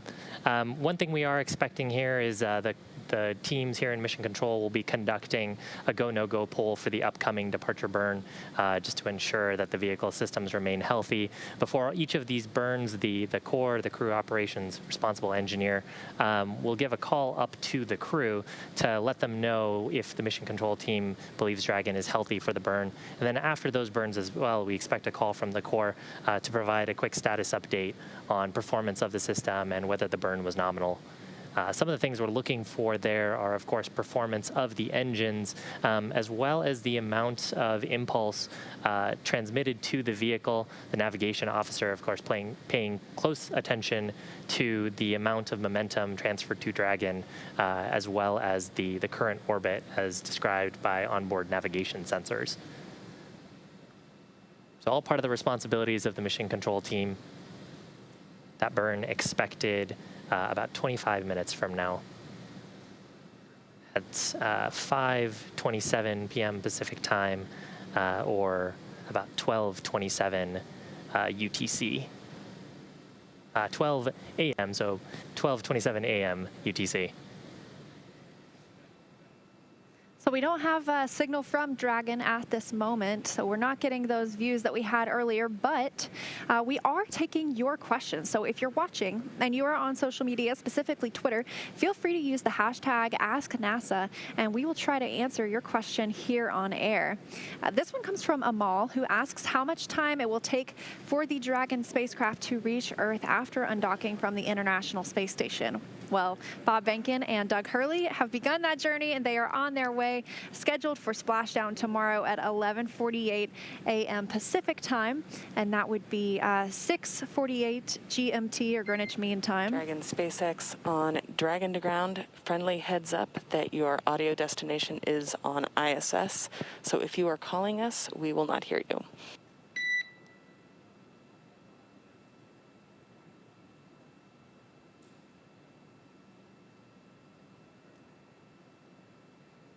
So, with that splashdown tomorrow, it's looking like about a 19-hour mission for Bob Behnken and Doug Hurley from the time they undock to the time they splash down. Of course, that time can be brought in and made a little bit shorter for this mission. We opted to give them a 19-hour opportunity, and that gives them a chance to get some rest. And SpaceX, say again for Endeavour. Yes, just wanted to give you a heads up that your audio destination was on ISS, but I see you've swapped that over to ground now. We just wanted to make sure that if you were calling us, we would hear you.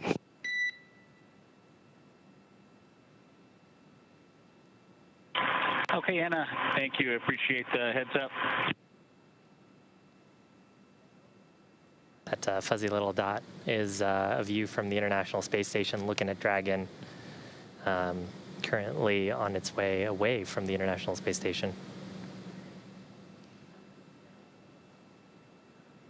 Speaking of the International Space Station, another Ask NASA question, this one from Colin, who asks, how do you keep time on the ISS? Well, you've heard us working to convert that in our heads. The International Space Station uses GMT, or Greenwich Mean Time. It's kind of the in-the-middle space between Russia and Houston, and so since those are two of the major partners in International Space Station operations, we use that time aboard. some cool views from the cameras on board the International Space Station. And one other note there, GMT is also sometimes referred to as UTC, or Universal Coordinated Time. They both mean the same thing, just slightly different nomenclature. And you may hear some of those calls over the nets and from the core.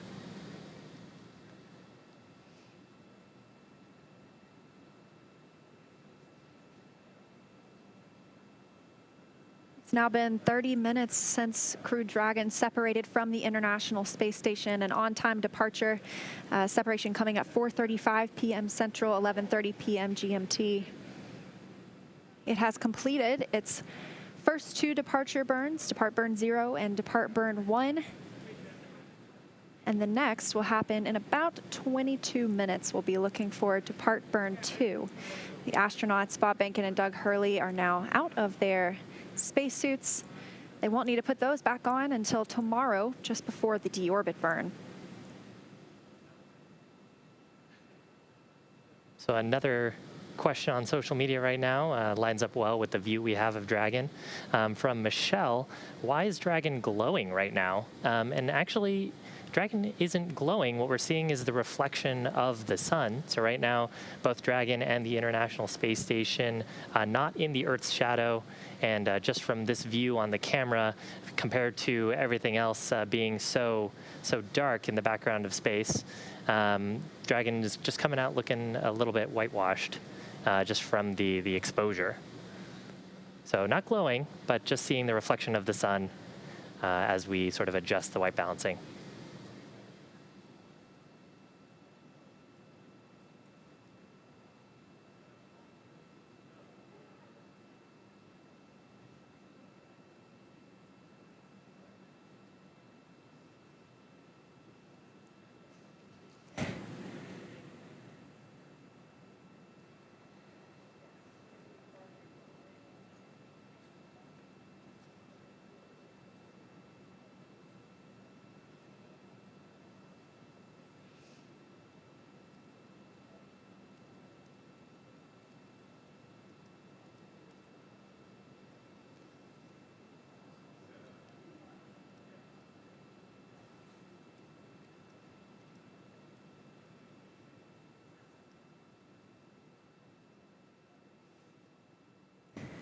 Now, actually, Dragon right now departing about 4.4 meters per second, about 3.3 kilometers away from the space station. So what we're seeing on the screen is a view from the International Space Station, and Dragon about a 5K away, or not a 5K, excuse me. That would be a 5K if it was in miles. About 3.3 kilometers away from the space station. Now, we got a question from Lucas on what the main differences are between the Draco thrusters and the other burners. And I think what Lucas is referring to here is the Super Draco thrusters. So Dragon has 2 types of propulsion systems on the spacecraft. We have 8 Super Draco thrusters that live in those pods on the side of the capsule. Those are only used, excuse me, for launch escape. So they're pretty powerful thrusters that if we were to experience an anomaly during the ascent portion of the mission, then we can pretty much use most of our propellant to accelerate away from the Falcon 9 launch vehicle. We actually had a demonstration of that during our in-flight abort test that preceded the Demo 2 mission. The Draco thrusters are actually much smaller thrusters, and we have more of them. We have 16 of them around the vehicle, 12 of them around the service section of the vehicle that we actually have been using for all of these departure burns. And then we actually have a set of 4 of them that we refer to as the forward bulkhead Draco thrusters that are right around the forward hatch. They use a propellant called nitrogen tetraoxide as the oxidizer and monomethylhydrazine as the fuel. And those are what are known as hypergols. So if you squirt them together, you get fire.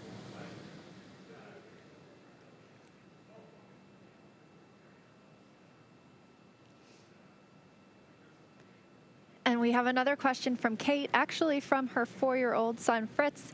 Hello, Fritz. He would like to know if the astronauts on the space station can feel how fast they are flying on the space station or Dragon. And if not, why not? It's interesting if you think about it. The way I like to describe it is if you're sitting in a car, and let's say the car is going 60 miles an hour, you don't necessarily feel like you are going 60 miles an hour because you're essentially part of that vehicle as it moves. And so, of course, you would notice if it stopped, but as the astronauts are inside the International Space Station and it's constantly moving at 17,500 miles an hour, they do not feel that speed. And when they're outside the space station, they don't feel that speed either because there's no wind for them to feel as it moves around the Earth. Yeah, so really if they were to feel, that's part of the fun of microgravity. Gravity is still acting on anyone who is in orbit or not, but it's really a matter of you're in a state of free fall while also your spaceship is in a state of free fall. And so you would only feel acceleration if you pushed against something or if the spacecraft pushed against you. So during those burns, actually, Bob and Doug will probably feel a little bit of thrust since they're in their seats, but otherwise not too much.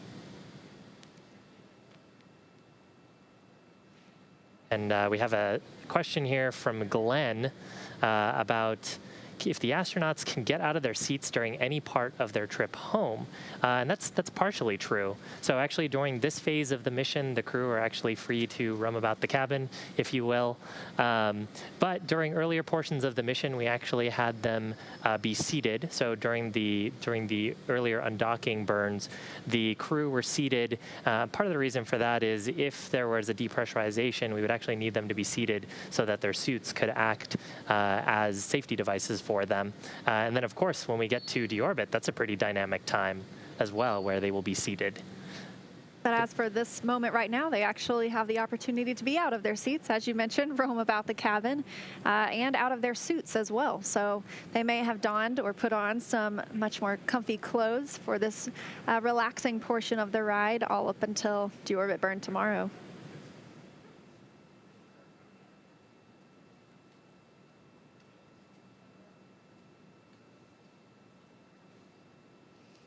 So if you're just joining us, Dragon is on its way away from the International Space Station.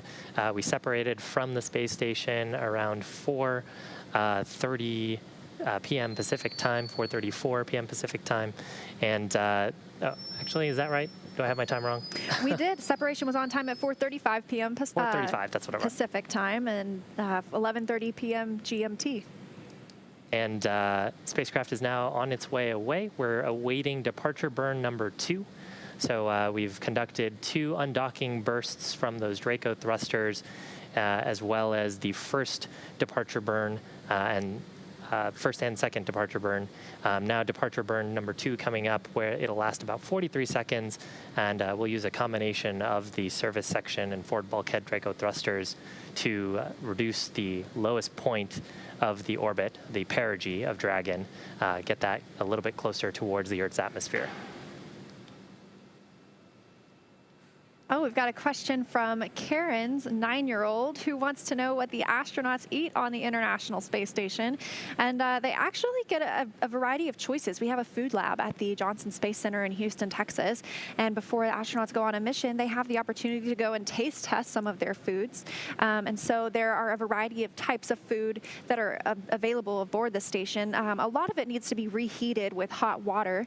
They can eat anything from at holidays, they have a lot of the same food we have down here, sweet potatoes and turkey and those kinds of good foods. They have candy like we have here on Earth, so they're not lacking on some of those sweet things. But one thing that they don't typically have are a lot of the fresh fruits and veggies that we get to enjoy.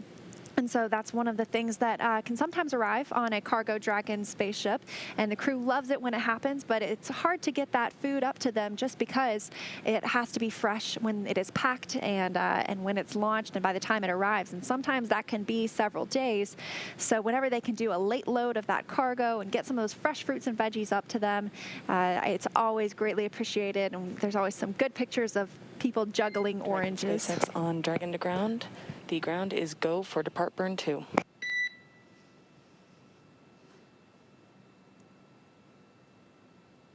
SpaceX, we copy, go for depart burn 2.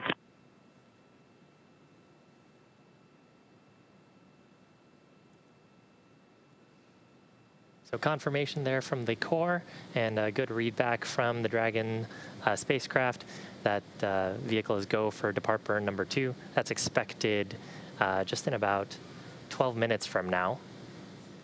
And again, what we expect to happen here is Dragon will slew. That's just a term for adjusting its orientation or attitude.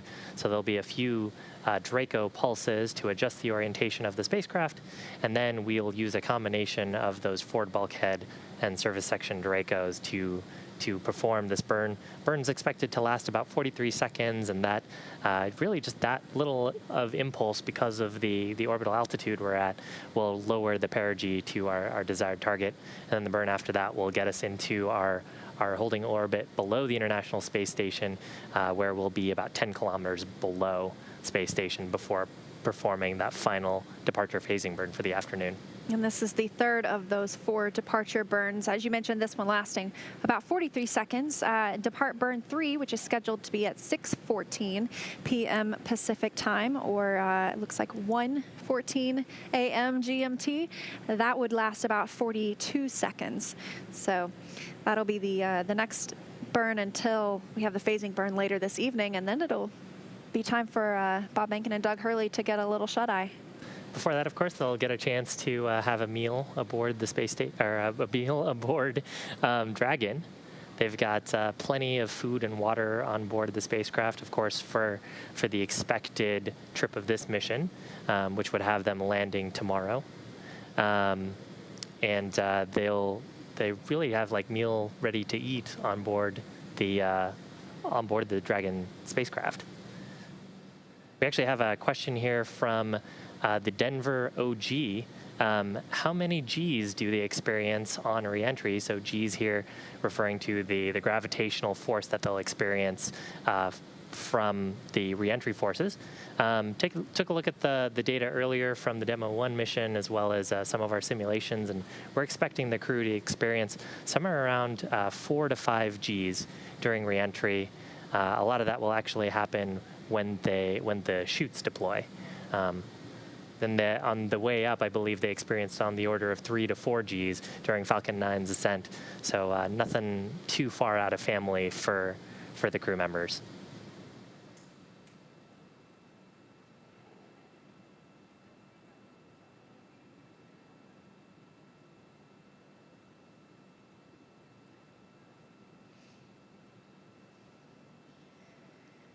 So this view of Crew Dragon is from the International Space Station, and these cameras can actually be controlled by flight controllers in Mission Control Houston.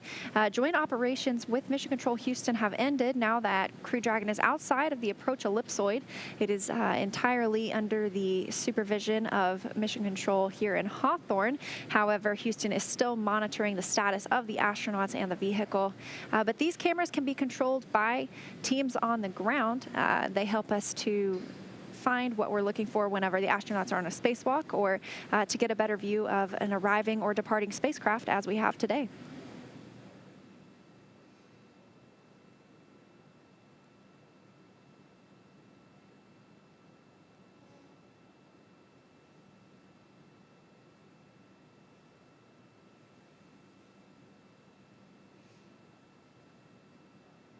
Crew Dragon looking pretty small compared to how we saw it just even 40 minutes ago. Just before undocking, you can see the trunk there near the top of your screen, and then Crew Dragon's capsule down at the bottom, and that's the only portion that will return tomorrow and splash down in the ocean.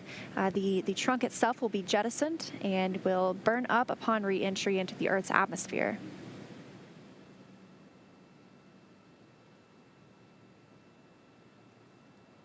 So we got another question from David Hernandez about if the Dragon crew vehicle will be visible from Earth. There were actually some really cool photographs when the ISS had passed in front of the sun while Dragon was attached, and you could actually make out on those photographs from a telescope the silhouette of the Dragon vehicle. I think right now, if you had a telescope pointed at the right direction, you might be able to see it, sort of depending on whether the sun was behind the vehicle or not. But definitely not visible with the naked eye. So definitely need some help from a telescope. And your telescope would have to be set just perfectly because Crew Dragon is still moving very quickly. Right now, it looks like Crew Dragon and the International Space Station are flying 261 statute miles over the North Pacific Ocean and moving at about 17,500 miles an hour. So don't want to miss it.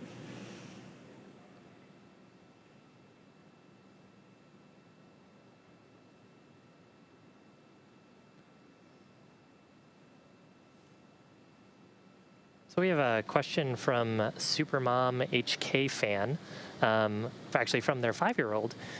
Why does the rocket need a heat shield? And in this case, I mean, Dragon technically it does have rockets on board, although we usually refer to it as the spacecraft. But Dragon has a heat shield on board to handle the intense heat from re-entry.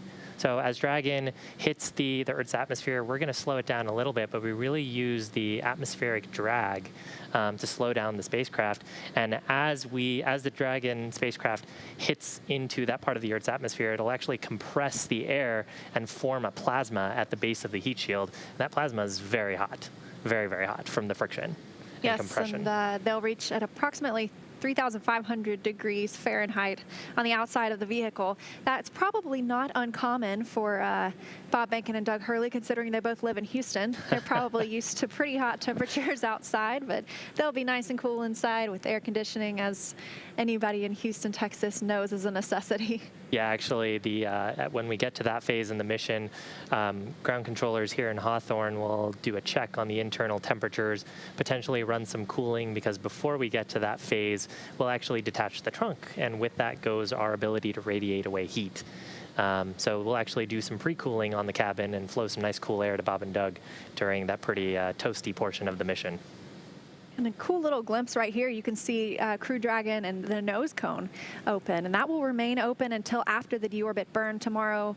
They'll be using those forward bulkhead thrusters to make that burn. It'll be the longest that we see throughout the return home to slow Crew Dragon down enough to drop it out of orbit and bring it back into Earth's atmosphere. It'll then close after that burn, and it also serves as some protection for the vehicle upon re-entry. Yeah, it protects those navigation sensors on the top of the vehicle, the ones that we were getting those cool infrared camera views of the space station with, and what we also use for relative navigation when we're in proximity ops with the station. All of those underneath there. And actually, just coming up in about 4 minutes from now, we'll get a brief glimpse at those forward bulkhead Dracos. They'll be used during this next burn, departure burn number 2. Again, expected to last about 43 seconds to bring or reduce the perigee, get that a little bit lower. So we'll be looking for that burn at 5:27 p.m. Pacific time, or 12:27 a.m. GMT. That is the time zone the astronauts have been used to when living aboard the International Space Station, but now that they have departed, they will begin shifting their time zone back to life on Earth and back to that of Houston, Texas, which is Central Time. Got another question here from Kevin Shannon about who the Corps is and what their role is in astronaut and vehicle health. The Corps is a position here in Hawthorne Mission Control, very similar to the Capcom role at Johnson Space Center. Stands for Crew Operations Responsible Engineer. And really, they are responsible for understanding all of the procedures that the crew run, as well as looking out for the crew and providing them updates on the status of the vehicle. They synthesize information from the other mission controllers, as well as think ahead to things that the crew will need to know to conduct their actions on orbit and transfer that information over the comm loops. So we heard a bunch of that earlier. I think on the Capcom side, that role has traditionally been an astronaut, although that may not be the case these days. It was at one time solely astronauts who held that capsule communicator position. Nowadays, it does not have to be. It's always, though, someone who has extensive knowledge of the vehicle or of the space station or of the task at hand. So at one time, it was always an astronaut because they do have that experience in that vehicle, but now it can be any other very experienced individual. We got another question from Dylan, who asks, I believe I heard you say there's no up or down in space. Can you explain that? Well, it's when you're in microgravity and you can orient yourself whatever which way, there's not really the same up or down as we have on Earth. I'm standing on the floor right now, but when you're on the International Space Station, that floor could also be where some of the research racks that you're working on are located, and so you just flip upside down to get better access to them.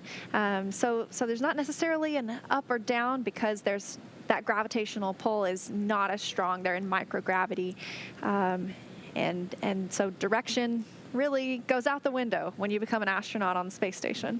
Of course, orientation is still very important, so we have frames of reference defined for the spacecraft.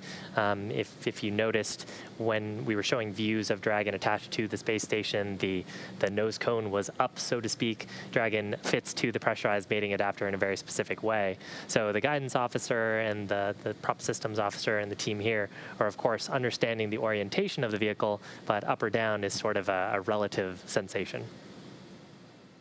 And we are about 1.5 minutes away from departure burn 2. And this one's going to bring Dragon, it's going to lower Dragon's perigee, or the lowest point of its orbit, to below the space station. We've had Dragon above the space station at this time, but it'll be bringing it back down and in front of the space station's orbit. So it'll be a 43-second burn. And we'll be looking for that here in just about a minute now. Really cool to still be getting these views from the International Space Station. Dragon right now is about 10 kilometers away from the space station, still retreating at a rate of 6.3 meters per second. So we probably have a pretty good lens on that camera that's giving us these views. So a 10K. If you ever run a 10K, that's how far Dragon is from the International Space Station. And they've made pretty good time, too. They separated about at 4:35 p.m. Pacific, 11:35 p.m. GMT. So under an hour for their 10K so far.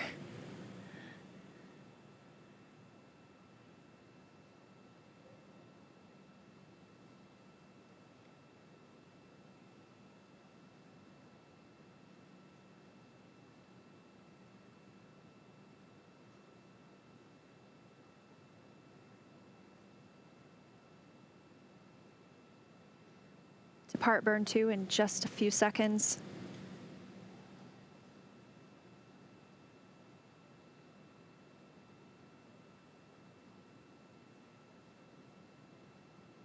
And the burn has begun. We'll be looking at a 43-second burn using a combination of service section thrusters and thrusters on the forward bulkhead, which is the area of the nose cone, or that the nose cone would be covering when it's closed.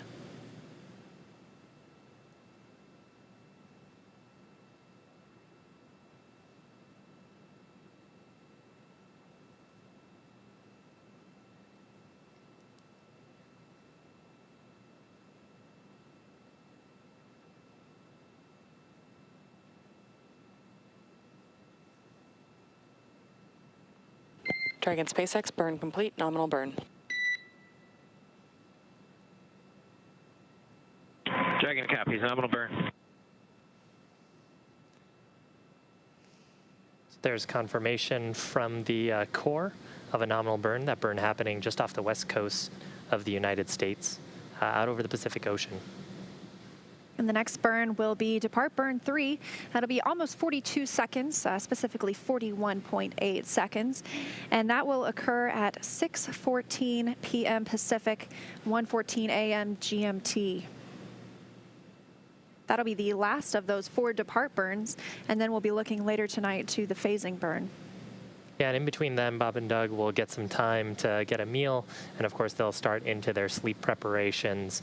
They get about an hour before they actually go to sleep to get some time to sort of collect themselves, do whatever pre-sleep activities that they need to do. As I understand, on the space station, that is also some time for them to go hang out in the cupola, take photos, maybe talk to folks on social media. Yes, and they love to talk to their families as well. They are able to video conference with their families every so often.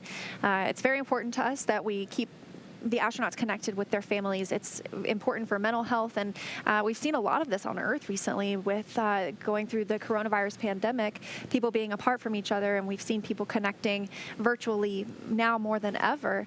And so that's something that the astronauts have been doing for a long time, and dealing with isolation. And so we have teams on the ground that research how they are able to deal with that.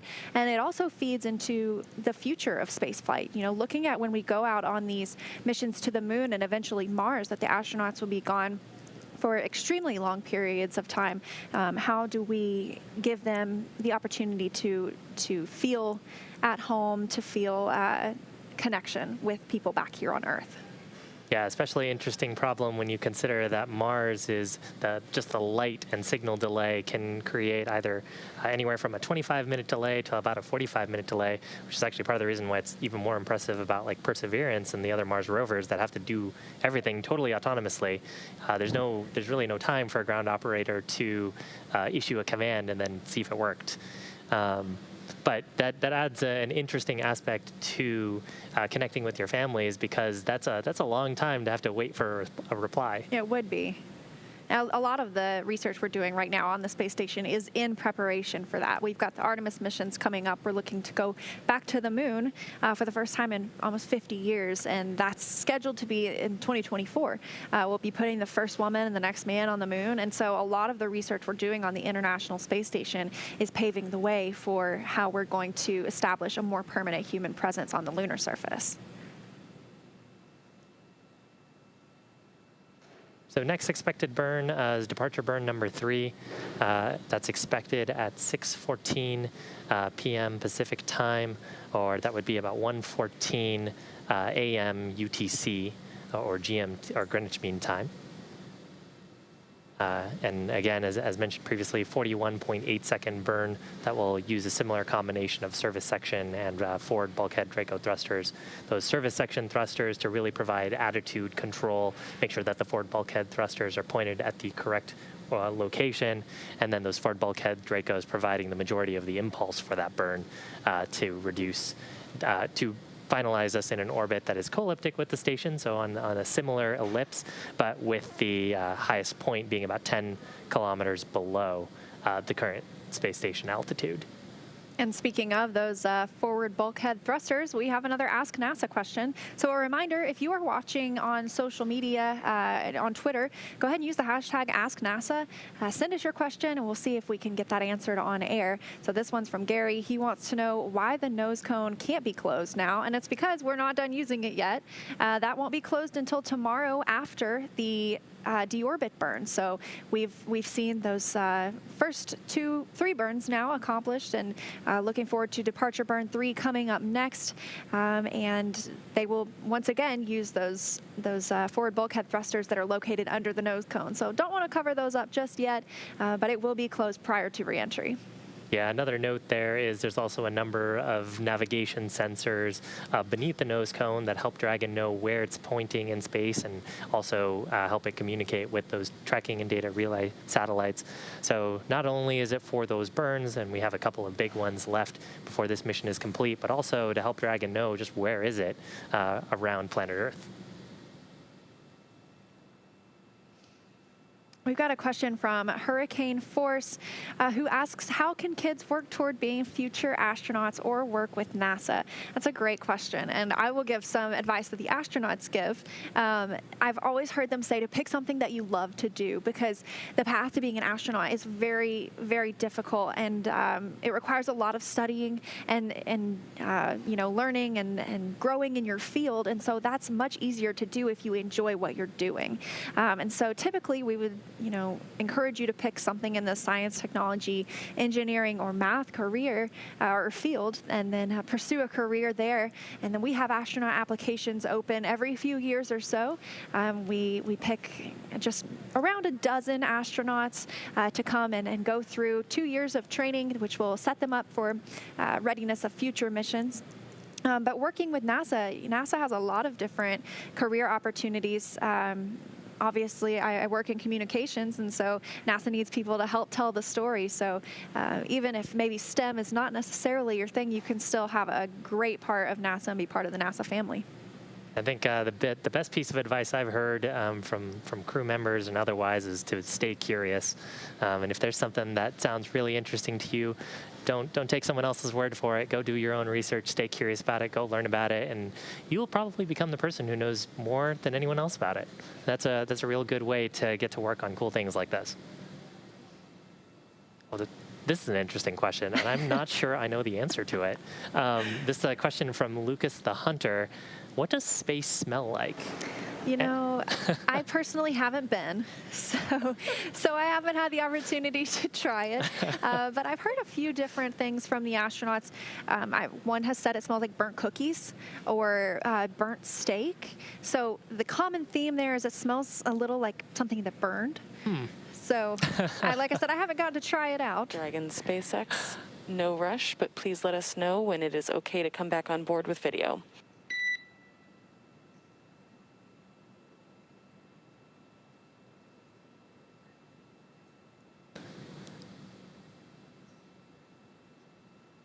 So the core there, just relaying to the crew. We have cameras, of course, aboard Dragon that we've been looking at earlier. Relaying to the crew that we've had those off for their privacy so they could doff their suits, and requesting if we could come back aboard. And SpaceX, you're welcome to come on board at this time, and we've just wrapped up our timer for suit drying. Copy all. Thank you so much. And Doug there referring to the drying time for the suits. So, of course, any perspiration, any wetness in the suits just from having people in them, we want to try to dry that out, make sure that the suits are nice and clean, wouldn't have any possibility of getting kind of gross or building up any sort of microbes. In fact, when we got first to station, we did a longer drying period, and the crew wiped down the suits with some cleaning wipes just to make sure that there was nothing that would grow in there for the 2 months that we were on station, and conducting a similar operation right now. So another walkthrough of everything that's happened today. If you're joining us now, or if you weren't here for the start of our broadcast, we joined the International Space Station while the astronauts were still on board the space station with their other three counterparts. That's NASA's Chris Cassidy and Anatoly Ivanishin and Ivan Wagner of Roscosmos. And then we saw the crew board the Crew Dragon, say, farewell, and don their suits or put their suits on and close that hatch of Crew Dragon, followed up shortly by NASA astronaut Chris Cassidy closing the hatch on the space station side, known as the APAS hatch. We then stepped into the vestibule depressurization. That's the space in between the hatches that was exposed to vacuum whenever Crew Dragon departed. And we saw an on-time departure. Separation occurring at 4:35 p.m. Pacific time. That's 11:30 p.m. GMT, or the time used aboard the International Space Station. We had those two short bursts using the thrusters on Dragon and the umbilical detaching, those hooks releasing, the 12 hooks releasing Dragon from its home for the past couple of months. So after that, we saw the first three departure burns of Crew Dragon, those first two bringing it up and over the International Space Station. The astronauts were then able to take off their spacesuits after that burn was completed, and then we just saw departure burn 2, which has lowered Dragon's perigee and brought it down below the International Space Station at all times. So next up for us will be departure burn 3. We're looking for that at 6:14 p.m. Pacific, 1:14 a.m. GMT. Been a pretty busy day for Bob and Doug aboard Dragon. They managed to. There's actually a view of inside the cabin. So Bob and Doug out of their spacesuits. You can actually see one of their spacesuits. It's that sort of white and gray item on the left-hand side of the screen. And then it looks like that might be Bob on the right-hand side of the screen. And we're looking at a view. You can kind of see the cargo, so the seats in front of them. Looks like they've got a spacesuit in the way of this camera. But beneath the seats, they've got some storage room where we've got about 150 kilograms of cargo. A lot of that, more than half of that actually, is scientific experiments and samples coming from the program, the research program aboard the International Space Station, which is, of course, a national laboratory. You actually had a number earlier. I think Bob and Doug combined had done 114 hours, approximately 114 hours of science in the lab while they were on the International Space Station. And of course, that doesn't count towards the upgrades that were completed outside with those battery changes that enable us to keep going further. But yes, it of course tripled the amount of time we were able to do because that's the U.S. lab. And Chris Cassidy was, prior to the arrival of Crew Dragon, doing all this work on his own. And so having Bob Behnken and Doug Hurley come on board for a couple of months really expanded the amount of scientific research that was conducted during that time. Getting some cool views of the interior of the cabin. We got a sort of a sweep around of the cameras. So right now we're looking at a camera that would sit ordinarily, or sits ordinarily right behind the crew members, looking up at their displays. The view that we actually had previous to this was a view looking towards Doug Hurley's seat. And actually, when on the uphill portion of the mission, we got a quick tour of the interior of Dragon from Bob and Doug, and they gave us some insight and a quick tour of the cabin.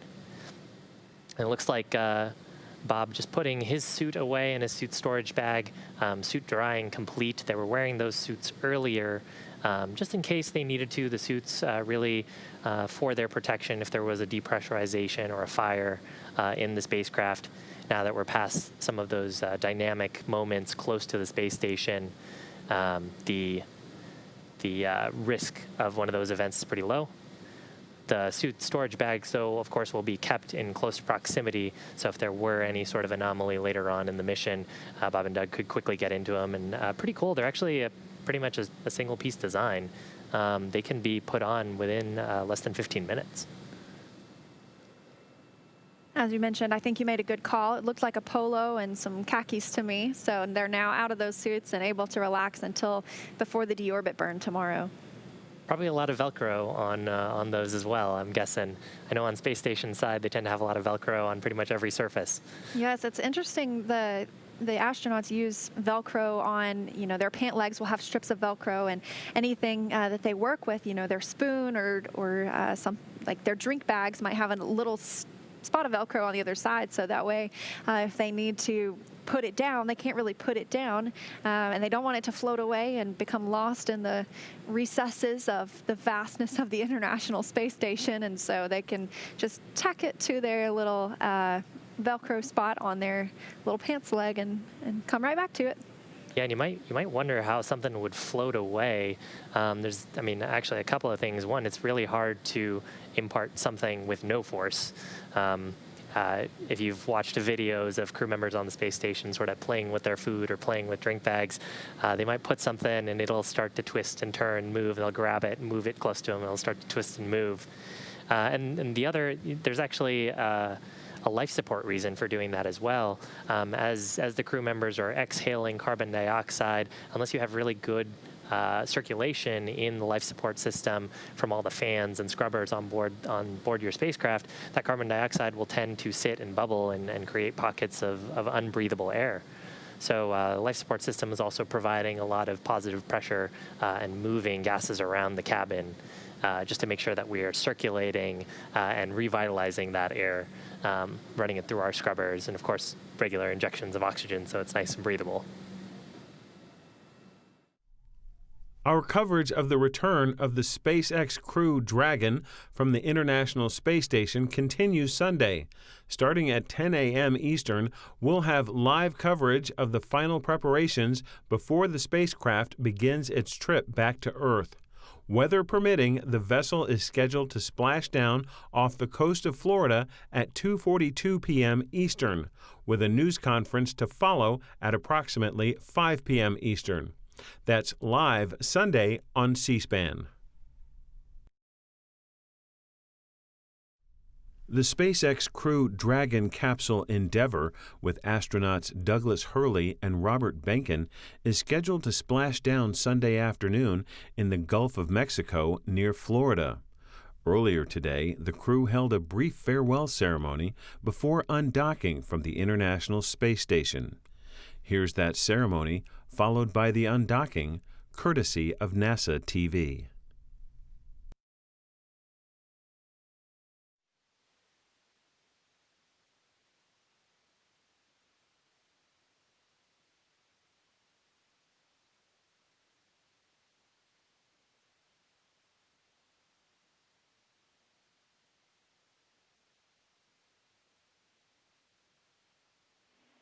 Station, this is Houston. Are you ready for the event? Houston, this is the International Space Station. We're ready for the event.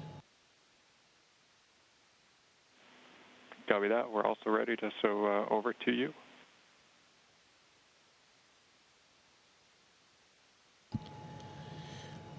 Well, welcome aboard to the International Space Station and the crew of Expedition 63. It's an exciting day for us all as we bid farewell to our two friends and colleagues, Bob and Doug, as they complete the journey of this amazing test mission. It was roughly 2 months ago when we were right at this very hatch and greeted them aboard, and we changed from a crew of 3 to a crew of 5, and we executed 2 months of fantastic space station science and technical objectives with the spacewalks and robotics that we're very proud of, and we're very happy to have Doug and Bob be part of that. We're a little sad to see them go, but very excited for what it means to our International Space Program to add this capability to bring people back and forth to the space station in low Earth orbit with another capability such as the Crew Dragon. Before I hand the mic over to Bob and Doug, I do want to make mention of this very special flag. It has deep space history, getting deeper, as this flag will return to Earth with the Crew Dragon guys and spend a little bit of time on Earth and very soon make a trip to the moon in short order. So, Doug, the flag's all yours. It's been a pleasure, and here you go. Thanks, Chris. Thanks for this. This flag has spent some time up here, on the order of 9 years since we dropped it off on STS-135 after it flew on STS-1. So very proud to return this flag home and see what's next for it on its journey to the moon. It's hard to put into words just what it was like to be a part of this expedition, Expedition 63. It'll be kind of a memory that will last a lifetime for me. Just all the incredible teamwork and accomplishments, with the highlights obviously being the 4 spacewalks that we worked together literally as a crew of 5 to have success and to complete that part of the upgrade for the International Space Station, which leaves it in a great posture for the future. The other thing to think about for us is our mission isn't over. The DM2 test flight is in some ways just 2/3 complete. We did the ascent, the rendezvous, and the docking. We completed our docked objectives, and now is the entry, descent, and splashdown phase after we undock, hopefully a little bit later today. So we're going to be really focused on completing those objectives. The teams are working really hard, especially with the dynamics of the weather over the next few days around Florida. And we appreciate those efforts because I know those decisions and that work isn't easy. And of course, for the men and women of the Commercial Crew Program and SpaceX, all the work they've done to get us to this point where we're on our way to completing this test flight. It's been a true honor. As Doug mentioned, we're part of a test mission that began 2 months ago with the initial success of launching from American soil, bringing launches of astronauts back to the Florida coast. I'm extremely proud to have been a part of that. We've accomplished the next third of the mission, which was our time on orbit and checking out Dragon while it was docked.